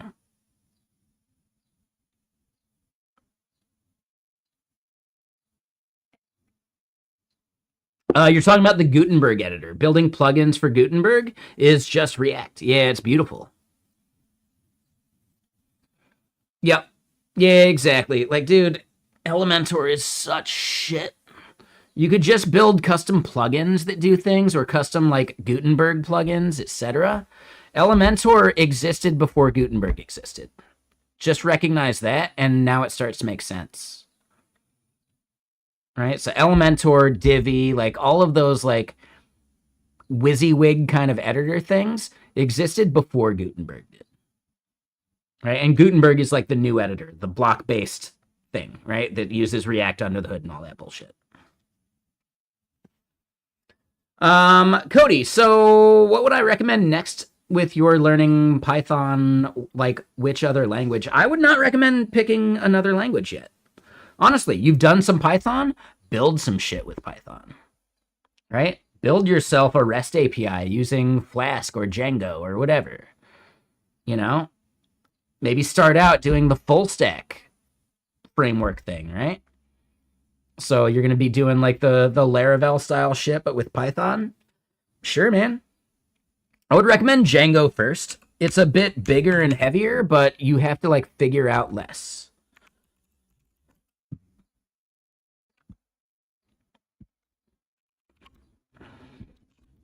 My recommendation, Cody, is build some full stack bullshit app with Django.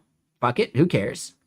And then learn how to build like a proper stack, which would be you're doing a REST API with Django and you're consuming that REST API with maybe like a static site generator like Astro or like, you know, a reactive framework like React or Vue or Svelte or whatever, right?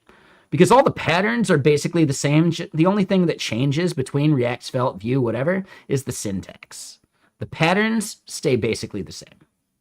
If you can learn the patterns of just like state management, components, routes, all that stuff, as far as front-end frameworks go, you're fucking good to go.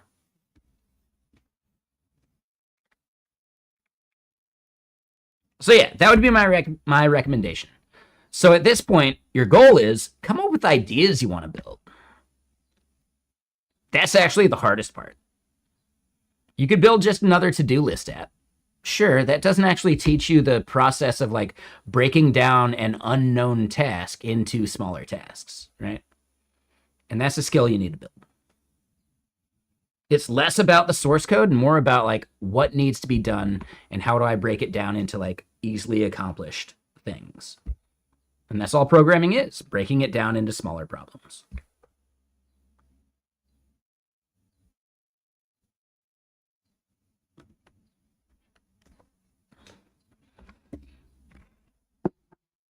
One of the biggest things that taught me that was really just looking at like how Dijkstra's algorithm works for like pathfinding.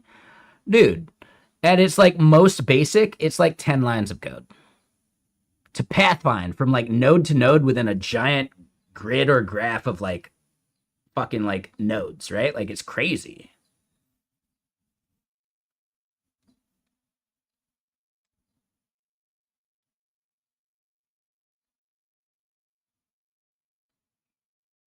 Yeah, for sure, Cody. Like, dude, that's business. That's a thing you do. You should definitely do that. Yeah. Right? Like, you have some insight into some industry that, you know, people who went to college for programming will never have because they don't do that shit. And then, did I go to college? Your mom went to college. Sorry, that was from Your mom goes to college. What was that? That's Napoleon Dynamite, right? Yeah, that's Napoleon Dynamite. But yes, I did go to college, but I didn't do it until I was like 30. I spent my entire 20s as a snowboard bum, and I wouldn't change that for the world.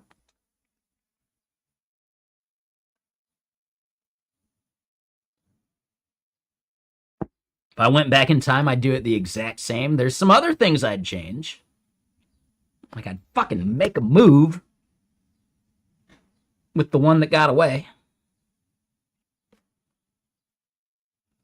Fucking stupid kid. I mean, me. But yeah, as far as like my education and how I did that shit, yeah, no, I don't think I'd change anything.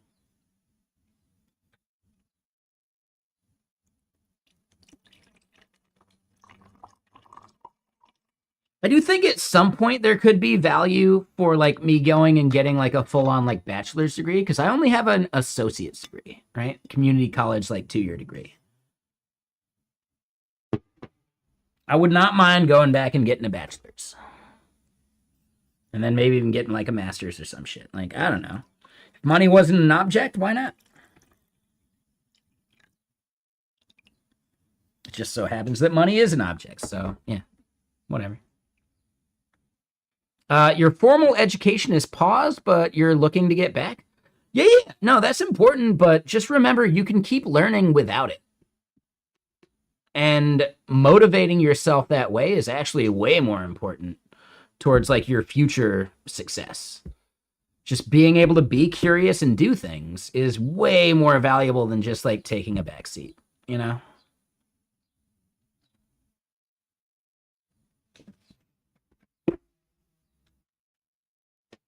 Learning how to learn is a skill. Absolutely. Yep.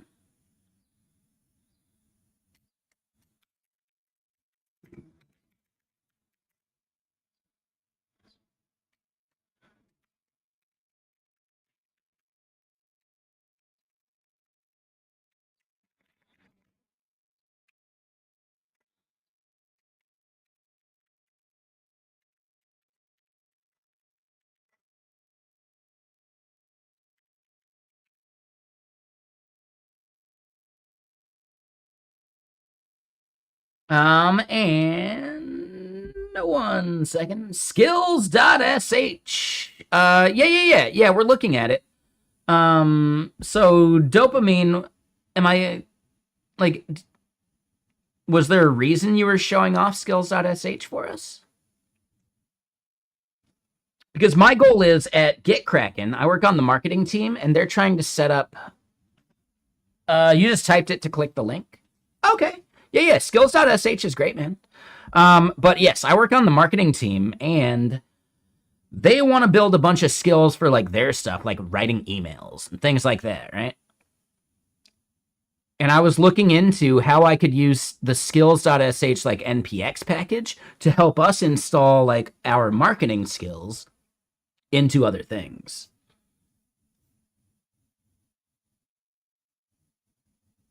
You know? Yep. So yeah, I'm looking at like how do I need to structure a skills repo for our team, which like they're gonna contribute to it, but I'm gonna have to like actually tell them like exactly what we gotta do. But then I think we have a lot of value. We're gonna have a bunch of like resources. So like the structure of a skills, like repo is kind of specific. And yeah, I don't know. It's kind of my job. And actually, I love this part.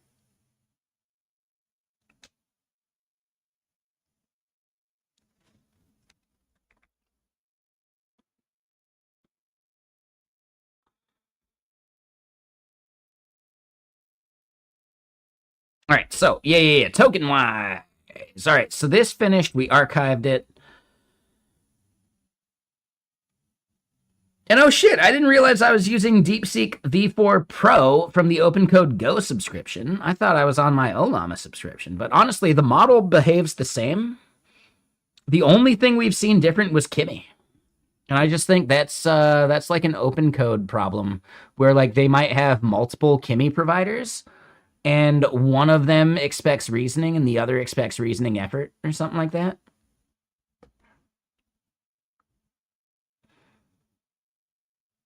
I'm pretty sure that's it. So yeah, they're just not normalizing the payload the right way. Or like they're not recognizing that some of their providers expect a different payload.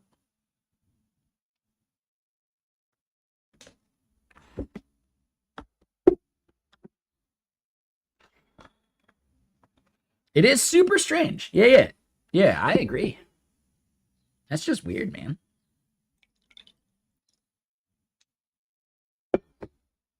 But I think we can both recognize that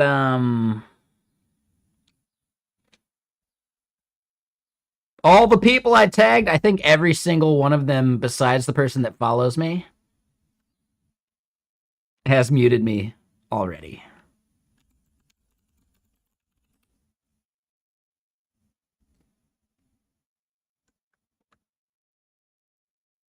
Have I been streaming grinding the past few days?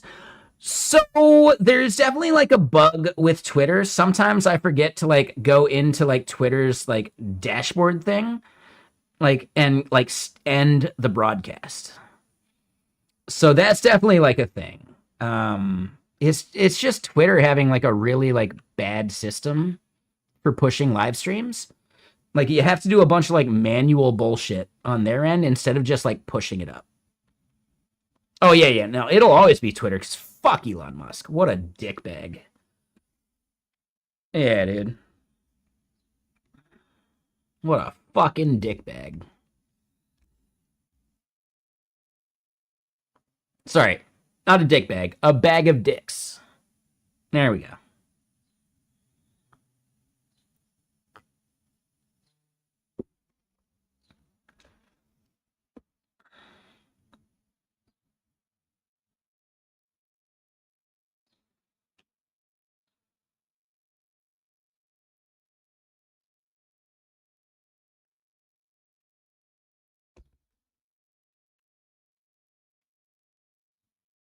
Uh, he's he is he is single-handedly eroding our fucking democracy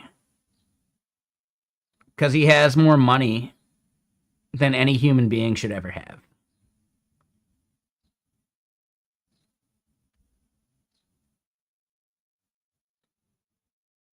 Like he has done so much fucking gnarly shit. Yeah, exactly. Dude, here's the best part. The worst fucking people we know also fucking hated Elon. I'm like, dude, that's fucking hilarious to me.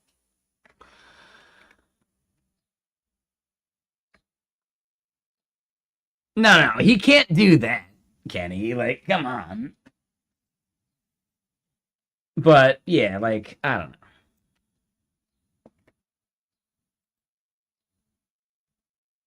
Yeah, no. Elon's a fucking douchebag. It's that easy, man. Like, every single thing about him is fake. Oh, his end game fucking PoE2 build. Yeah, dude. No, everything about him is fake.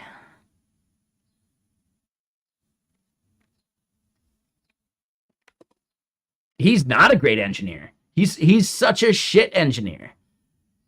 That is the greatest lie he ever told.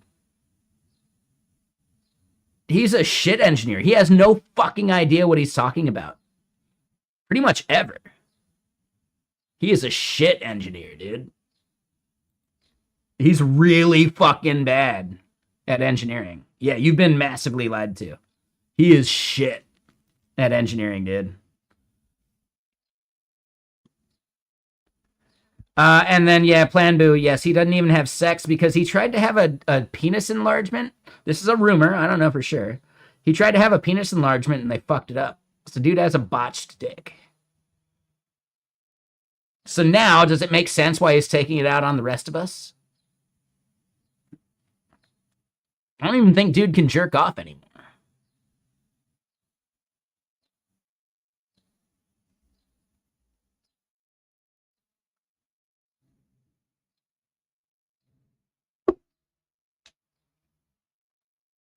And this is all hearsay. I don't fucking know. What the fuck is jelking? Okay, I don't think I want to know, actually. I'll pass on that. I'll pass on that. I don't know what that is.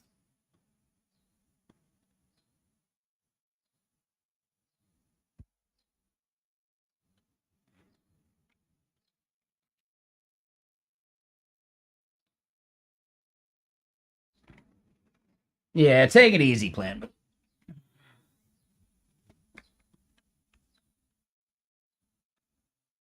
Take it easy.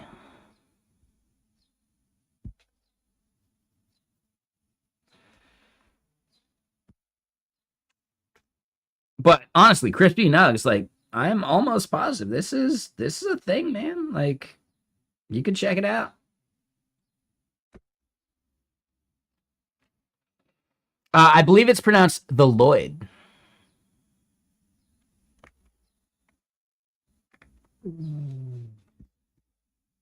Sorry. Has anyone ever seen The Stupids? It's a terrible fucking film that is actually a cult classic at this point.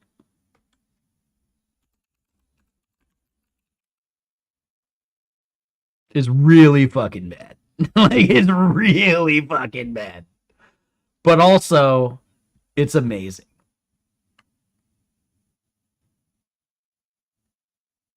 And yes, maybe I had a crush on Petunia when I was younger. No, you're not going to be able to sleep to this movie because every single scene is be like, wait, what the fuck? Wait. There's no way. Like, dude, it's bad. Like, it's good. It's bad. But yeah, man, it is not a movie to go to sleep to.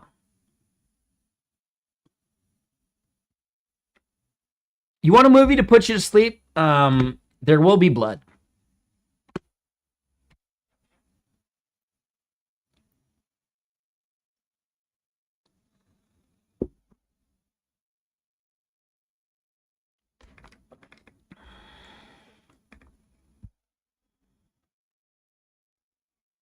Actually, I love There Will Be Blood.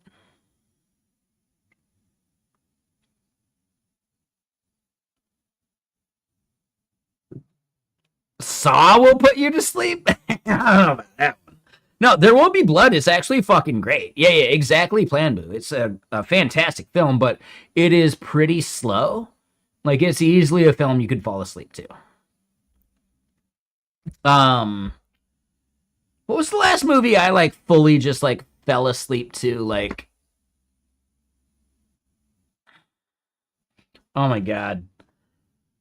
Yeah. So this is, like, over, dude, this is, like, 15 years ago or something like that. Maybe even longer. I was pirating a film. The film was The Bodyguard.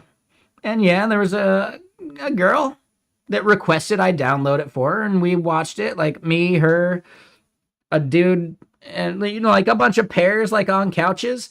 Every single dude that was there in the room, like half hour into it, he did like.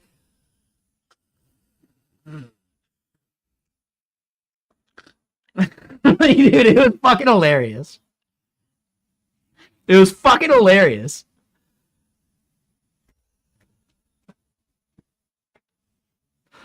Like I got woken up because they were like laughing about it and pointing at it, and I like looked, and the other two guys are still like they were like drooling. Like, dude, it was fucking hilarious. It was fucking good, man.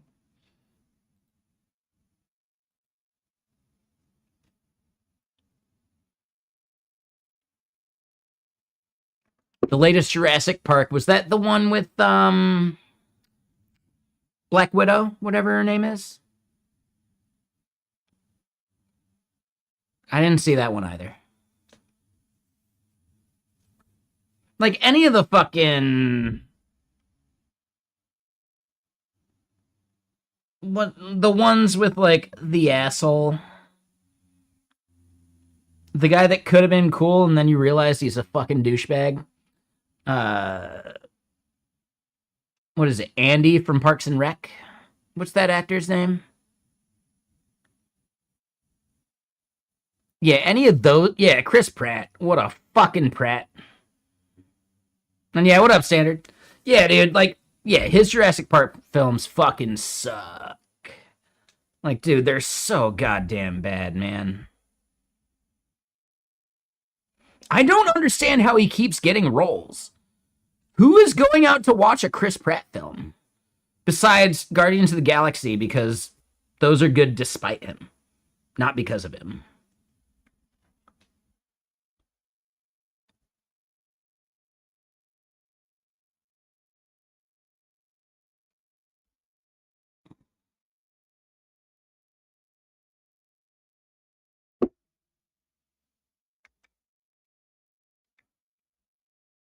Exactly, dude. Yeah, yeah. Even a blockbuster. Eh, I'd go see it if he wasn't in it. You know, like shit. What was it? Passengers or something like that?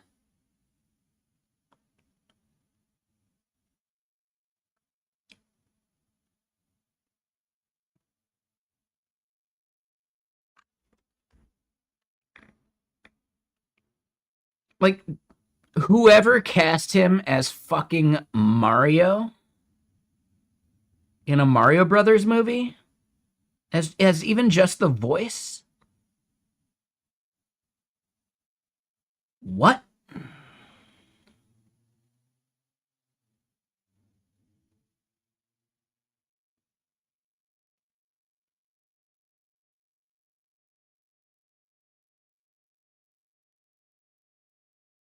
She was surrounded by dinosaurs and decided to become one. Honestly, that's a fun one. That's actually a fun, like, honestly, that's not bad. That actually sounds really fun. Because, you know, you're just like slightly groggy and like, just like, what did they say? And then maybe that's just like fodder for a really fucking cool dream.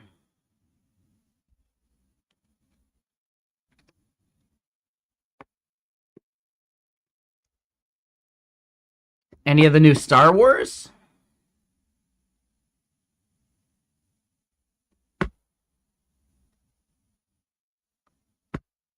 Wait, what about The Fly, the movie?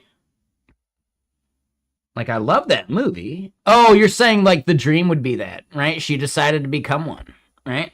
She just brought a dinosaur egg with her into the fucking teleporter, and then there you go.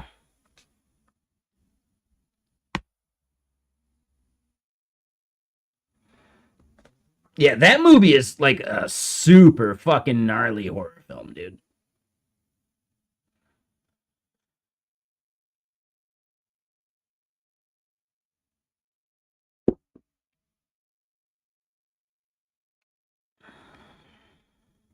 All right, anyway. Yeah, yeah, yeah. I know. I keep slacking. Let's do some shit. Let's just do some shit, man. Okay, so we did this part. I actually need to do another tab. We'll source the VENV, and we'll do that, sure.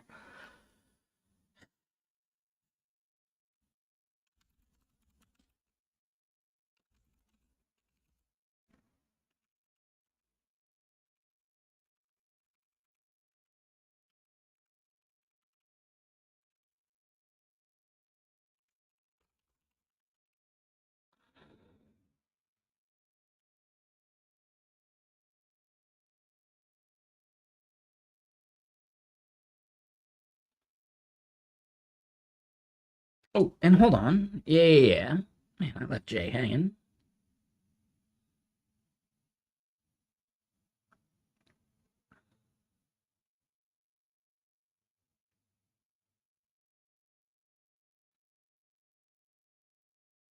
Sorry, 1 second.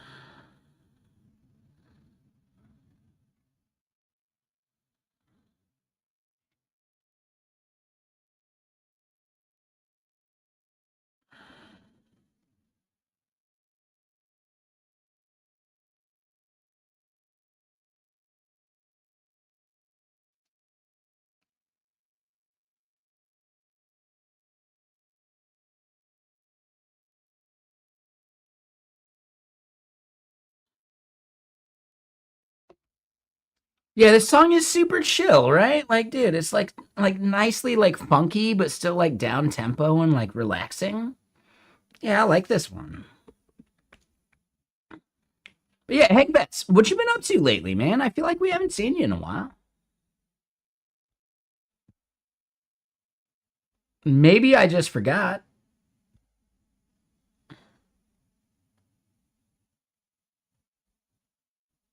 Oh, I guess you were here a month ago. Okay. Yeah, my bad. I think I had like space on that.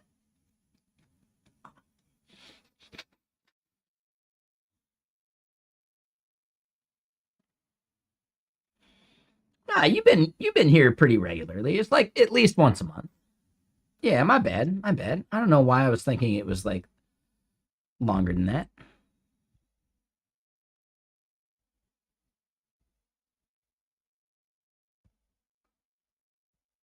Trying to spend more time being less distracted.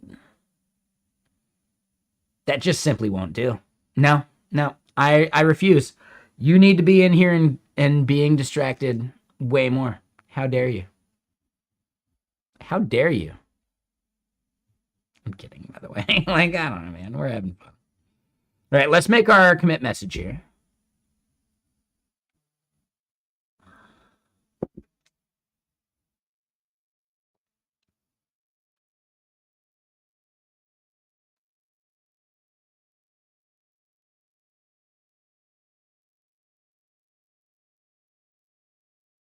Hold on, let me respond to this.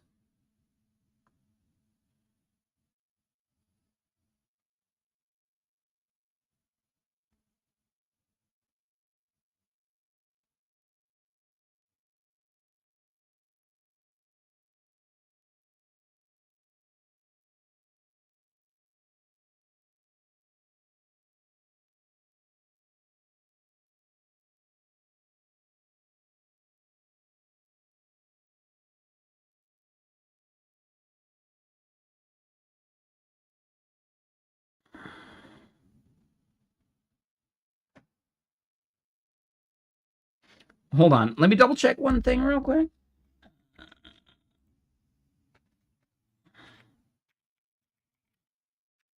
Let me check one thing, one thing.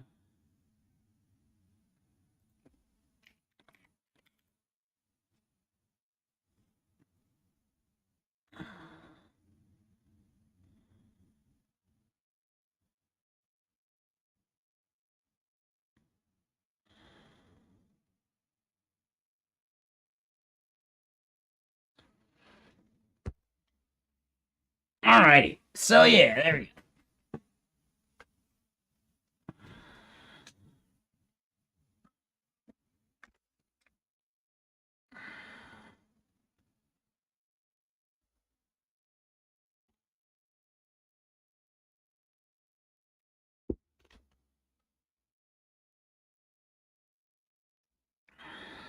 All right, so yeah, let's do a commit message.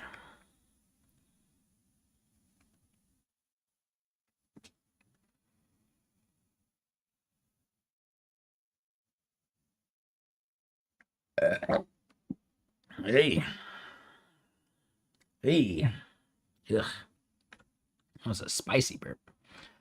Okay. So the fix here is no, it's a feat.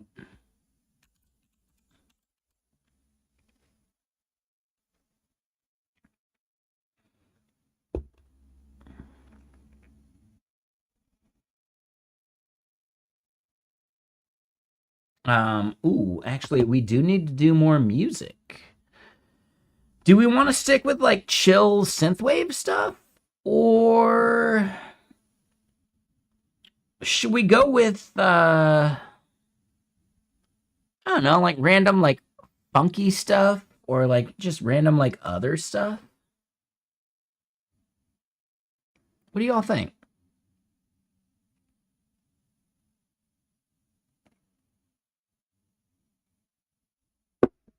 And oh, I missed a follow a half hour ago. Yarawali, thank you, appreciate you. I mean, we could just hop to YouTube and try some shit.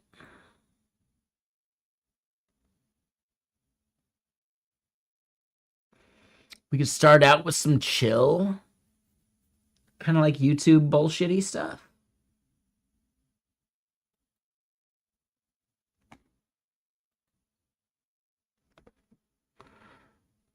You wanted some drum and bass? Yeah, I don't know about that, but I don't know. This is pretty good, yeah.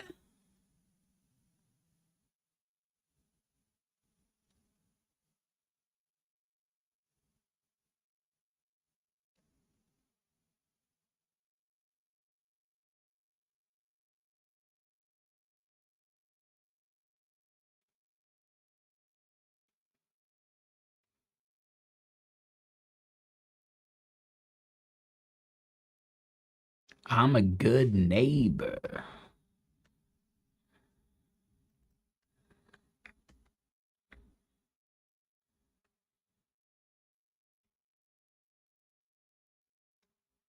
Anyone ever listen to any Tricky? Dude, he's super good, man.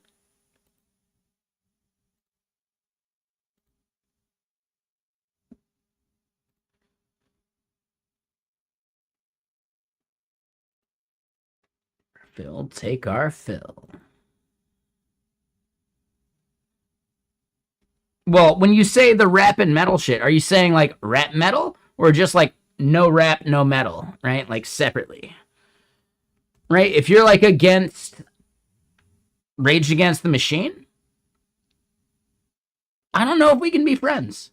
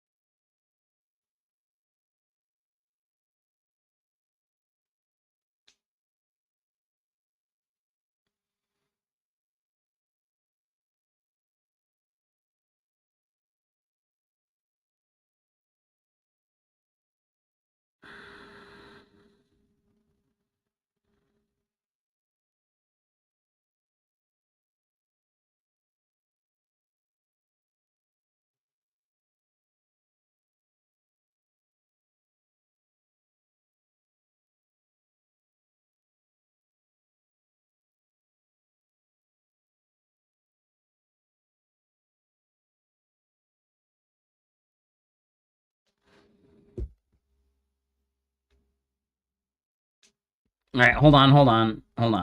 All right, so separate. So you like some hip hop and you like some metal. All right, yeah. But when they mix the rap and the metal, oh, only Rage Against the Machine can do that. Every other band we judge harshly, right? Fuck yeah.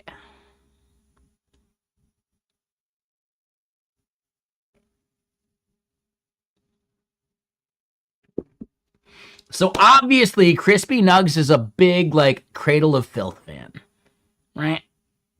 No big deal. It's not literally a Cradle of Filth. Ooh, oh no, oh that'd be dreadful. Ooh.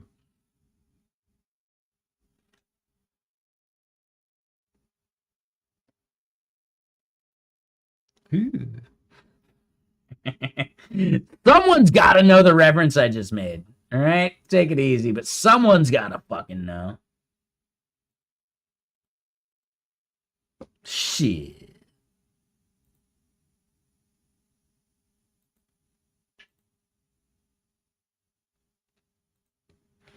Ooh, I love this song.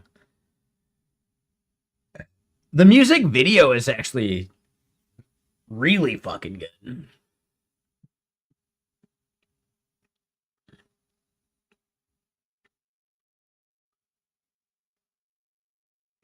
Right? It's the fact that it's a music video based around like a staring competition. It's actually genius. And it's like really well like recorded and filmed, you know? Like, dude, this is like a master class in a music video because it's not even that complicated. It's just a bunch of fucking actors in a room, you know? Like the budget for this has got to be pretty damn low, you know? But yeah, let me go pee. BRB.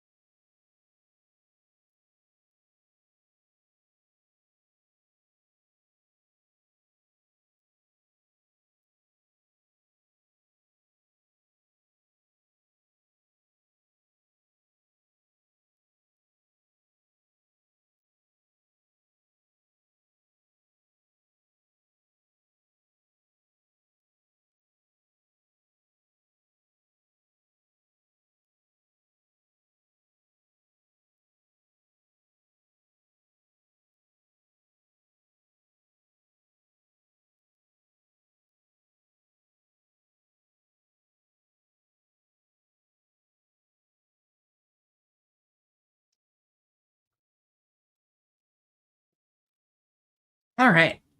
Yeah, yeah, I like this music for sure. Yeah, this is a solid band, solid song.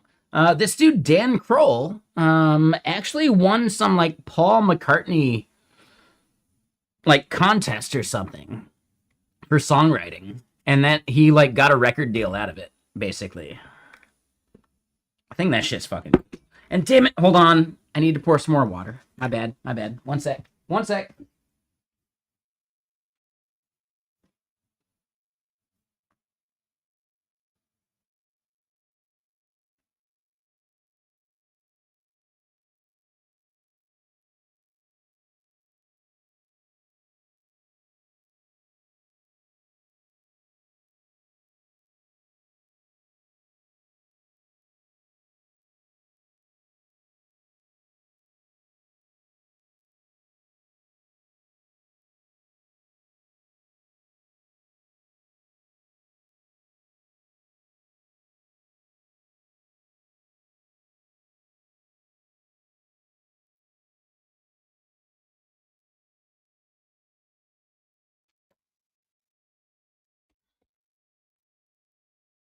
Ooh, I'm not a fan of this. It's not terrible. Let me double check. Maybe I don't dislike it as much as I thought.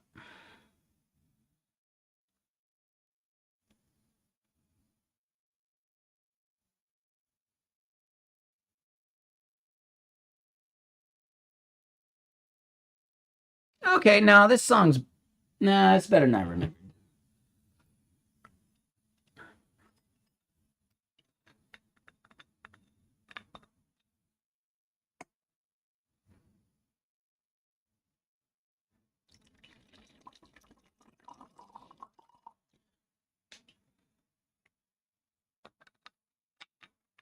This is actually my favorite like contemporary band. Django Jenga. The female vocalist is a guest. She's killing it. And she's actually a really good offset from like the main singer's like actual registers.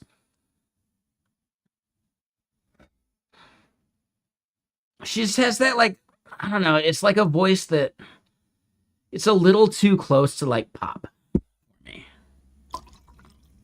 We even discussed this last night.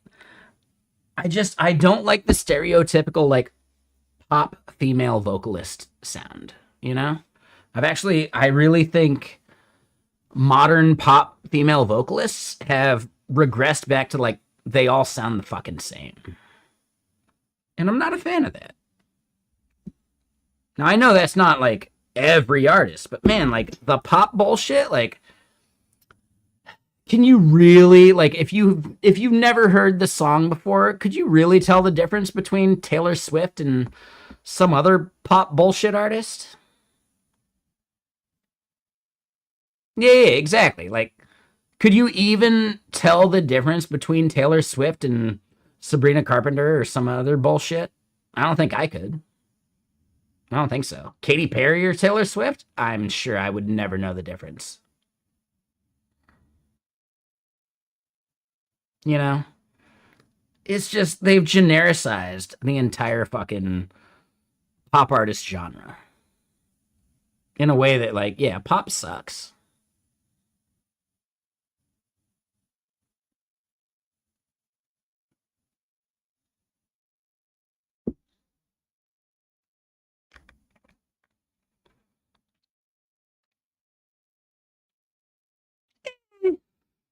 Eh,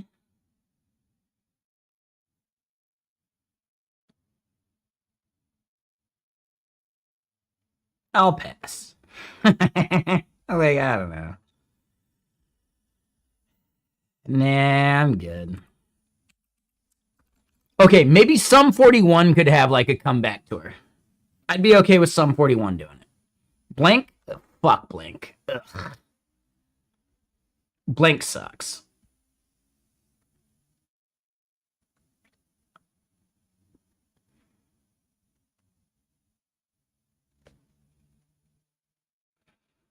Nah, man, I'm waiting for like a better fucking indie like counterculture scene, right? Like I want At the Drive-In, man. I want some fucking drive it. Wait, and hold on. They kicked out their lead singer who does that? Wait, who did? Blink?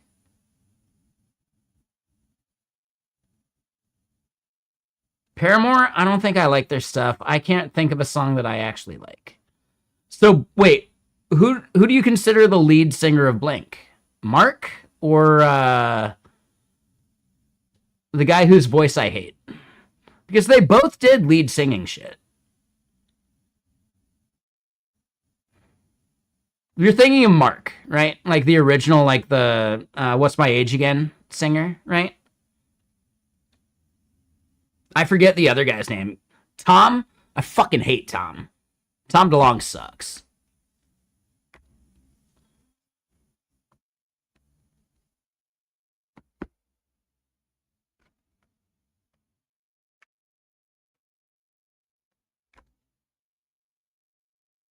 Right? Like, just because I hate the fucking band doesn't mean I'm, like, ignorant of it. They kicked out Tom? Oh, I mean, Tom sucks. Tom was the worst fucking part. Mark was the better singer. I fucking hated Tom's singing. Maybe he was a good songwriter or something, but honestly, like, what's the meme? Like, don't waste your time on me. Like, he's not even saying words, man. He's not even saying words.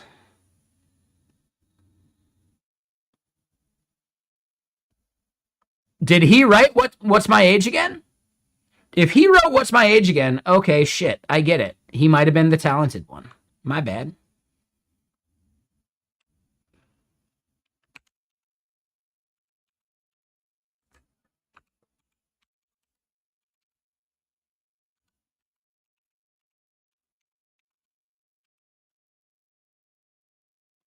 Here it is. Ah, yes. Don't waste your time on me. Like, it's like, you're all. Like, it's like, I fucking hate this song so goddamn much, dude. I fucking hate this song so goddamn much.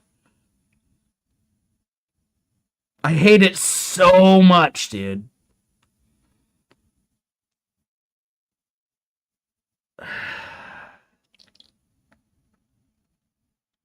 Right? What's My Age Gun? What's My Age Again? Classic fucking pop punk song. Whatever the fuck this is, I don't want it. No, thank you. I'll pass.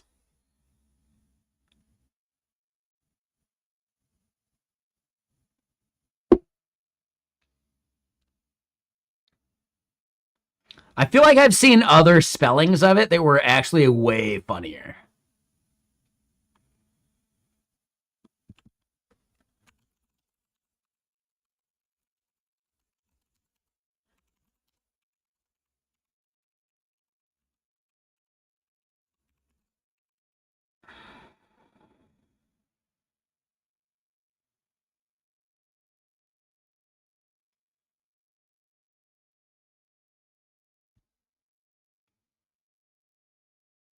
I guess that's it. I swear there was like another version of it. Yeah, it's so bullshitty, man. Moyen. Dude, it's so lame. Yeah, I fucking hate Tom DeLonge. Even if he wrote their good songs, I don't know, Blink. How many good songs did they actually have? What's My Age Again? That's it. I'm sorry. I don't think they made another good song. I think the record label decided to tell us what their other good songs were, but they weren't actually good songs.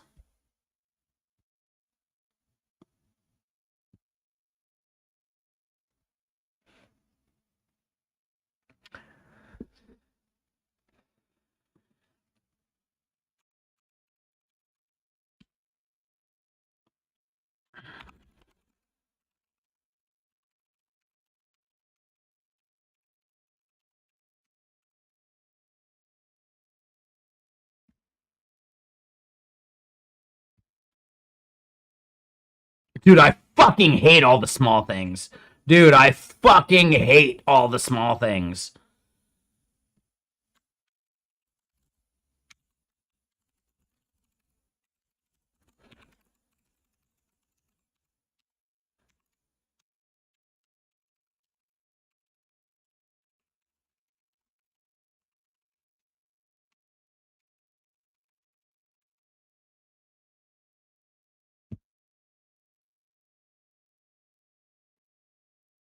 There we go. Boom.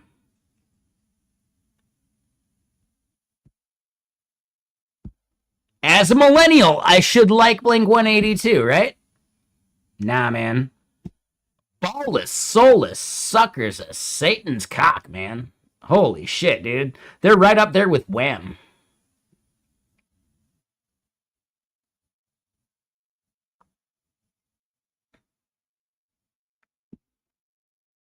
Simple Plan, I'm a definite no. Like I said, the only pop punk I would ever tolerate was Sum 41 because they were actually like so anti fucking establishment that it was fucking awesome actually. They were pop punk that made it, but they're still fucking like jerks about it because yeah, damn the man. Yeah, seriously, like Sum 41 is the only pop punk band I can really get behind. Besides maybe like older pop punk like Goldfinger, right? Goldfinger, I liked some of their shit. Like super hold on. I fucking love this song. We're gonna listen to that one here in a second. I'm gonna share that one with a friend here in a bit. But hold on. Right?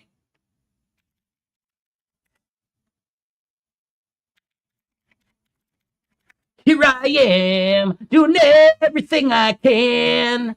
Like, I don't know. It's like, it's bullshitty, but it's pop punk, but it's like good pop punk, you know? Before Blink ruined it. But technically, like, dude, pop punk was already ruined, like, fucking Pennywise, right? Ugh. Fucking Bad Religion. Ugh. Like, son of a bitch, man.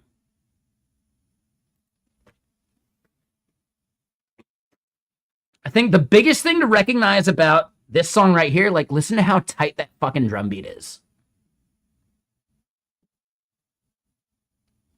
Like, at least this band's talented.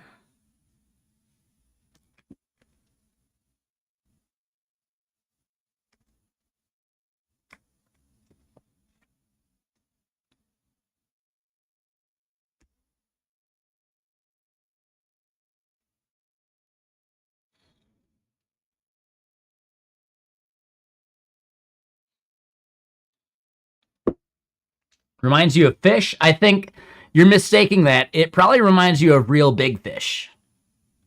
Slightly different band.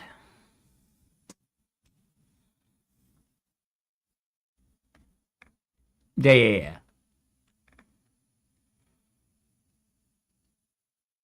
It might have been. This might have been on the first Pro Skater. I think by the time Pro Skater came out, though, I was like really into Primus, and I might have like forgotten all about Goldfinger. This definitely could have been in the first Tony Hawk Pro Skater. Like I would fully believe that. I just remember the demo when you're in the warehouse and it's got Jerry was a race car driver.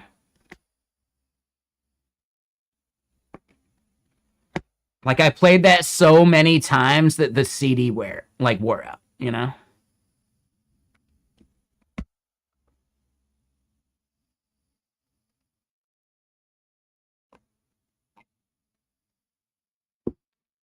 Yeah, exactly, dude.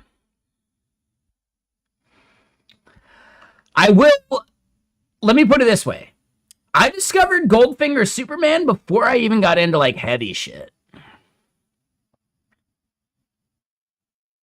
But they have one song on this same album, Hangups, that is like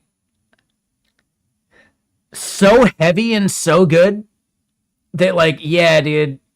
Now, pop punk was never gonna be my jam. I want the heavy shit. So yeah, we'll play the other song they had on this album. It's called SMP, Skiers Must Perish. You can kick me in the knee with your ski or your boot. Now that's cool as your head on roots.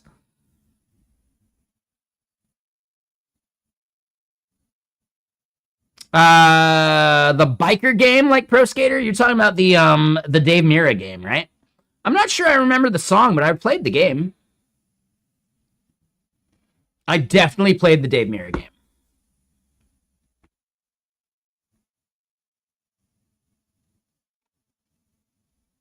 It was Dave Mirra like Pro BMX for sure.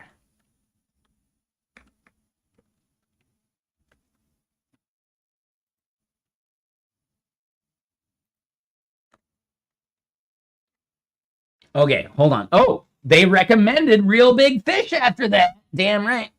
Because yeah, like Goldfinger actually comes from like the ska days, right? Like fucking Mighty Mighty Boss Tones bullshit, right?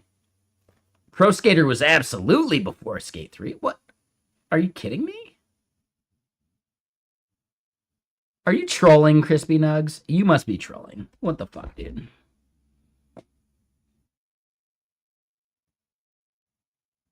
Yeah, look it up. There's like easily 10 years between that shit. Easily, at least 10 years.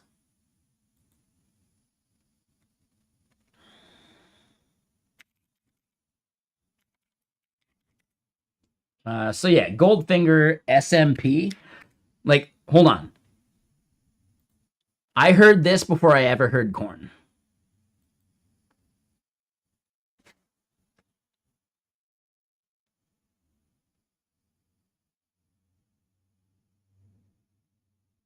Just wait, it drops. It hits. It's fucking good.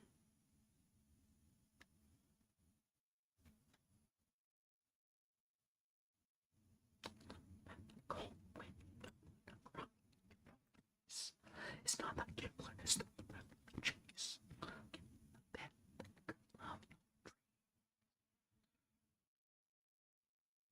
Or eating a pint of Ben and Jerry's ice cream. All right, that's the lyric.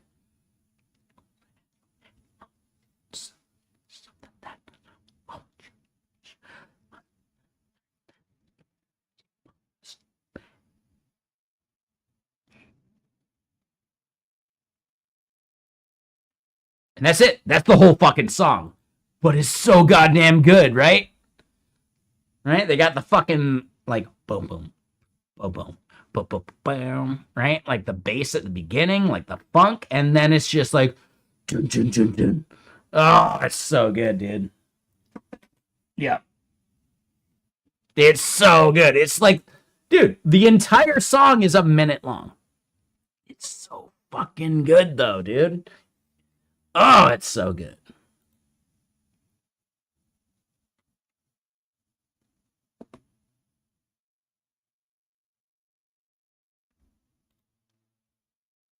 All right, let's just do some random shit.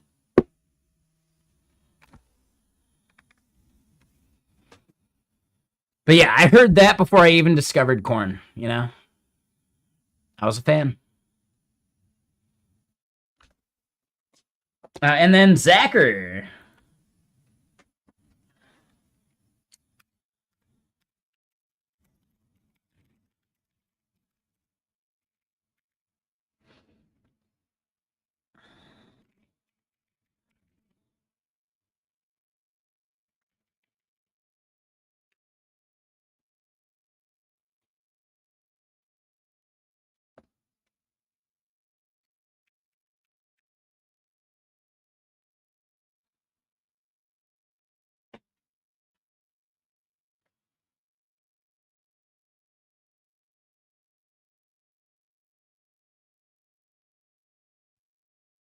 I know this is a little different, right?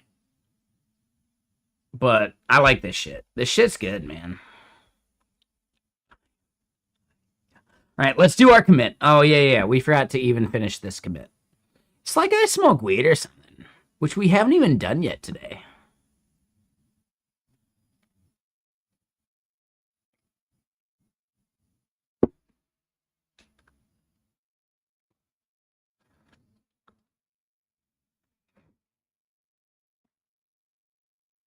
All right, so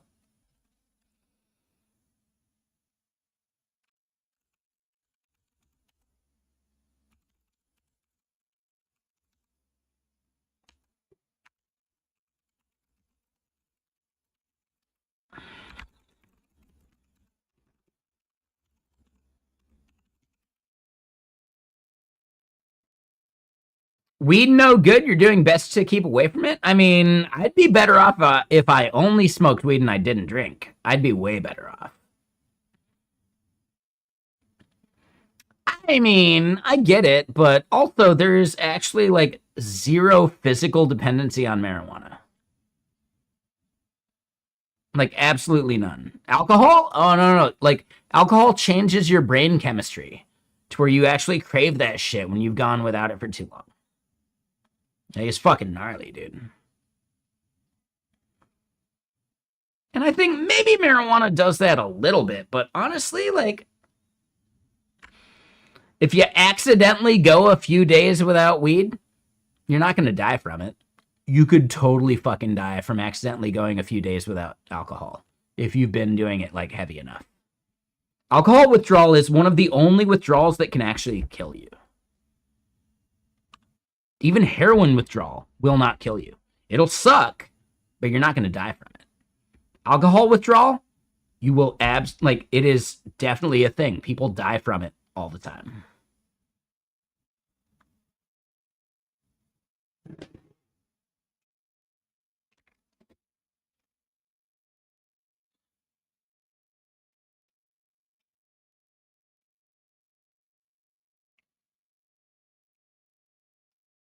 Not even kidding. Alcohol is one of the few withdrawals that could actually kill you.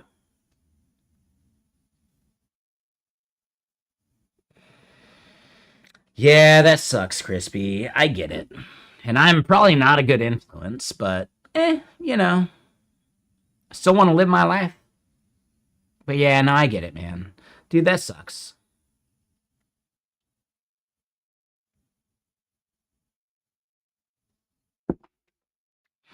Here's the funny thing, though. Crispy Nugs, you're trying to quit weed. You might need to change your name eventually, right? Like, even your name would become a trigger.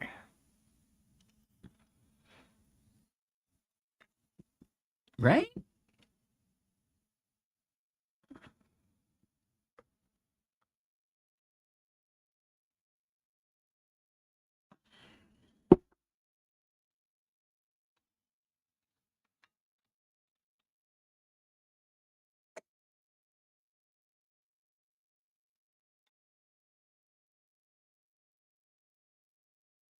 Uh-huh. Whatever you gotta say to convince yourself, man.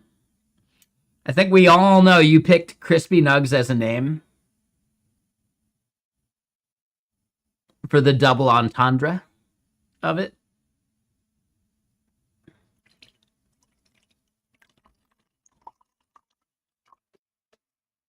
It can be both, and that's why you picked it, right? So now it's only 50% correct.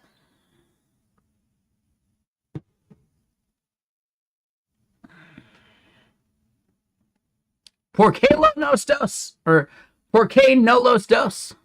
There we go.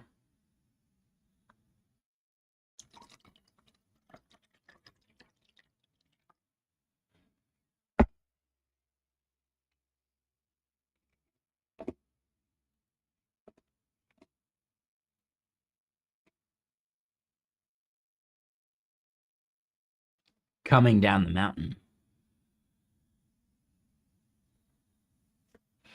All right, so I am going to do this. I am not trying to tempt you. However, there is no virtue without temptation. If you don't feel any fucking urge by me doing this, that's how you know you're coming out the other side, man. And if you do feel an urge, well, all right, you still got more work to do.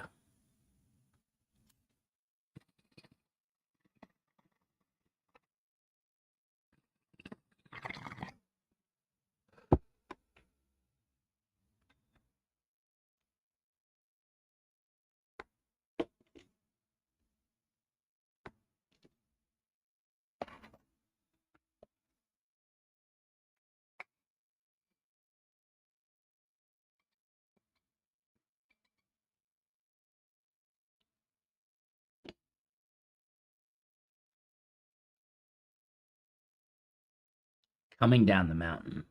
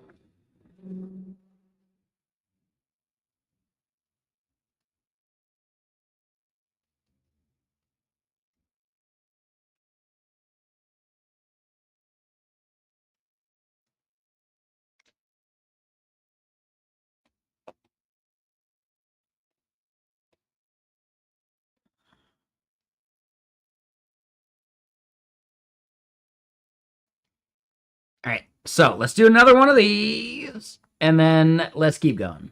I'm gonna be doing some fried rice tonight.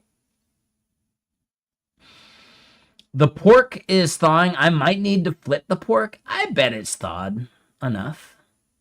Actually, I bet it's thawed. I might need to flip it, but I could just like slice it and cook it too. But I'm gonna be doing some pork fried rice. There you go, crispy. Yeah, there you go. Touche, man. I didn't mean to make you like change it. Shit.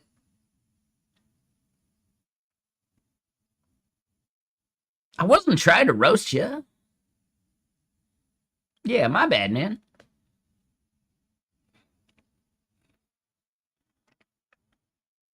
Yeah, no, I think it's fine, but also, I get it. Yeah. Now your name makes more sense. You're just crispy. Do you just like stand out in the sun for too long? That can make you pretty crispy.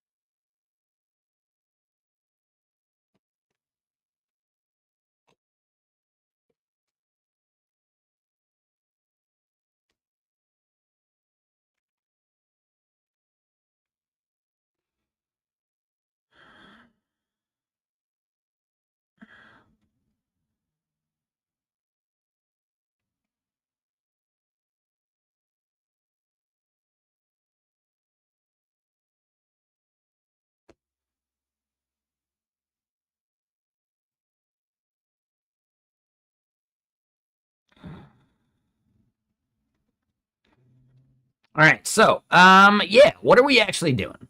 It's like I'm smoking weed or something. I totally forgot what our plan was. No, I remember the plan. The goal is now we have like front end fixes to make, but we made like a fundamental like test change.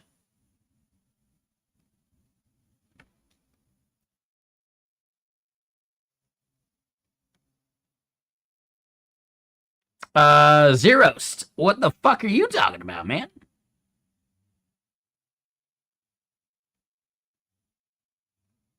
Like, use your words. Come on, man. But yeah, no, I get it, Crispy. Yeah, right? Like, I really don't smoke that much, right? Like, do it when it's fun and don't feel compelled. Meanwhile, like, totally, back in the day, dude, yeah, I felt compelled to smoke the weed sometimes. Oh, I'm in the middle of a League of Legends, like, not the middle of a League of Legends game, but I'm between games of League of Legends. Well, this is bong toke time, and then it's like 3 or 4 bong tokes, and am I even feeling it? Because I'm just focusing on the game anyway. Like, I'm not even enjoying it.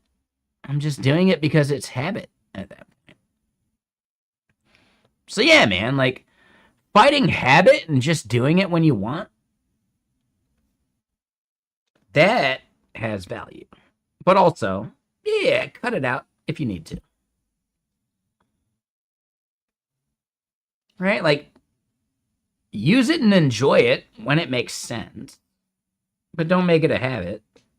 Now, meanwhile, I should not be preaching.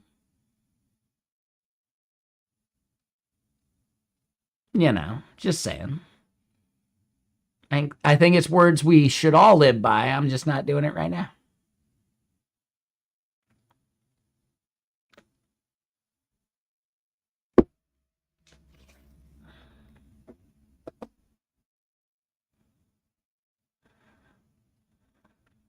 I will say, like, I often say I hate pop music, but this is basically pop music, isn't it? I feel like it's like such a niche. of pop music, though, right? Like, it's not fucking like radio pop. It's just like, I don't know, it's like swing pop or some other bullshit, you know?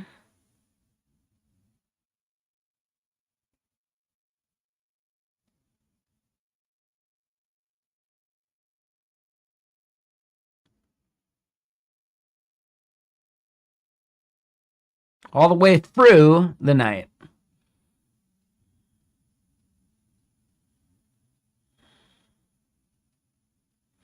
I will say this music video is fucking brilliant, man.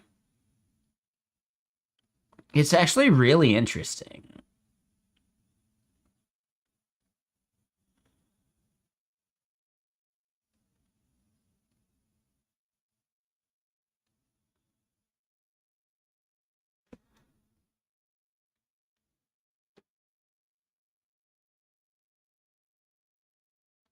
Dude, just like the vertical 360 camera thing, like whoever the director of this video was, man, good shit.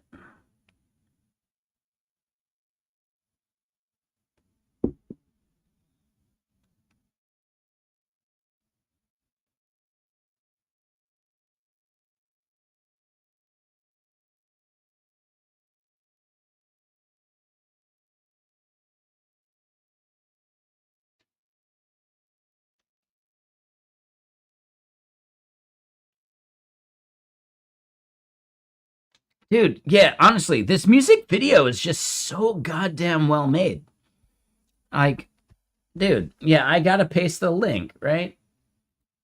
I don't know, it's part of some like playlist bullshit too, but whatever.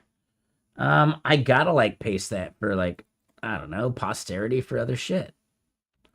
For that, for them on Twitter, for that, for them on YouTube. Because, yeah, I think Twitter hears the music, but yeah, YouTube doesn't. And, like, they should at least, like, be able to get the reference, you know, in the moment when they want. Re-listening and all that shit. How do I go about activating VENVs? I really don't do that much Python. This is, like, the only Python project I've done for like 2 years, maybe 3 years. Like, sure, I did a Python SDK for my like feature flag tool, which I really need to get back to because the app is fucking buggy as shit. And I bet I could have an AI just fix it. That'd be nice, actually. Dude, I bet I could just like churn and burn some fucking tokens to fix like the edge cases in that app. And then maybe even like, let's rethink what the entire UI looks like because it sucks. But yeah, like I do have like a static file feature flag tool called Vexilla. We had a bunch of streams in which like Dylan Mulroy came on and like helped us build the OCaml SDK for it. Yeah. And then like, you know, like, yeah, he needed to get a job and like do some shit and like he didn't have time for it. And I finished the SDK myself. I'm an OCaml dev now. But not really. Like, I don't know. And this is before AI. But yeah, I bet now, like, there's just some, like, weird... There's, like, multiple concurrent, like, fetches that happen in the dashboard to try and, like, understand... And it's not actually, like, concurrency. It's more like, where does the source of truth live? And it's trying to treat like the cloud as the source of truth, but then you pull it down and then you're like a local source of truth. And then you try and just like push that up. And I think at this point, like, I don't know, there's got to be some way that it's almost like it becomes like a CRDT abstraction. Because I think that's probably the right way to solve like some of this concurrent write bullshit. And it's not even that concurrent, but it just happens. And yeah, I don't know.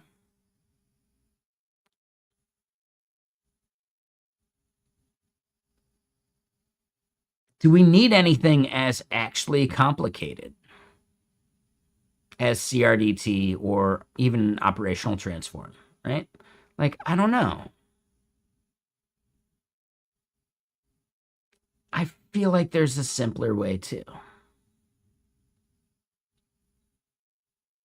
Like it's got to be like a flow thing.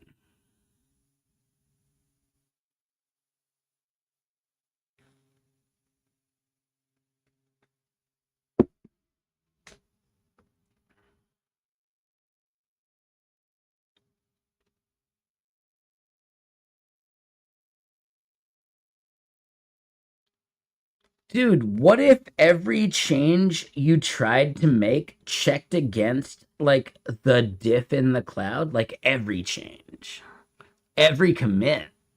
Because like AI would be blocked from committing shit that's fucking broken, you know?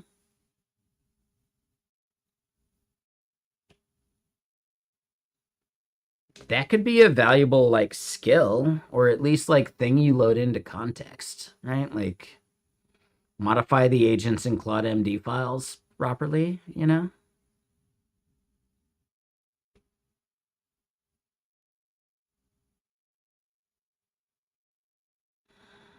Yeah, I don't know. Yeah. Anyway, let's keep going. So we got this is gonna be the tab that we actually like spin up the UI changes we want to make for the web app. Oh, we're not seeing right now. Yeah, like this is good. Like this is bullshit. Right? Like, dude, it's totally fucking AI written. It's also weird that it's not like I don't know.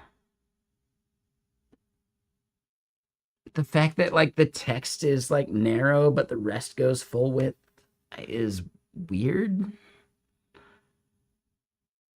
At least I think the line after the title there goes to the end. It actually fades. No. Actually, I don't know, man.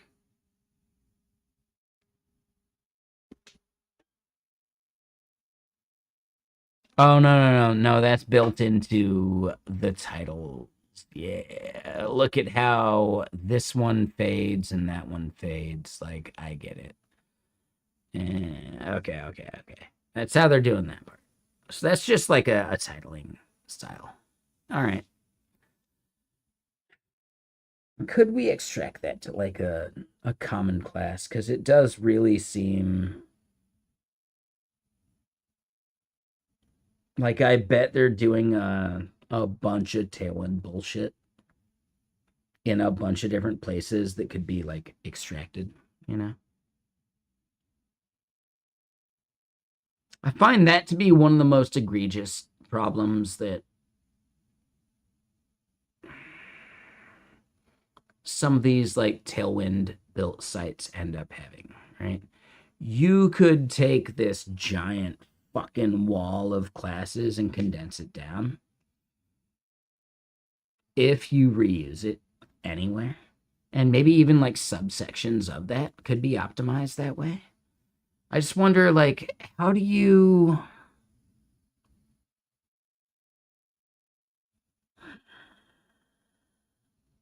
You don't want to block a PR. You just want to report on it, right?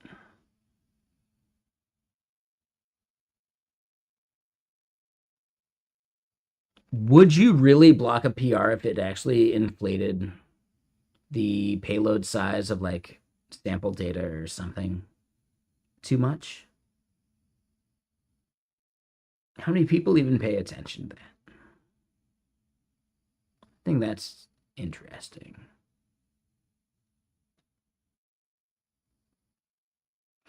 Yeah, totally unrelated thoughts, but they relate somewhere in my brain. So yeah, sorry. Anyway, um, yeah, looking at what we got, we do need to rerun basically all of our shit. I think we did that, right? And like the time stuff we just added separate, you know? So now it's like we got model selector changes we want. We got like the model effort page changes we want. But also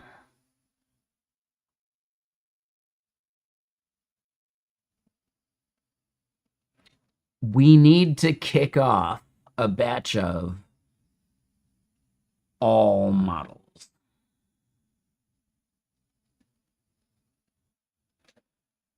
Oh man, how many credits is that going to be? Honestly, like, I don't mind. This is my own time. I'm doing some open source shit. Right? We're hanging out, we're chilling, and then, we might fork it for work. It's MIT licensed, who gives a shit, right? I'm okay with it.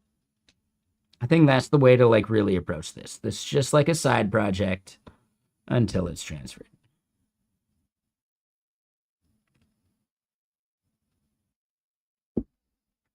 Which it will be. Like, dude. Yeah. No. Like, I don't give a fuck about this for my own bullshit. Like, no. I made this for work. But I wanted something I could just like bullshit on, Like, I just wanted to turn GSD2 loose on an idea. That's all it was.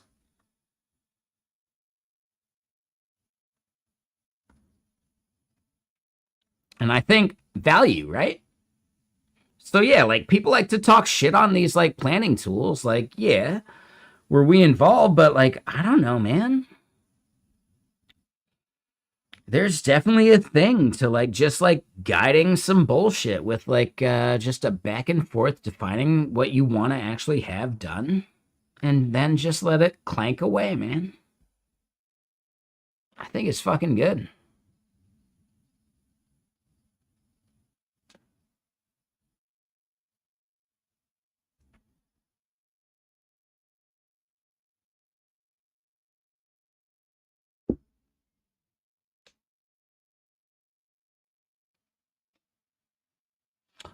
Oh, the next song coming up.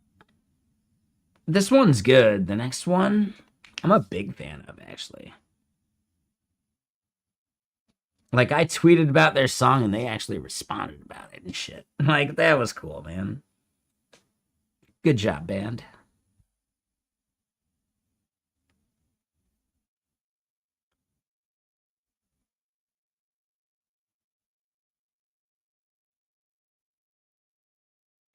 All right. Anyway, let's keep doing some shit. All right. So, for GitBench, yeah, we have this one that we're going to keep prompting UI improvements for. But right now,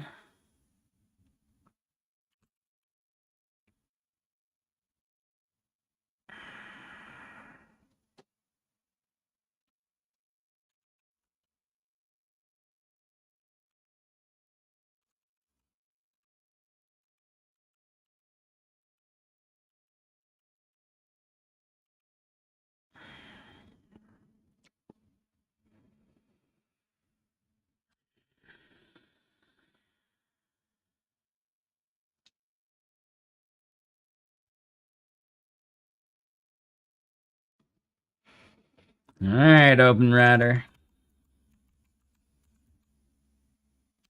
Open Router, more like Open Wallet. Now, honestly, like I'm using it.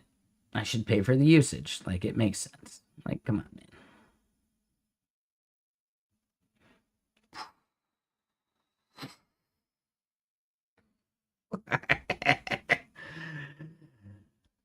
I had $10, I think, yesterday.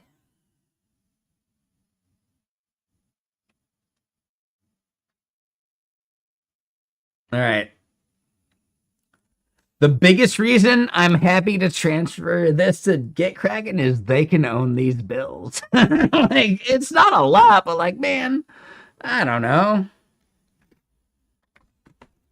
They don't give a fuck about a couple $100 if it takes it. Like, dude, ads are way more expensive. Fucking like top of funnel like micro apps are way more expensive as far as like someone's time is worth, Like, fuck yeah, man. I think it'll be good. But yeah, like I don't know.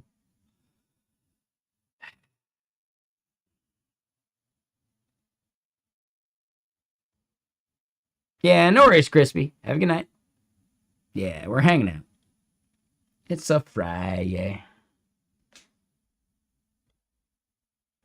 But okay, so I am gonna add some credits.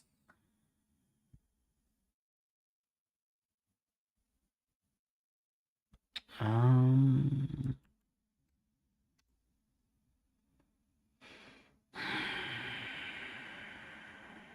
I don't want to deal with this for a while, and I'm going to keep using.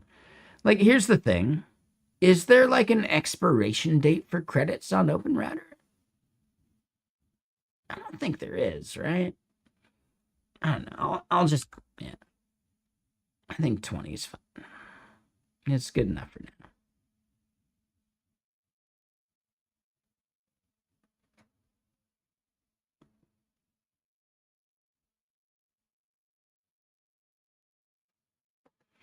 Right. I do need to create an entire new API key because I leaked it earlier because the fucking clanker loves to show that shit when it's trying to like fix and test things.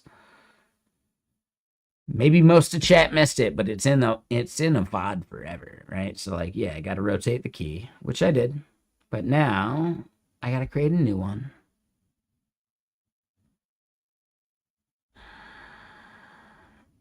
The fact that their entire UI is like really mobile responsive, well played, OpenRouter. Like, dude, this is a very nice narrow UI I got right behind like my face and camera and chat and shit.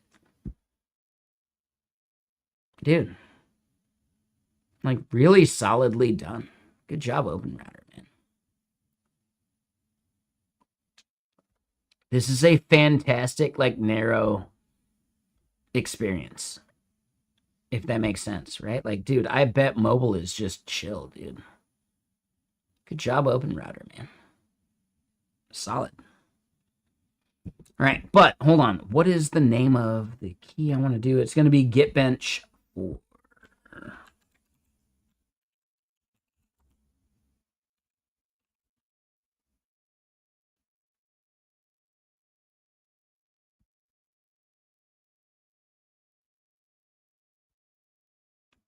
All right, so now I need to do this. There we go. And yeah, dude, how good is this t-shirt, right? This one's so good. I really like the Jerry of the Day shit.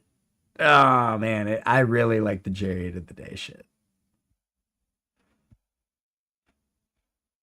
I'm absolutely gonna use some of those like stupid fucking glasses for something at some point, right? Like, dude, are you fucking kidding me? Absolutely, dude. Oh my god, yeah, duh. Like, they'll be good. I got them somewhere. I forget where. They're fine. It's okay.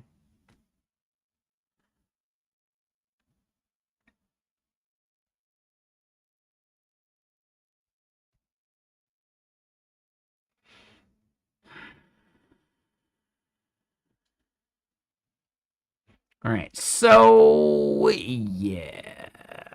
We cleared that. We did this.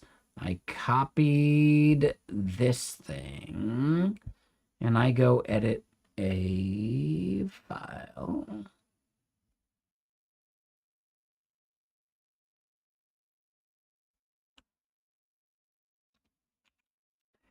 And here's the bummer. I actually have to go grab a bunch of shit. All right, so if I look at GitBench, yeah. We got Minimax, DeepSeek, Gemini, Flash stuff, and that's it. In the temp,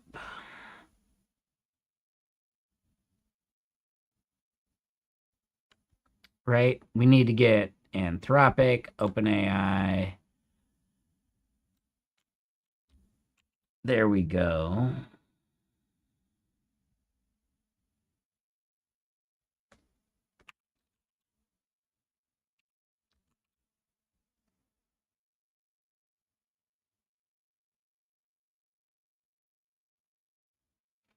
Oh, I fucking love this song.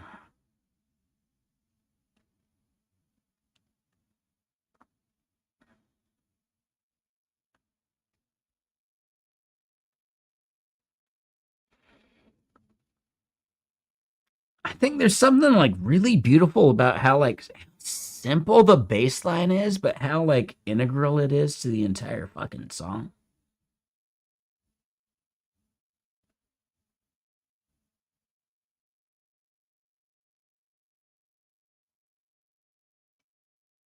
I mean, like every other part's doing the work, but like sometimes like the bass line's just like a shadow of the guitar line, and I don't think, yeah, like nah, man, that is not the case here. It's nice. I like when songs do this. Anyway, continuing along. All right, I got Claude and all of its fucking things. Do we add none?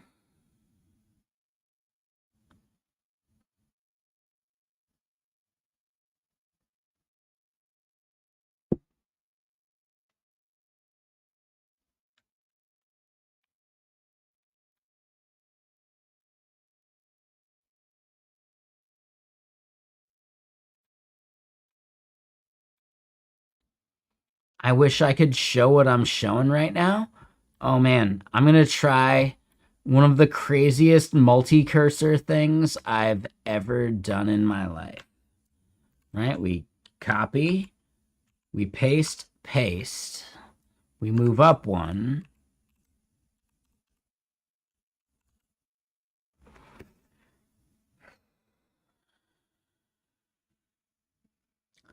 I wish I could have shown that. That was, oh man, that was like the best like multi-cursor thing I've done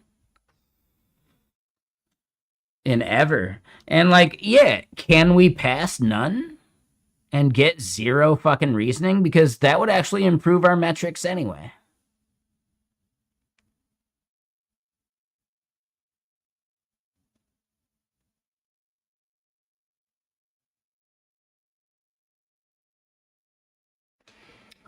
Here's one thing I'm gonna do. Oh my god. Why the fuck would I put Claude and GPT whatever first?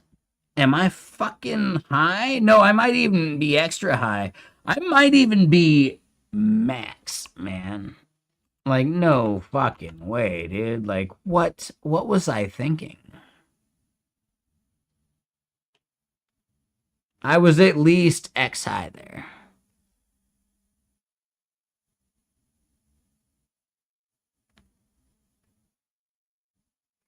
You start out with the cheap one first. Duh. Like, here's actually the thing, dude, based on the numbers we saw, Minimax chews up more tokens than anything, but the price is chill still somehow. However, there's a major difference between Minimax and like GPT Mini as far as cost.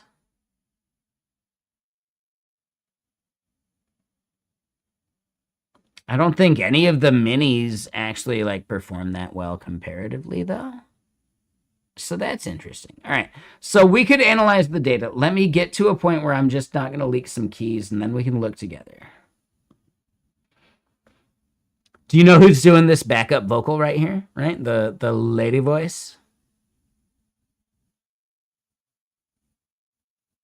The higher pitched voice. It's not the lady voice. In the music video, it's the lady voice.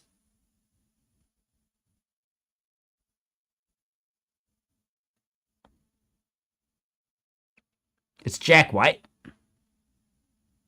Yeah, it's fucking, yeah, dude. He's got to be like pitch shifted or something, or maybe he can just sing that high and he doesn't even have to like even try. I don't know.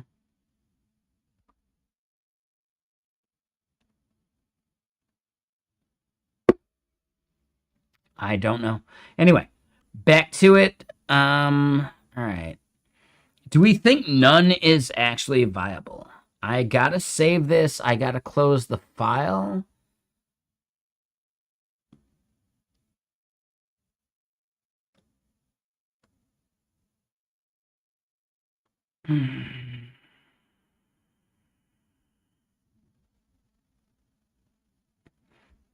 Okay, hold on. Wait. Before I change back, I want to get the models we have here.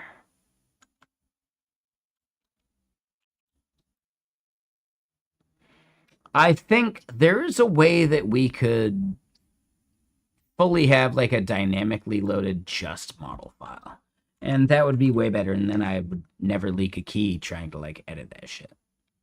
The model might still like leak some shit in the thinking phase, but yeah, that's a little harder to control. It's annoying, but you know. So yeah, as long as I have these things in this order, I can actually show this part now. So, right? Minimax. 2, 5, none, low, medium, high, extra high, right? 2, 7, right? DeepSeek, 4, Flash, Pro, Gemini, Flash, Flashlight, Flash Preview. We actually need to get Gemini Pro into the list, right? What other models do we need to do?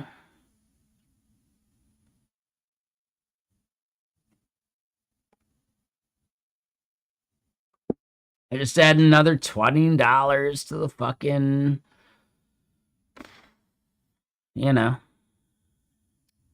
the wallet so we could run this shit.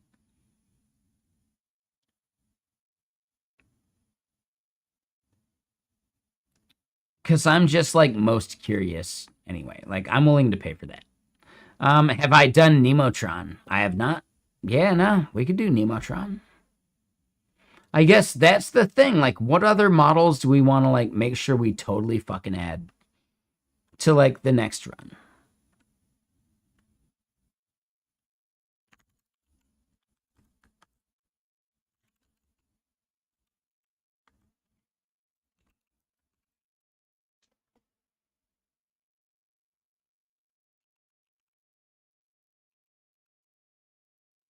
Do you have a preferred Nemotron?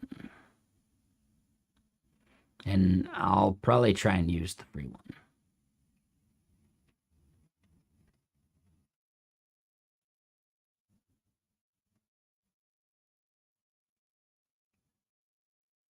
I might not be able to use the free one. I don't think I would handle... Hold on. How do they do this part? Let me double check. Dude, the fact that they do the colon... I wonder if my parser would fucking blow up on that. And I bet it's so cheap that it's not even worth it. Like, I bet Nemotron's, like, pennies. Like, dude, I bet it's so fucking cheap. So, yeah, like, which Nemotron do you want me to do? I'm only going to do maybe, like, one. I could do a second, right? Is, like, the 330B the one? What do you think? Is that one, like, cheap? Yeah. All right. Cool. Yeah, I'm down.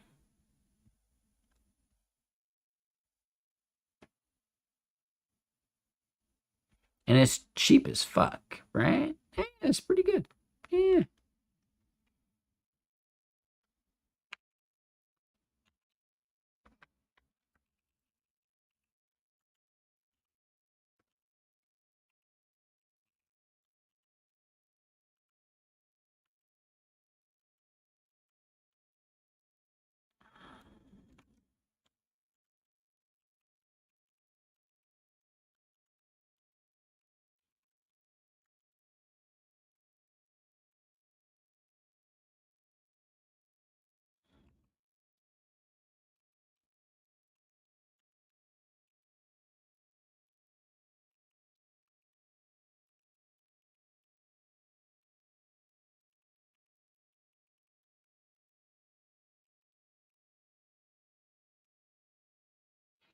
All right. So, Nano, is that actually the one you were looking at? Was there another?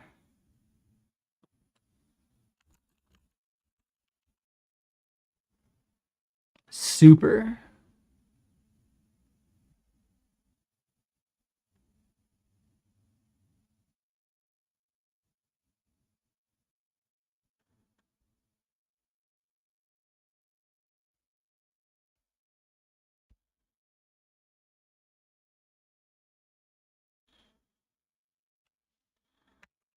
Also, cheap as fuck.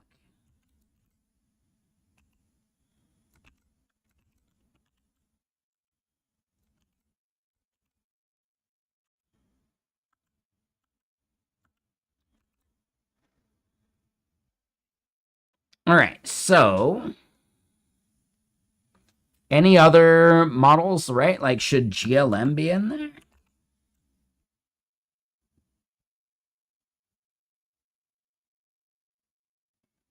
It's a little spendy, but I don't know, man. Fuck it, yeah.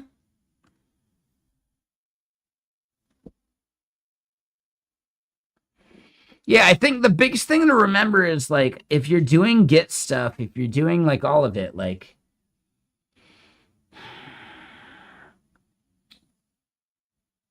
when could you optimize a little bit? And like, yeah, would you use like a smarter model to like summarize the thing? And then you're just like spitting out a little bit, and then like the other thing just like makes the commit based on like the smaller input token size, and you're saving a shitload of money. Like, I don't know. I think that could be a thing. Is that offloading worth the cost though? Because like, well, technically some of the other stuff is just cached.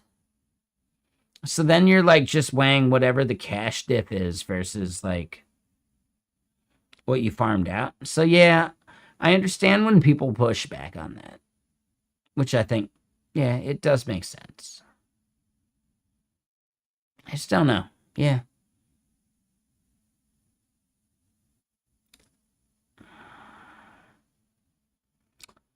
Someone might figure out a good way to like optimize that handoff though. And then, holy shit, right?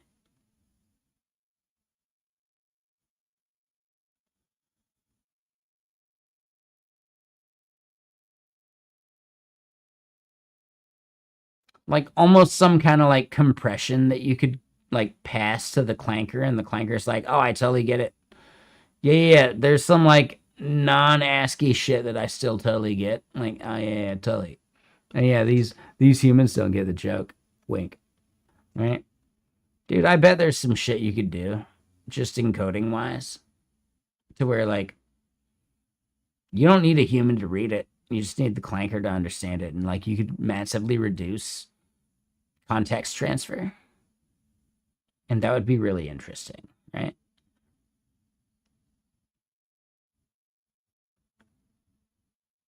That would be really interesting.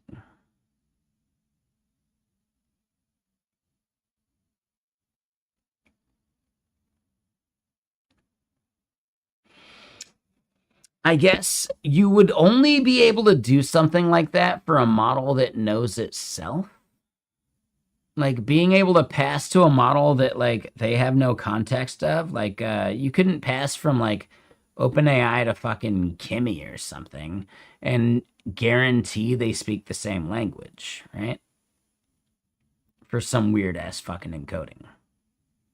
But if you were doing it within like the OpenAI ecosystem, you could actually like have this thing, and would that be your moat?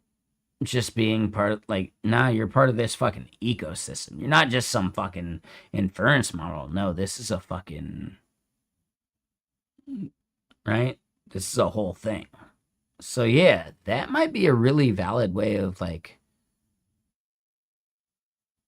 establishing a moat, I guess. Like they got one already just by users, sure, but like users are fickle.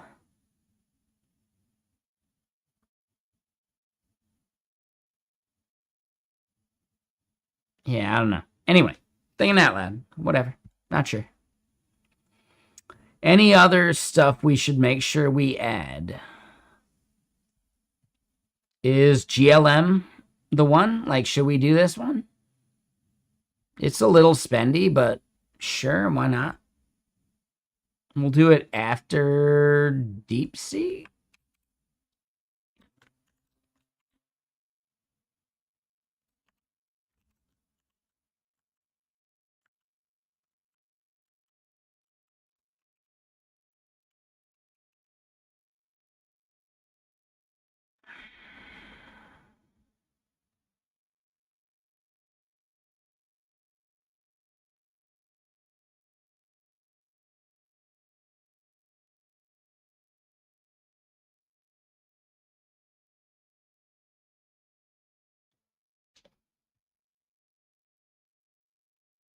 All right, so I'm currently not seeing Kimmy, right? People love fucking Kimmy, man.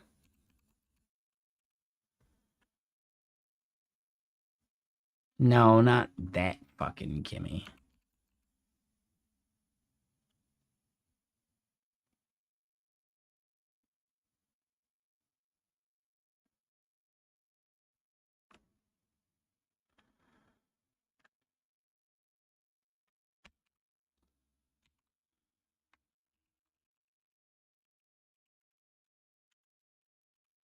Dude, Starfucker is good. This band's like really solid.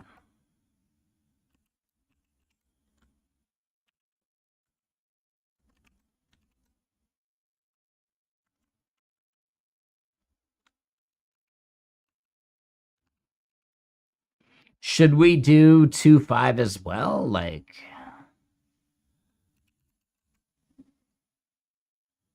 I think we gotta see it, like, just to like know.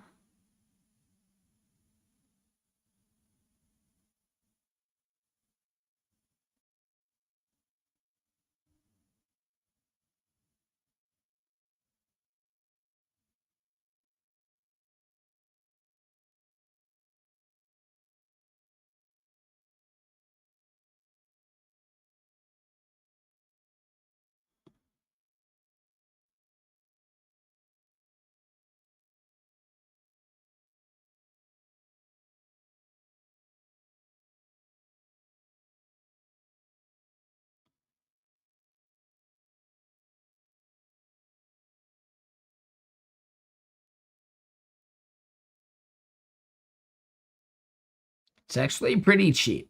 All right, so I think we're good.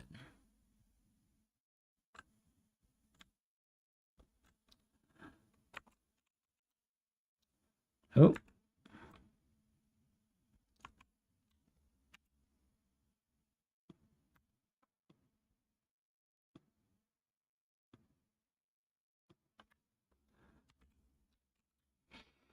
All right, so we got K25, K26. We got Flashlight, Flash Preview. We don't have Gemini Pro.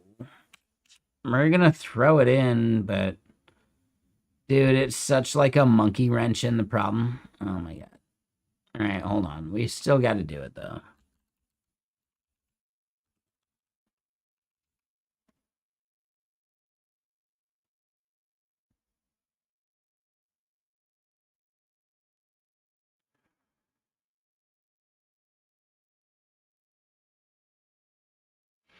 I like a more specific thing. Yeah, 3.1 Pro preview.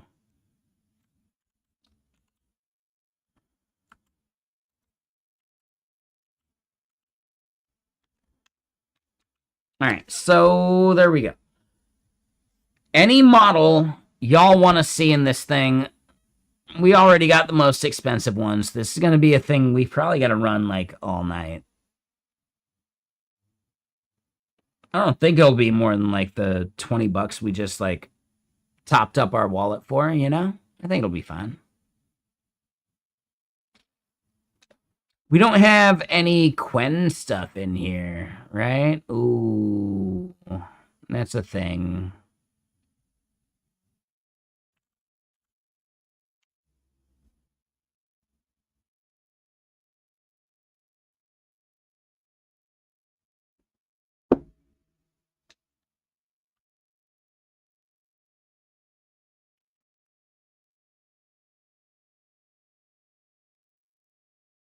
I really think I want to go like specific model, right? Like 35B A3B and like the other dense one. Nah, we're definitely doing some fucking Quen shit.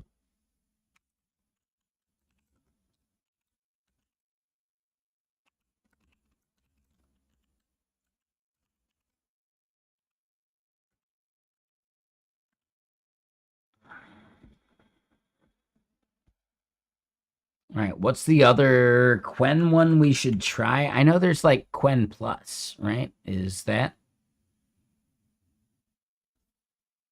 the one? I know there's also like, yeah, we see the hold on. I like the idea of the 27B, like, oh man.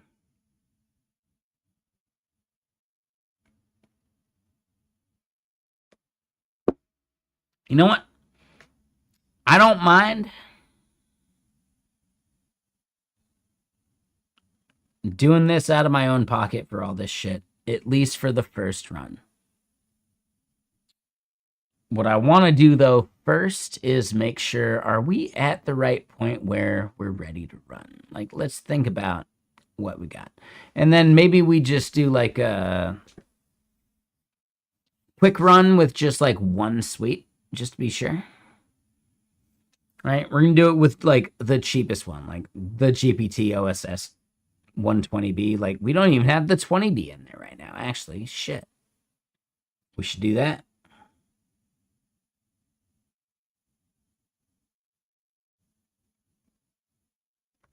This is a fantastic song. Yeah, for sure.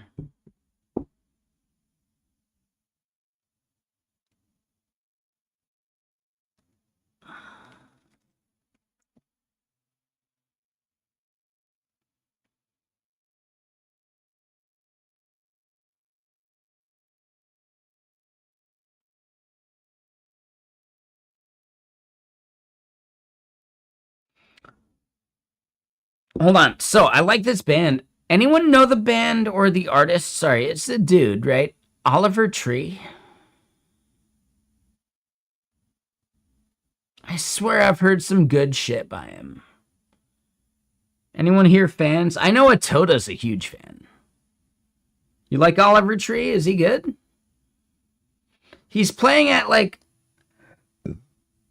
not one of my favorite venues in Seattle, but at least it's not a fucking arena show or some shit. You like a lot of his stuff? What is, like, a song you would recommend I play real quick? It, like, just like the first song we should check out that's actually, like, I don't know, like a good transition into his stuff, not like the weirdest fucking thing that he's got, because I know he's a little weird. He's a little weird.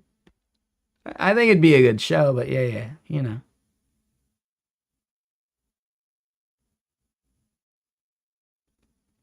Life Goes On by Oliver Tree. All right, we'll check it out right after this song.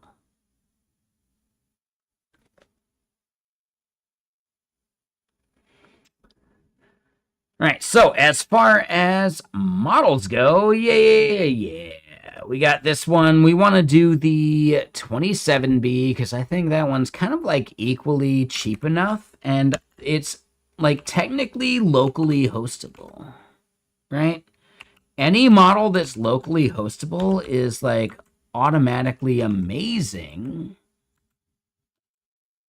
for these tests. Like, do you need to pay for a fucking real model for this bullshit, man?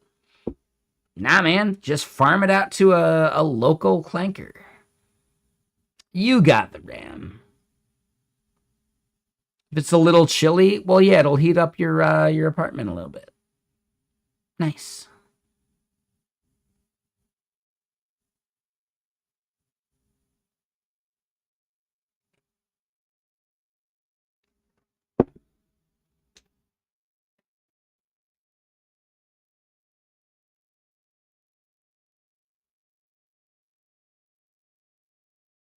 All right, so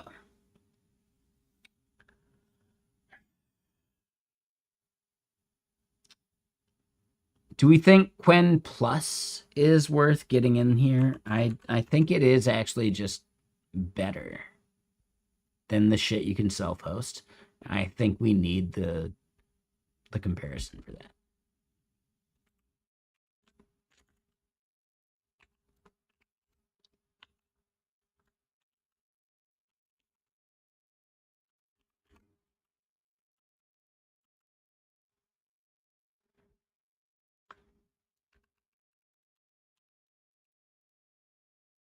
All right, bunch of bullshit. We got GLM in there. I don't care about GLM's history. Latest is fine. Kimmy, right? Like, is there anything we're seeing over in artificial analysis that we absolutely fucking need? right? And we're not going to keep up because, like, dude, I'm not made of money.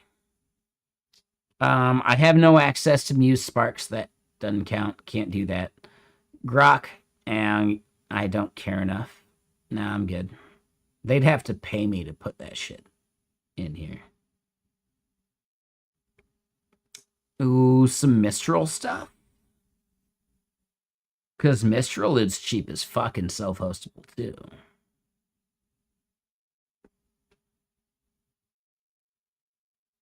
We got Nemotron Super. I guess we're not testing Haiku or Sonnet for any of this stuff.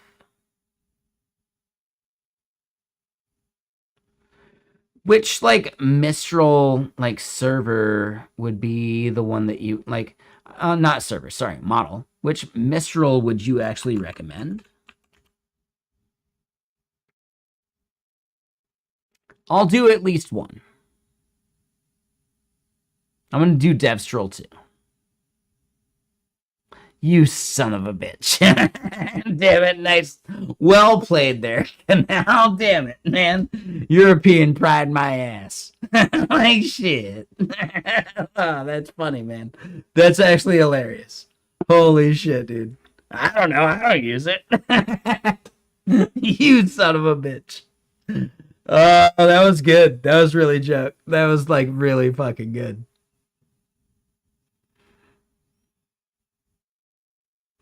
That's fucking funny, man. That was fucking good, dude. That was a really solid joke. All right, which model do you recommend? I don't know. I don't actually use it. Shit. Yeah, European pride, motherfucker. That's funny. That's funny. But also, yeah, like, no, I still want to try it. I bet it's a good model here and there, but like, I'm only going to run 2 of these fucking things. I'm not running all of them. I'm not made of money. And I don't even think Gitkraken would be like, no, yeah, we'll totally add the oldest Mistral ever made or whatever. Like, nah, man, we're not doing that. Nah, we're not doing that. I don't care how many pennies it only costs us. We're not doing that.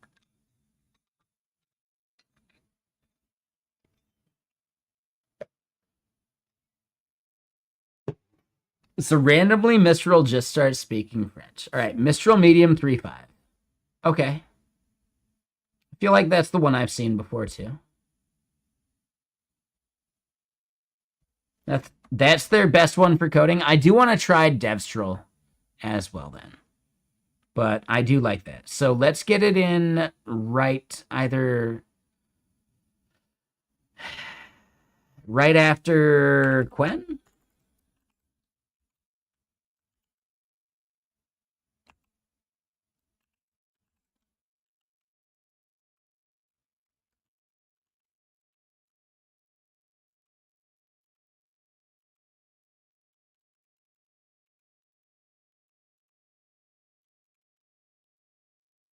All right, Clanker, take it easy, man. All right, and then I want to do Devstral too, just to see, man. Because it's so goddamn cheap. Like, who cares, you know?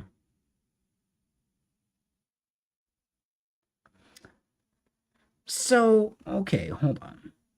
I like Cage the Elephant. I don't like this Cage the Elephant song. Nah, I'm good. No, thank you. I'll pass.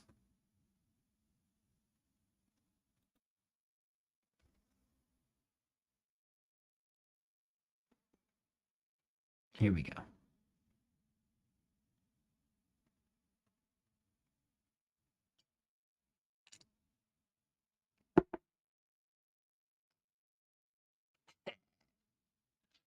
I forgot to water it down.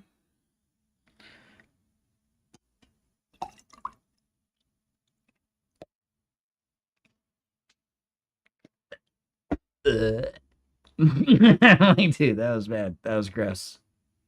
That was terrible. There we go. Now we got the water in it.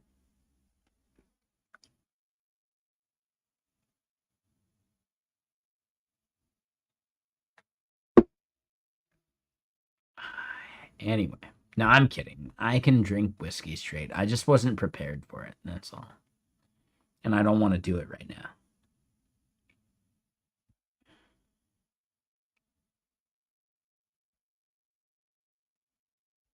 All right, so this.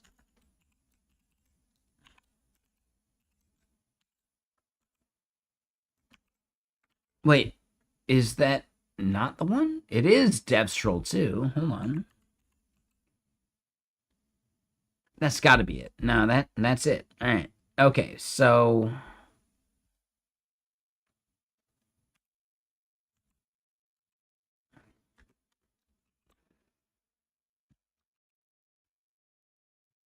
how long do we think this is going to take?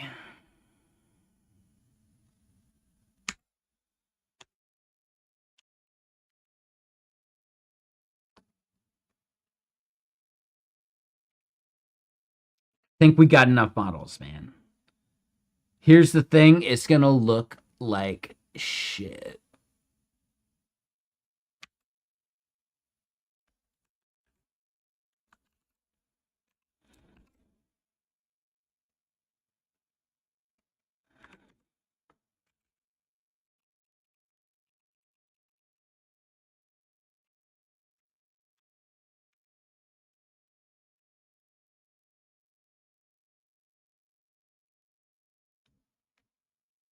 Hold on. I guess we'll find out. Hold on.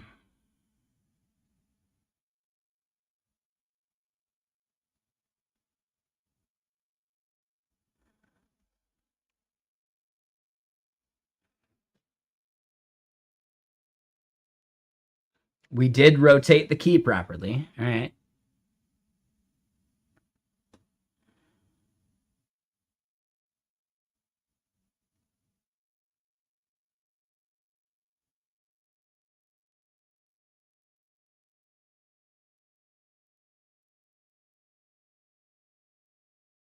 H top and another tab? Why? This is fucking beautiful, man. I just need like 2 more and it'd be like even. It'd be nice.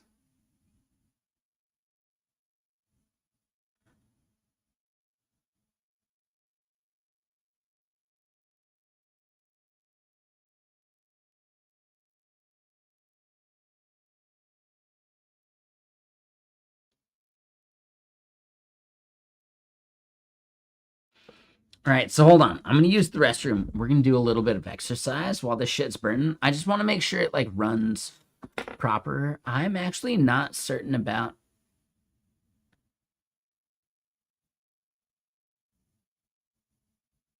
some of these things. Like, dude, that doesn't even seem like, oh, motherfucker. Hold on. No, I fucked up. Fucked up already. Hold on. I gotta go pee. BRB. But yeah, I didn't actually copy and paste.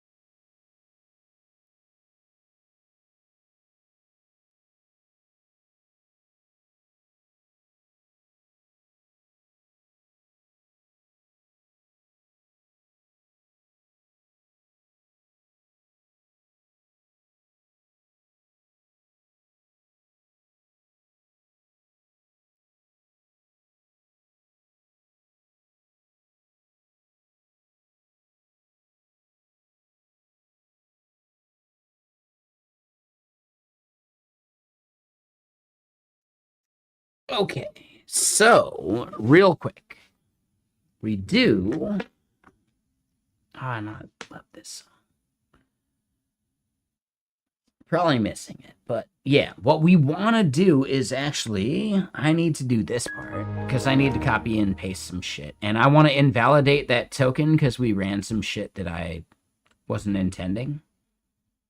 Like, you know, I don't want to like double bill someone kind of thing. So I want to be able to investigate in Open Router as well as like locally and all that shit. So we're going to clear out results and reset all that shit. But I need to put this in the GitBench file.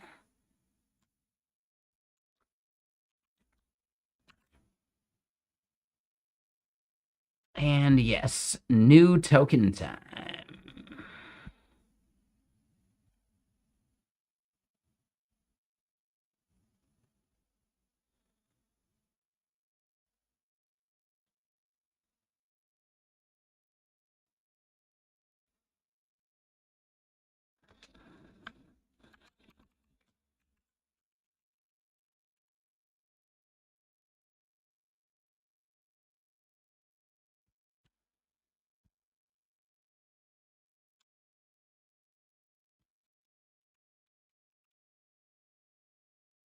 Right. Gotta close that file, otherwise I leak some shit. Close that, because I would leak some shit. Wait, how did that go full width, though? That's... I did not drag that. That was weird. Alright, so yeah, we got the thing, we did that, got the key, put it there, saved, saving here.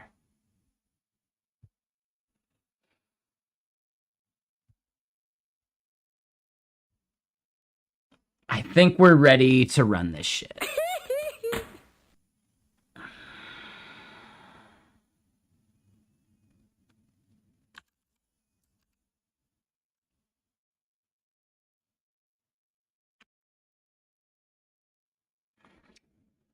Dude, this just some bullshit, you know? Like, dude, there's way too much shit here. Like, we're not tracking this the right way. There's a better way to render all of this. There's no way. Like, what if I can zoom way out? Oh, man. That looks fucking terrible. You guys can't read shit.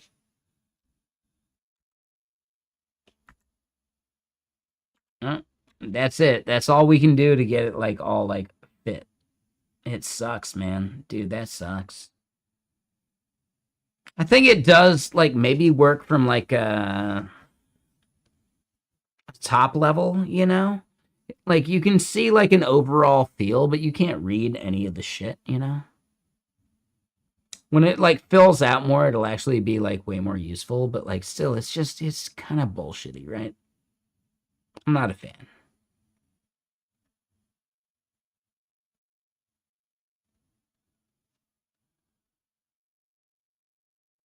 Dude, this band is coming to Seattle. I'm thinking I'm gonna go see them. It'll be the last time they're ever fucking touring, probably, right? Like, come on, man. You gotta go see fucking the Toadies.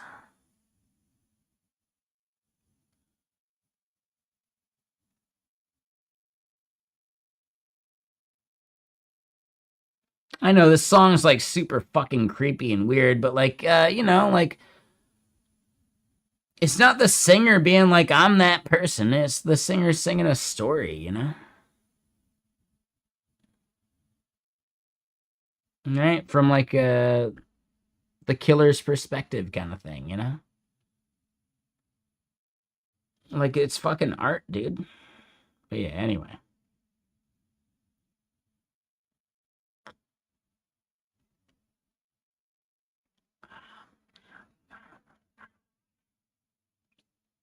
I forget all of their other songs. I did have their album, what was it? Pleather? I think that was the name of it, right? You can read everything. I did upgrade to a better capture card, so if you can read that, that's awesome, actually. That's cool. It just seems so small. Like I prefer zooming in way fucking more. Just for like people on their phone. Like there's no one on their phone that can read this. And then unless they're like panning and like doing like I don't know. That sounds so bullshitty. So yeah, I'm not a big fan of this still. But it's fine, you know.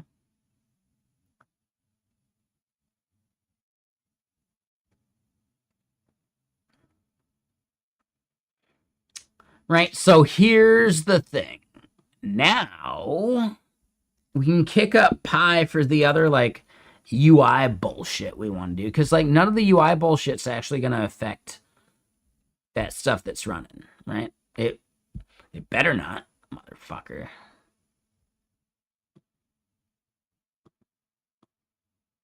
Am I going to have to slap a clanker? No. I think we're good.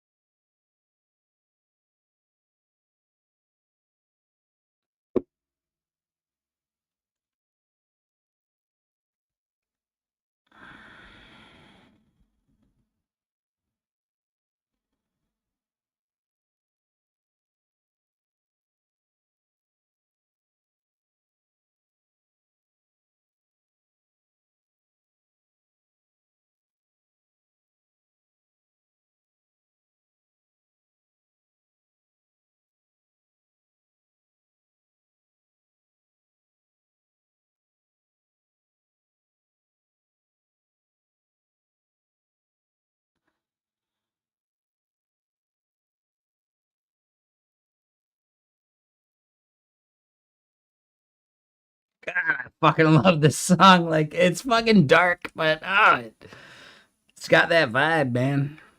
The lyrics don't matter. It's a head bobbable event.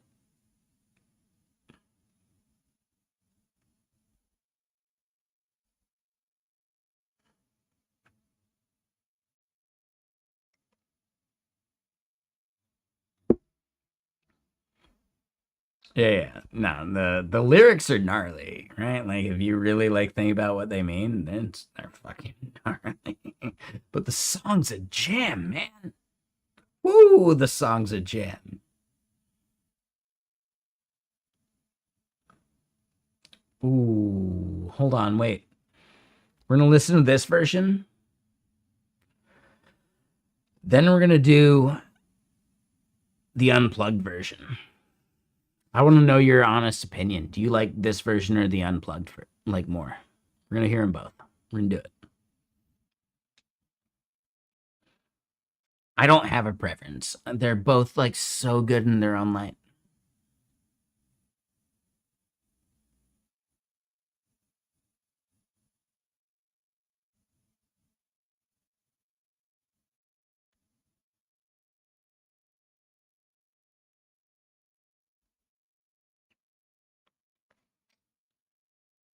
Everyone's like cooking in the parlance of our times, but holy shit, dude, the drummer is carrying this fucking song.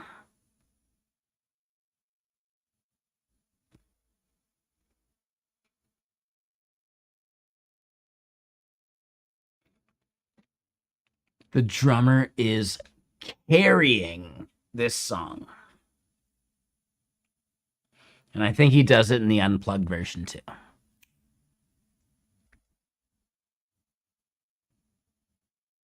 Right? Like like listen to, you can't hear the nuance. It comes through better on the like unplugged. It does. Is better mic'd for the drums, for sure.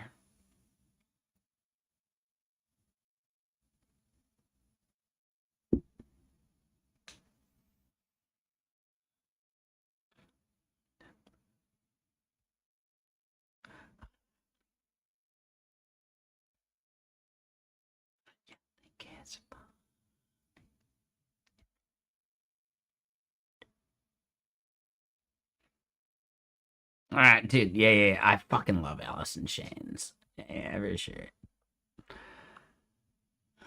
Had a long day and I just hate fucking blah blah blah. Like a grunge Big Lebowski would definitely have opinions, but they're harsh opinions. I'm just saying. I've had a long day and I just hate fucking blank. What do you think he'd say for blank? Pearl Jam. Fucking Pearl Jam. Right? Like the edgy version would be like Nirvana. No way, dude. Like if the Big Lebowski were a 90s kid or like an 80s kid or whatever, like you know what I mean? Oh man. Oh shit, dude. No way. Dude would fucking hate Pearl Jam. I mean, right? Just I think we all know this, yeah? I think we all know this.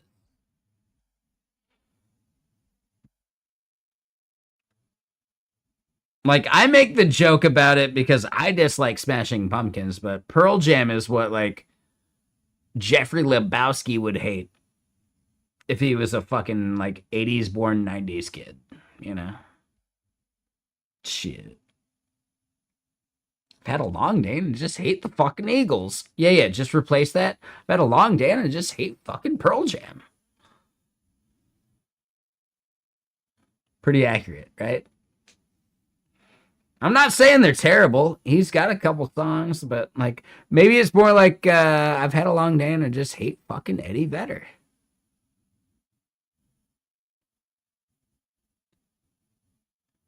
Here's the thing, I bet he's actually like the nicest dude. I bet he's actually like a fucking dude. I've never met him. I don't fucking know. But yeah, I don't know. I bet he would. He's probably even like a really nice guy. People just hate him for no reason. I have no idea. I have no fucking idea. Speaking of, I've actually heard some people say like this dude's a fucking asshole. I've actually heard multiple people say that. So that's actually funny. Right? Eddie Vedder, like, I don't know, seems like an asshole. Probably the nicest guy. Oh, yeah. The guy that sings this song from Flaming Lips, I've heard he's a flaming asshole, actually. It's fucking weird, man. It's so weird, dude. Don't meet your heroes. It's not worth it. It's never worth it.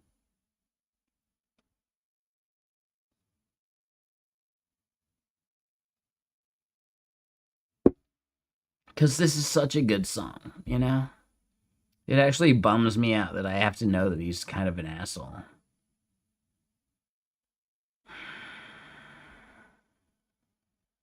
But I guess I am too, so yeah, whatever. Touche. But anyway, yeah. So the bullshit we're doing, we got the shit running. Wait, where's our tab for that? That's what we were doing. Yeah, that's running. Now let's just fire up Pi and let's like, yeah. Oh, Pi. No. The thing we actually want to do that we had notes for that we put over here in the notes file.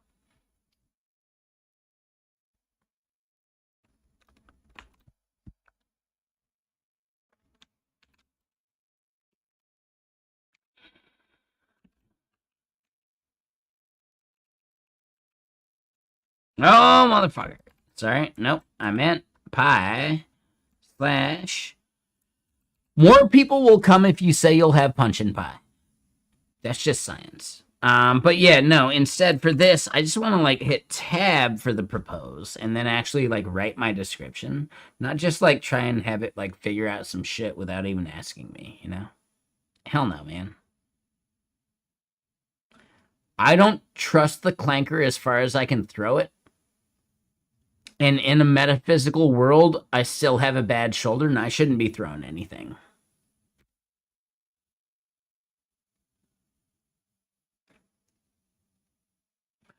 That was like so much of like, yeah, I mixed in like the Matrix and metaphysics and fucking Ferris Bueller in one fucking statement.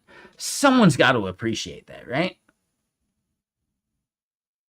Come on, that was fucking beautiful.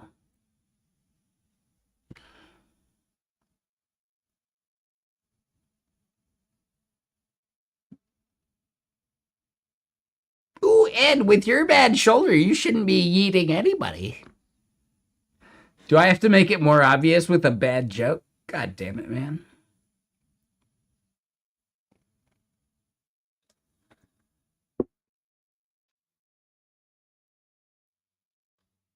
Anyway, so our plan for what we need to do.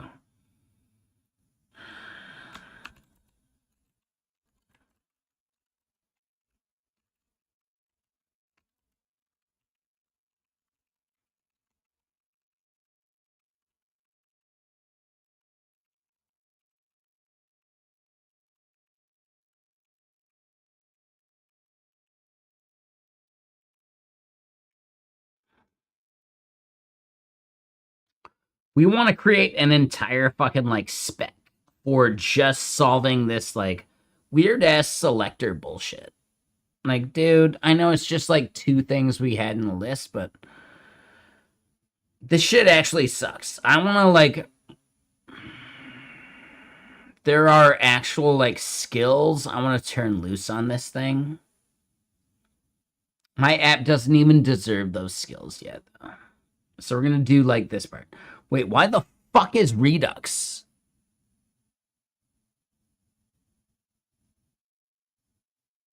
Wait, no.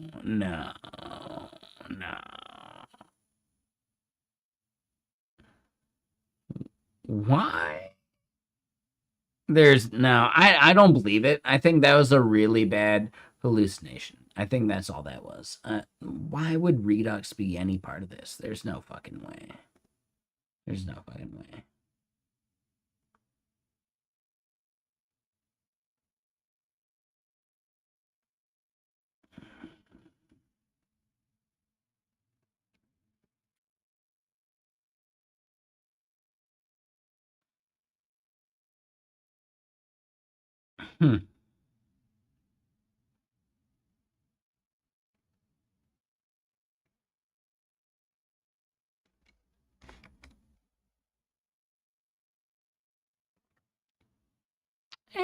Unlikely.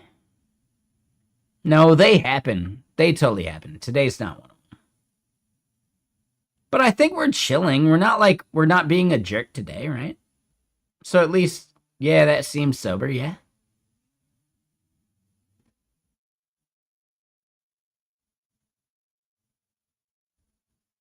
I could be a jerk, don't tempt me. No, it's fine. I'm just bullshitting. Come on, take it easy. Now we're running bullshit. We have things running. Yeah. But no, this is not a sober stream. I would not pretend to be sober. Come on, man. But also, like, I don't know. I'm a jerk when I'm sober too, so don't think I'm just like I'm a jerk when I'm drunk. Nah, man. I'm a judgy human being. But we do have other things running. We're trying to do some like UI stuff over here on like the side in a repo in which we're still doing some of this like weird like, oh yeah, we had to invalidate all of our metrics. I think I forgot to delete the old ones. God damn it, man. Son of a bitch. Nah, I'm okay with it. If I wanted to kill it and restart and like kill the results, no, you know what? Like, dude, I bet whatever we've done, this is actually one of my favorite things to check. How much do you think that cost me just now?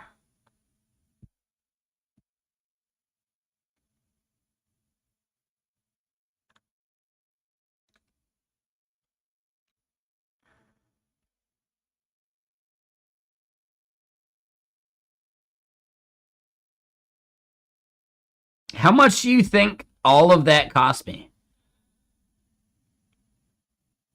$2. We are benchmarking models based upon how they do get things. And if you're concerned about what those get things are, well, you can help us evaluate it, man. I'm currently going to run way too many fucking models. I think I need to add actually more credits. I'm going to do that anyway, just because, like, I know this is going to have to run, like, overnight. And it's going to, like, take a bunch of fucking tokens. So I'm going to add even more. I believe in Open Router, and, like, oh, if I have extra Open Router tokens, I'll figure out how to use them. I can totally do that.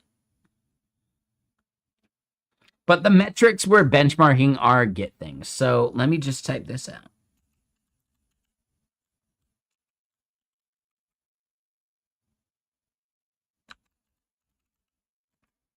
I should make a command for this, right? But whatever.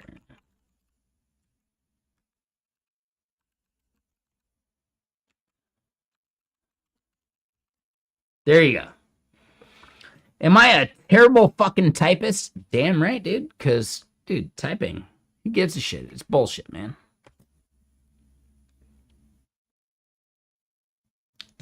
Do you know what I mean? Do you?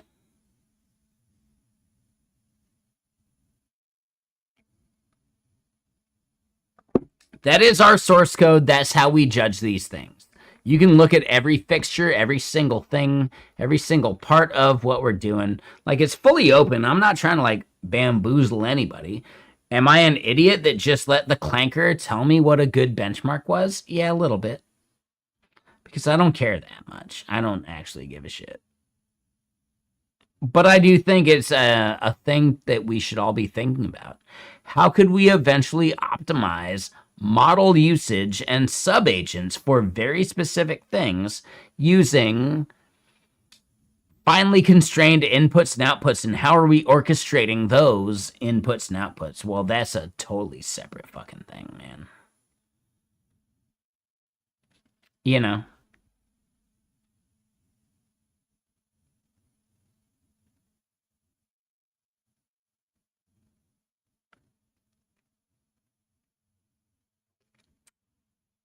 No, hold on. Is that Grok with the K or Grok with the Q? Grok with the Q is the cool one, right? And Grok with the K is like the Nazi one? Right? I just want to make sure I'm like remembering which one's which.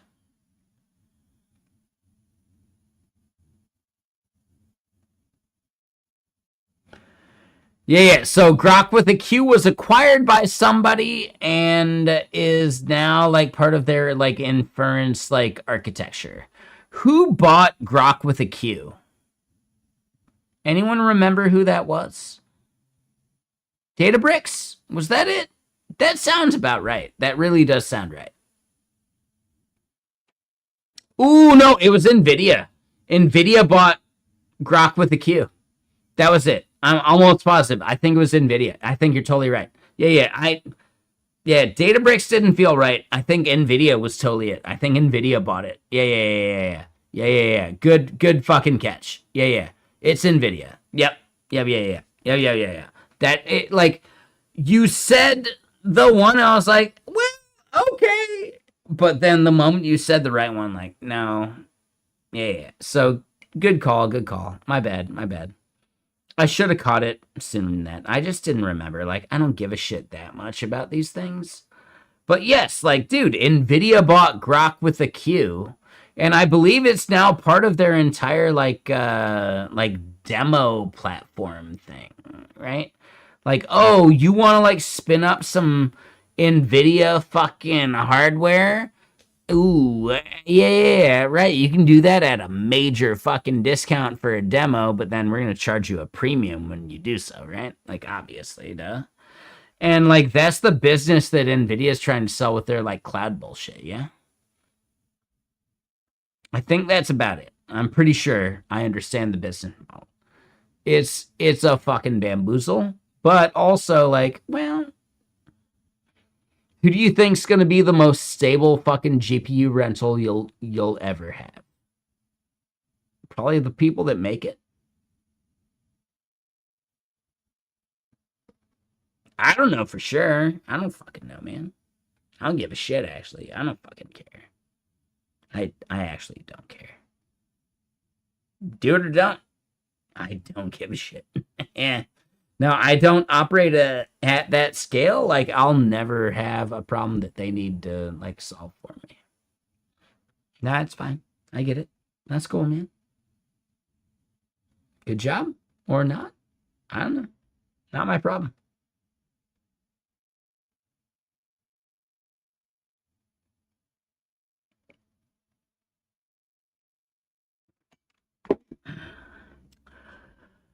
I am going to say, like, I am a little bummed on Minimax's, like, per token cost in the cloud. It does really explain, hold on, Kenny. I bet you are bleeding these motherfuckers dry based upon, like, what they could charge retail instead for the tokens you use. And you should keep doing that. Yeah, like, 1000%. Yeah, you should keep doing that. But that shit is actually kind of blowing my mind. Like, dude, wait, really? Their numbers are actually that gnarly? Wow. They are not actually cheap. I thought they were cheap. No, they subsidize the fuck out of their subscription way more than any other subscription out there, based upon, like, the value you get from burning tokens on their platform, you know? Holy shitballs, dude. Like, the value per cost ratio versus, like, what if you were paying for tokens? Right? Not paying a subscription, but paying for tokens. Oh shit, there's, like, a really, like, interesting, like, price differential study to be made. I'm not making that study. I don't want to do that. Nah, I don't want to be associated with that. Like, dude, you'll be hunted, not headhunted, hunted. Like, I'm good. No, thank you. But holy shit, that'll be a thing. Someone in a place where, like, they'd have to spend a lot of money to, like, find you and get you. Ooh, yeah. Someone else should make that fucking thing, you know? Shit. And yeah, hold on. It's like I smoke weed or something.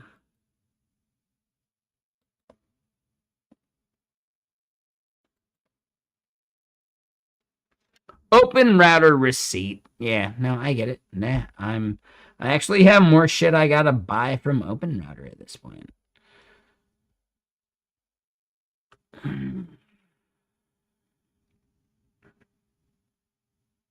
Yeah, let me do that. We're gonna do the Open Router thing. We're gonna, like, tack on another 20. Just because, like, I know I'll use it anyway because I love the platform anyway, right? Should I be fighting to have them, like, sponsor me? Like, oh my god, why am I giving anyone free publicity? Because I like the product, and I think if they recognize that someone likes their product, they'll pay them anyway. If they want to be misers about it, well, that's on them. Whatever. And maybe they've just never even heard the stream, or maybe they don't like the fact that I drink the whiskey. Whatever. I don't give a shit.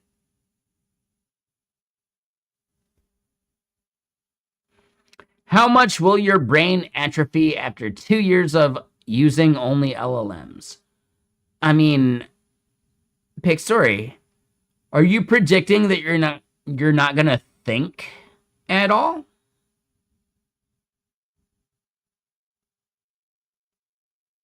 Why wouldn't you be thinking? How does that factor into, like, LLM death? You still gotta, like, think. I'm just questioning, where does that number come from? You gotta study? Oh no. I smell. Smell? Smell bullshit. 30% less. Yeah, for sure. Oh, man, you should have scooped up that bullshit, man.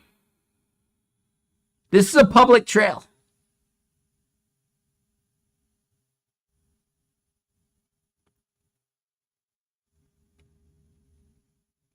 God damn it. I fucking hate the Smashing Pumpkins.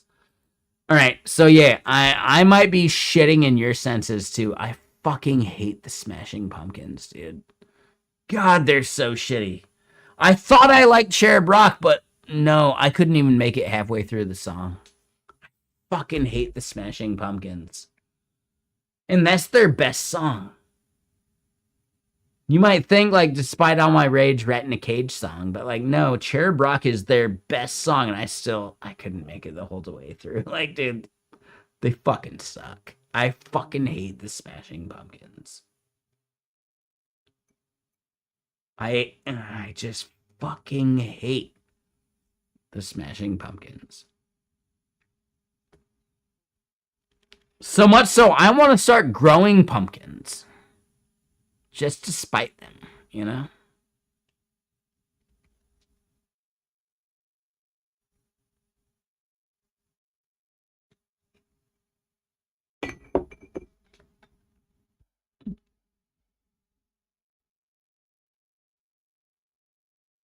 Hold on. That's tweet worthy. I might get canceled for it, but that's tweet worthy. Hold on.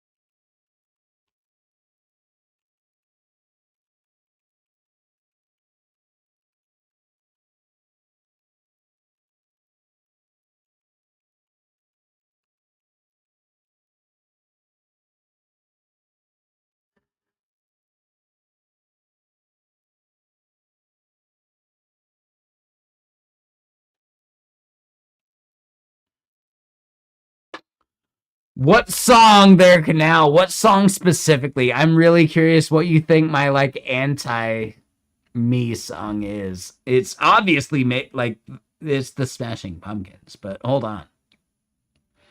If it's, like, Despite All My Rage, that song's actually fucking good, right? Rat in a Cage, that one's fun. I'd be okay with it. I still hate the fucking band, and I dislike Billy Corgan's voice in a way that, like, actually, like, makes me shiver a bit sometimes. It's got to be Smashing Pumpkins. I'm just saying, like, what song do you think would be the absolute worst Smashing Pumpkins song? What do you think that would be? Tonight? That one sucks. Hold on. Ooh, what is it? 1979 or whatever? That song fucking sucks too. Oh my god, dude. Oh, those fucking dudes suck. It's Billy Corgan. Billy Corgan fucking sucks. Right? Like, I'm just not a fan. He might be a really nice dude. I fucking hate all his music. That's all. That's a separate thing. He might be the nicest fucking dude. I bet he bakes the best bundt cake. I don't fucking know. I'm bullshitting, by the way. He could make an amazing bundt cake, right? And just, like, welcome every neighbor to the community. Like, he just, like, does every single thing the best neighbor would do. And I fucking hate his music, man. I just can't do it. Billy Corgan is making new music. Okay, so I didn't think I could be more pissed off about the Smashing Pumpkins. And you just bring me back in. Oh, man, dude. Well played. Shit. Why? Did anyone ask for this? There's no way. There's no fucking way. Nobody asked for this. I've had a long day and I just hate the fucking Smashing Pumpkins.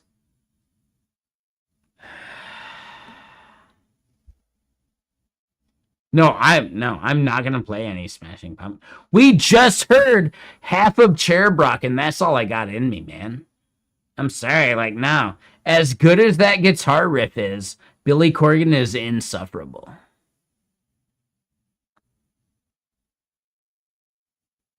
I don't believe you can now. Nah, no fucking way, dude. Nah. You know what? What is the anti-Billy Corgan? Could I play, like, Days of the New? Would that count? Right? As nasally as Billy Corgan is Days of the New like the anti-Billy Corgan? He's still like a pompous asshole, but he's like the opposite version of the, not like as like pomposity goes, but just more like just voice-wise. If Billy Corgan's singing voice is pure fucking like shrill, like shriekiness, the Days of the New guy is the opposite, but he's still insufferable, if that makes sense. I think that equals out, and then it becomes just like white noise. Yeah?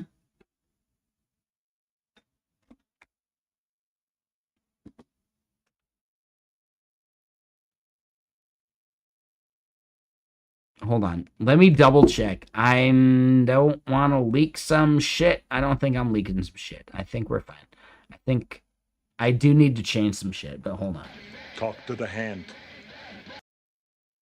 I at least want to play this goddamn terrible ass Days of the New song. That's really actually not so bad when you like recognize the context. But what was Days of the New competing against? Those poor people.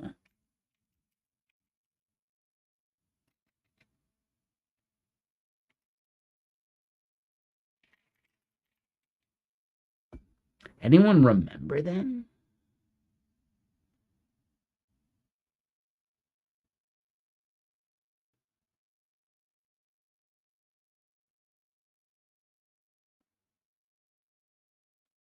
What's like their like famous song? What's the one on like that album? What was it? Come on. Someone remembers.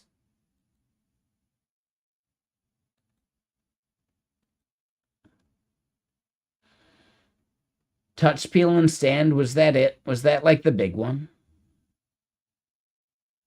Shelf in the Room. Oh, that one sucks. I think.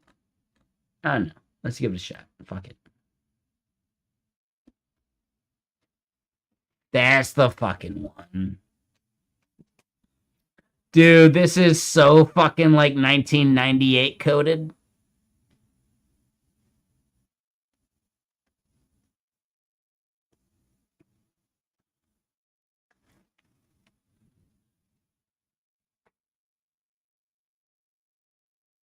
Maybe even 97 shit.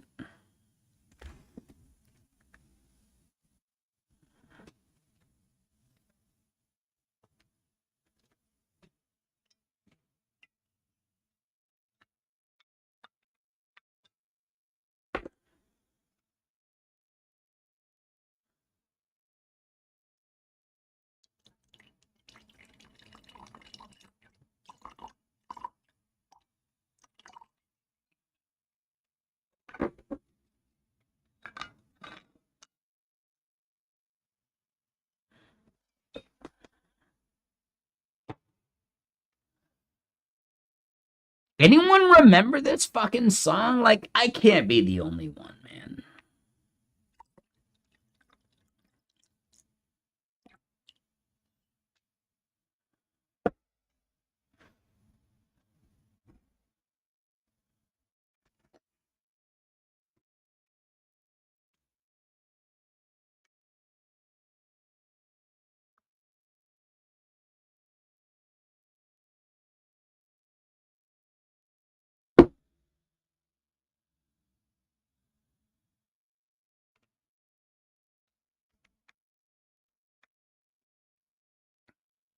I feel like this dude must have been from like LA or some shit, right?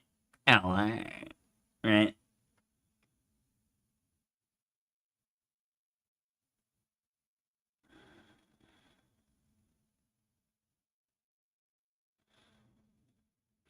It's still a solid song. Like, I'm just gonna say, like, dude, honestly, it's not bad.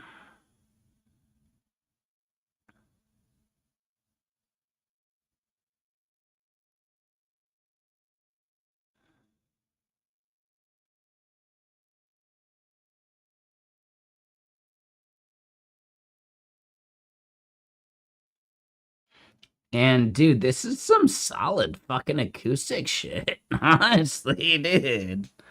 That was good.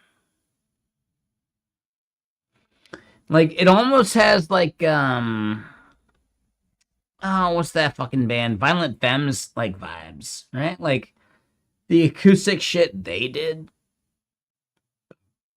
It was like they were still kind of like punk, but like, dude, that acousticness was fucking beautiful, you know? Especially the basses. Right.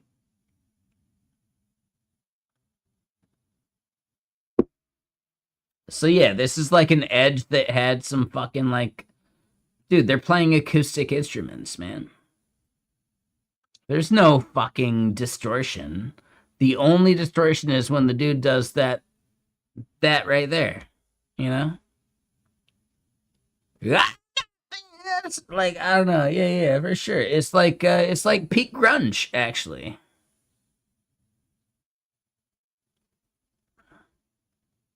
Peak post grunge actually. This is post grunge. I think that's the way to really recognize it. This is peak post grunge.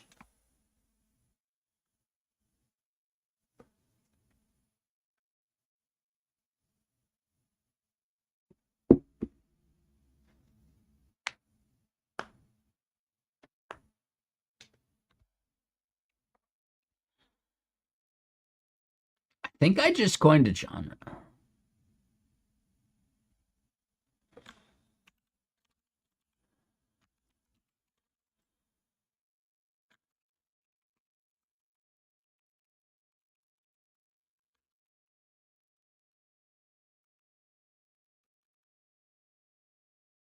Oh damn, 7 Mary 3. Holy shit. This is old school.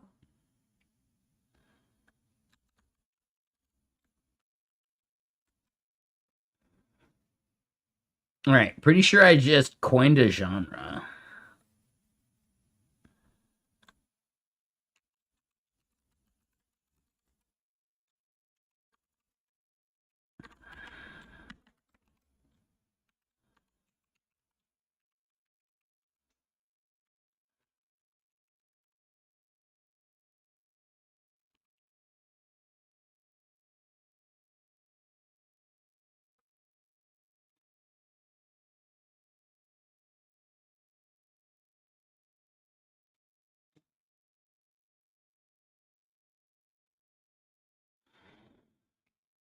Damn, this shit's fucking 90s too. Take it easy.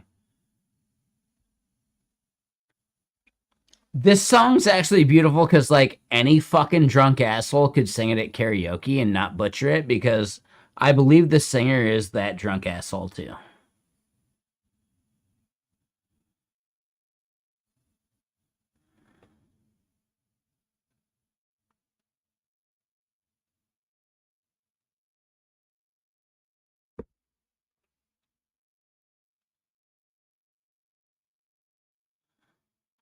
Peak 90s though, right?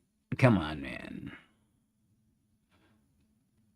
Two black or two white, two wrong or two right, dance tonight. Like, dude, that is such vapid fucking lyrics. Oh my god.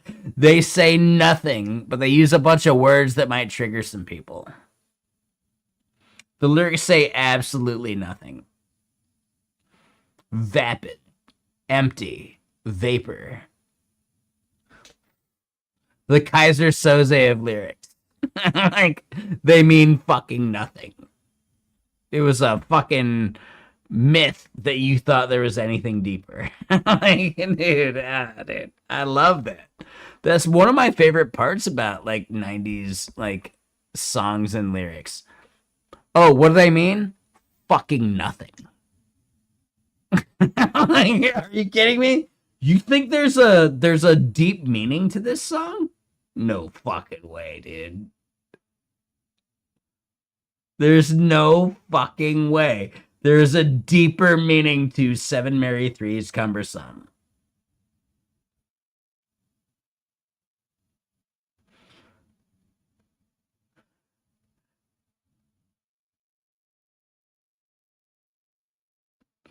Right? It's like, I got words I could sing. Like, I don't know. Like, dude, it's so bullshitty. Right?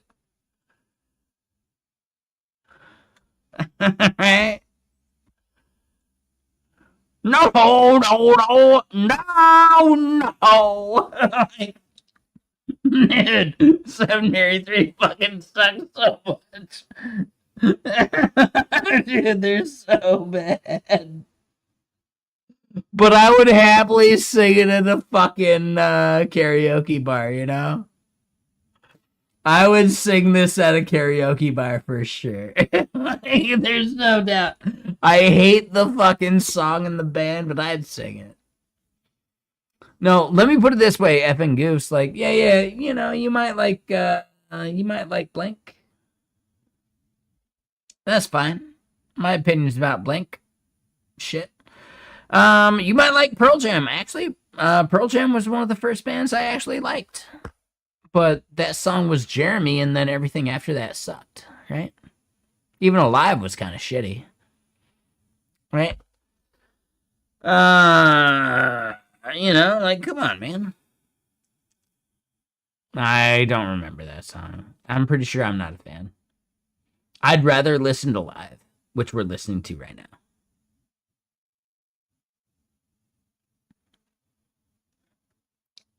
Just won't hesitate to leave you there by yourself. Dude, and it goes heavy, man.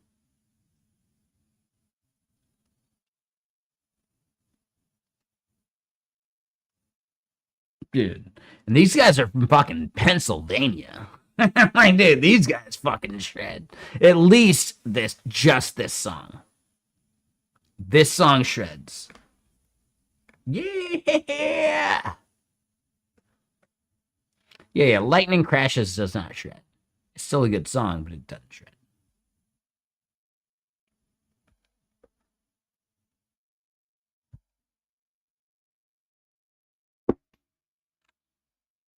All right, let's hold on, wait. This shit's not doing nothing, cause yes, we do need to like spawn some shit. And that was why we did that. We need to rotate a key. That's it. I forgot to rotate the key. That was the entire reason we had this screen on previously. My bad. I get distracted by music, man. My bad.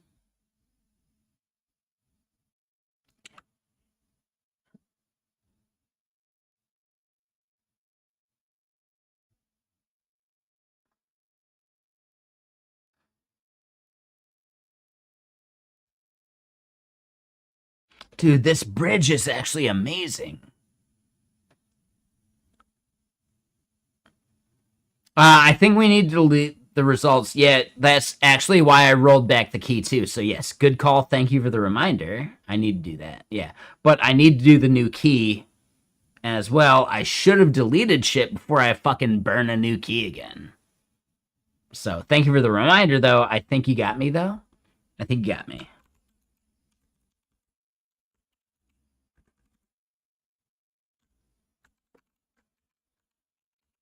Like, honestly, thank you, Canalchis. That's a really good reminder. That was awesome. This is number 6 of these keys. Because I burn shit, man.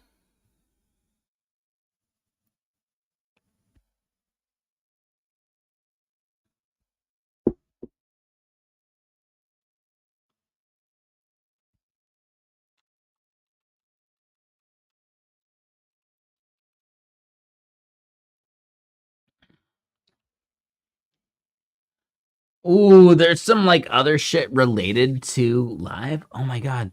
There's a fucking Tricky song that has, like, this fucking singer dude in it. It's not the best song ever.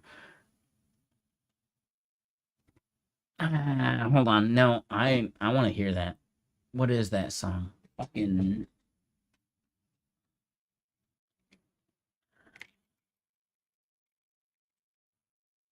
Not Tricky like live, like Tricky like with the dude from Live. Damn it, Twitter. Uh,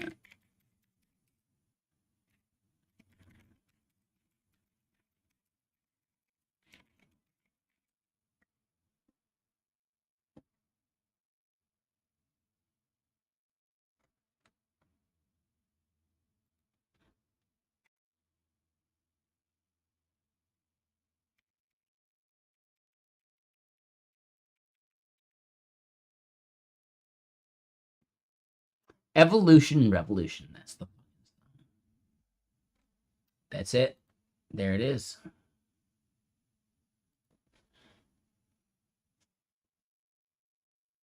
It's definitely not even the same vibe as the song you just heard, but Tricky's the man. Like the man.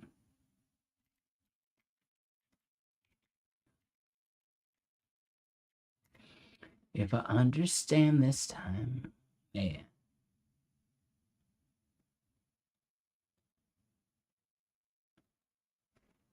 I'm gonna take it to the mic. Yeah, anyway. Yeah. Let me keep doing the bullshit. Yeah, we got this. We got it saved. But dude, this is a vibe. Like Tricky's the man. Like he is the king of fucking trip hop. All right? Tricky is the king of like trip hop.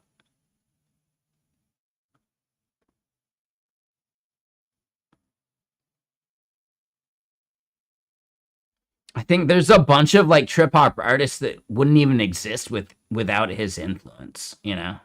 I don't know the stories behind some of that, but I'm almost positive of that. Like you could look it up.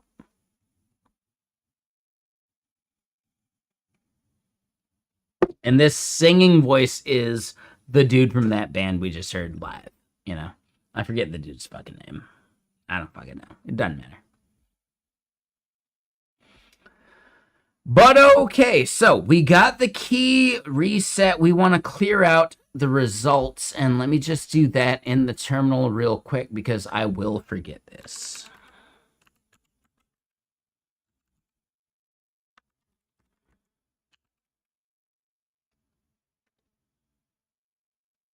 Ooh, none of the results actually wrote, or at least like we cleared them out before it's a problem.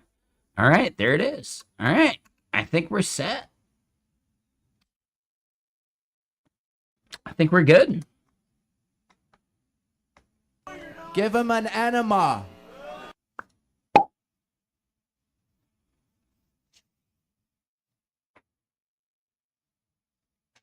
We got 8 models fucking like churning and burning and doing their bullshit. Should we do some fucking exercise or something? Like, dude, I can cook some pork fried rice, no problem, man. Like, yeah, we got the shit burning. Do we have like a good chill, like, hangout thing? Here we go. I know, yeah, I'm like chubby. Like, let's exercise a bit. Let's move around, man. I actually have some weight bullshit. Oh, yeah. Fuck yeah, man. They're only 12 pounds, right? It's not like it's crazy. Let's get up and stretch together, you know? Let's do that. While some models run like some bullshit, you know? I got time. It's only 10 p.m., man. It's a Friday night. Shit, dude. We could bounce with this shit even.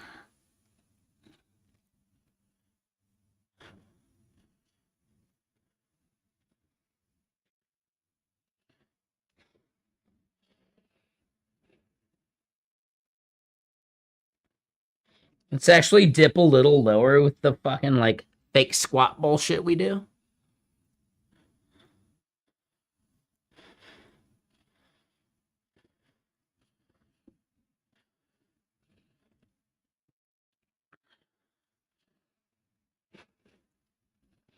Right? Like to the beat, why not? Because who gives a shit? It's just exercise, like for the legs right now specifically.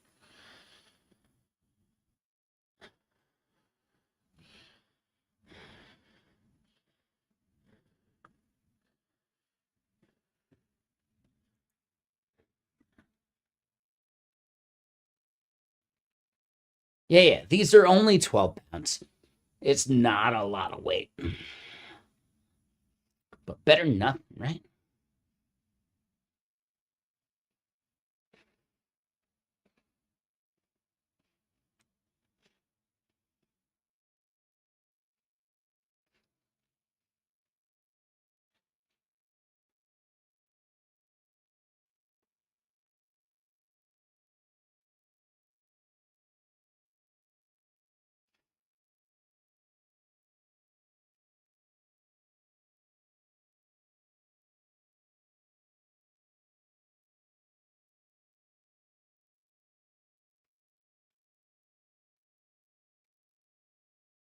Yeah, I'm fatter than I should be. I know. You don't gotta roast me for it. I know it.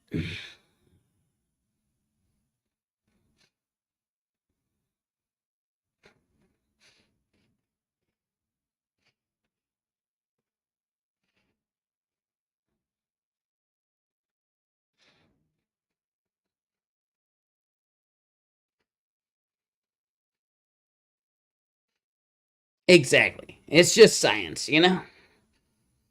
I'm trying to do a little bit to get better about it.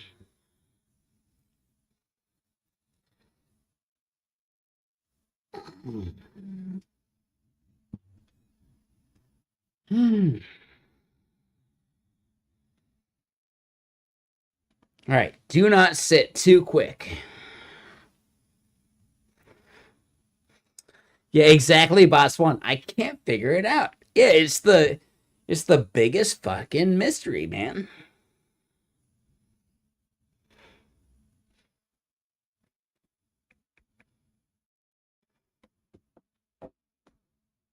Oh shit.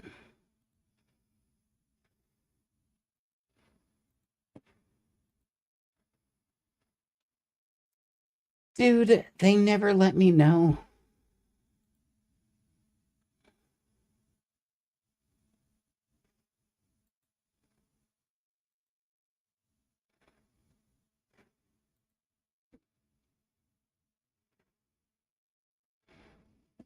All right, there we go. Dude, the power company never lets me know until it's way too fucking late. Yeah, dude, I'll pay you. Just let me know. Send me a fucking bill.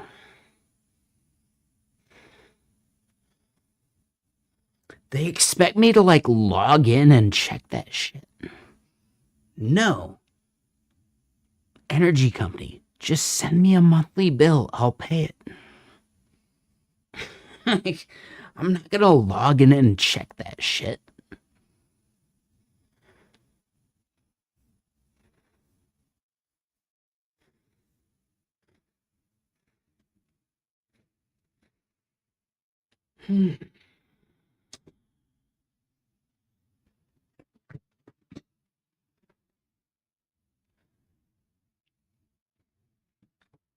I actually have no idea. What I will say is though, hold on, let's look at what we're doing.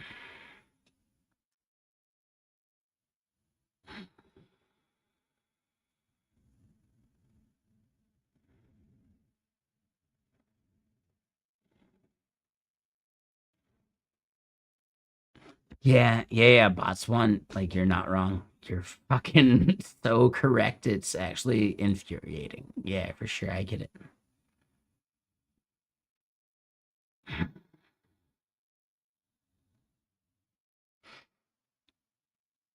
All right, so I think we can all recognize I have way too much shit to run. Are we gonna take bets? Who wants to like actually bet if any of this shit actually like finishes to completion? Like, do we think I'm gonna be able to come back tomorrow and see all of this stuff actually done, or is it gonna die like halfway through and I just didn't even know?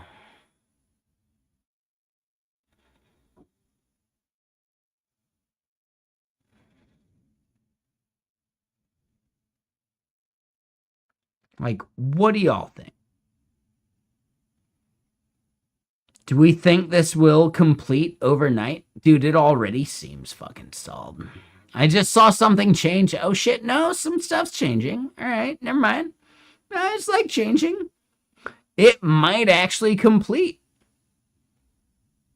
I think, all right, where's a Kalshi or a Kalshi or whatever on whether these will complete? And no, I'm kidding. No, I think it'll be done in like 2 hours. You're actually kind of right. It'll be pretty quick. But I'm not going to sit here for it because I kind of want to just like eat some food, hang out, and play some video games. I know that sounds super weird, right?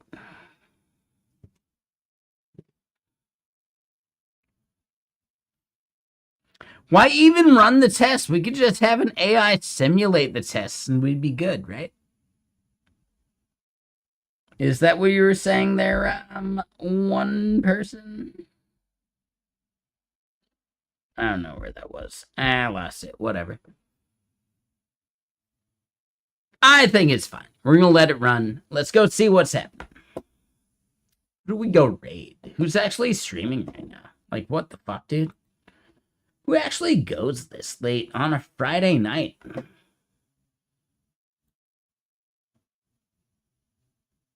I mean, someone like me, I guess.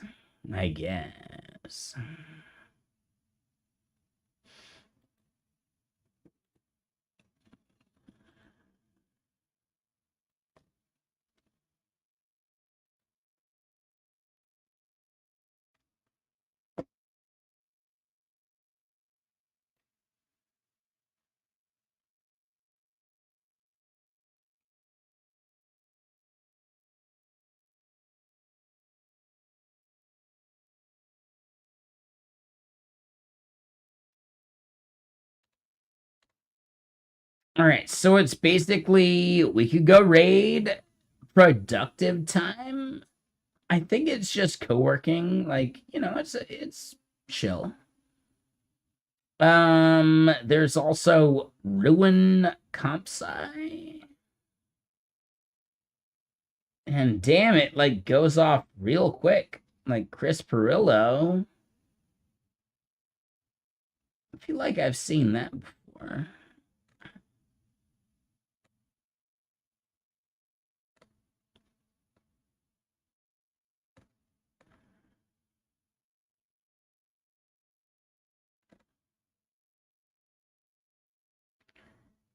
Danny Stem fixing her 3D printer.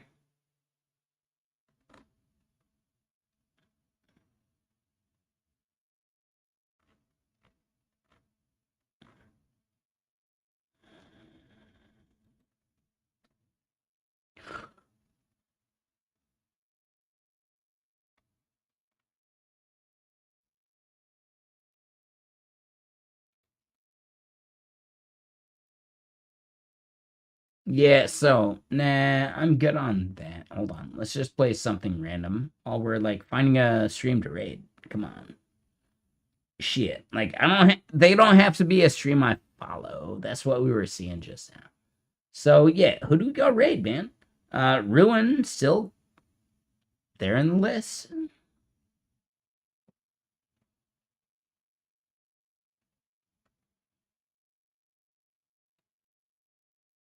Touched Grass, now programming stream. Okay. I'm not sure I believe half of that statement.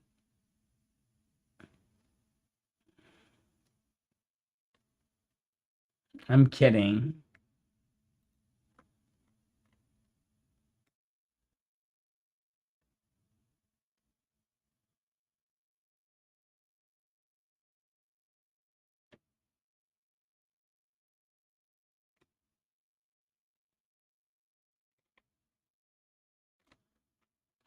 Yeah, no worries. Like, no, I think we had a good stream. No, it was a good, solid stream. Like, we shredded, we chilled. We're gonna go raid, and hold on, this one is Whirly Weary Lobear. I don't know how to pronounce his name. I don't know. Let's go check it out. Fuck it. I'll be over on gaming stream here in a little bit. I gotta cook food. Just saying, like, I'm gonna be cooking actual, like, food. We got tokens, like, burning, like, that's gonna be, like, a tomorrow thing, for sure. But if you're not aware, I do have the gaming channel. I'll be over on gaming here in just a little bit after we raid this person who seems kind of cool. I don't know, man. I've never seen this shit. Fuck it. We'll check it out. Why not?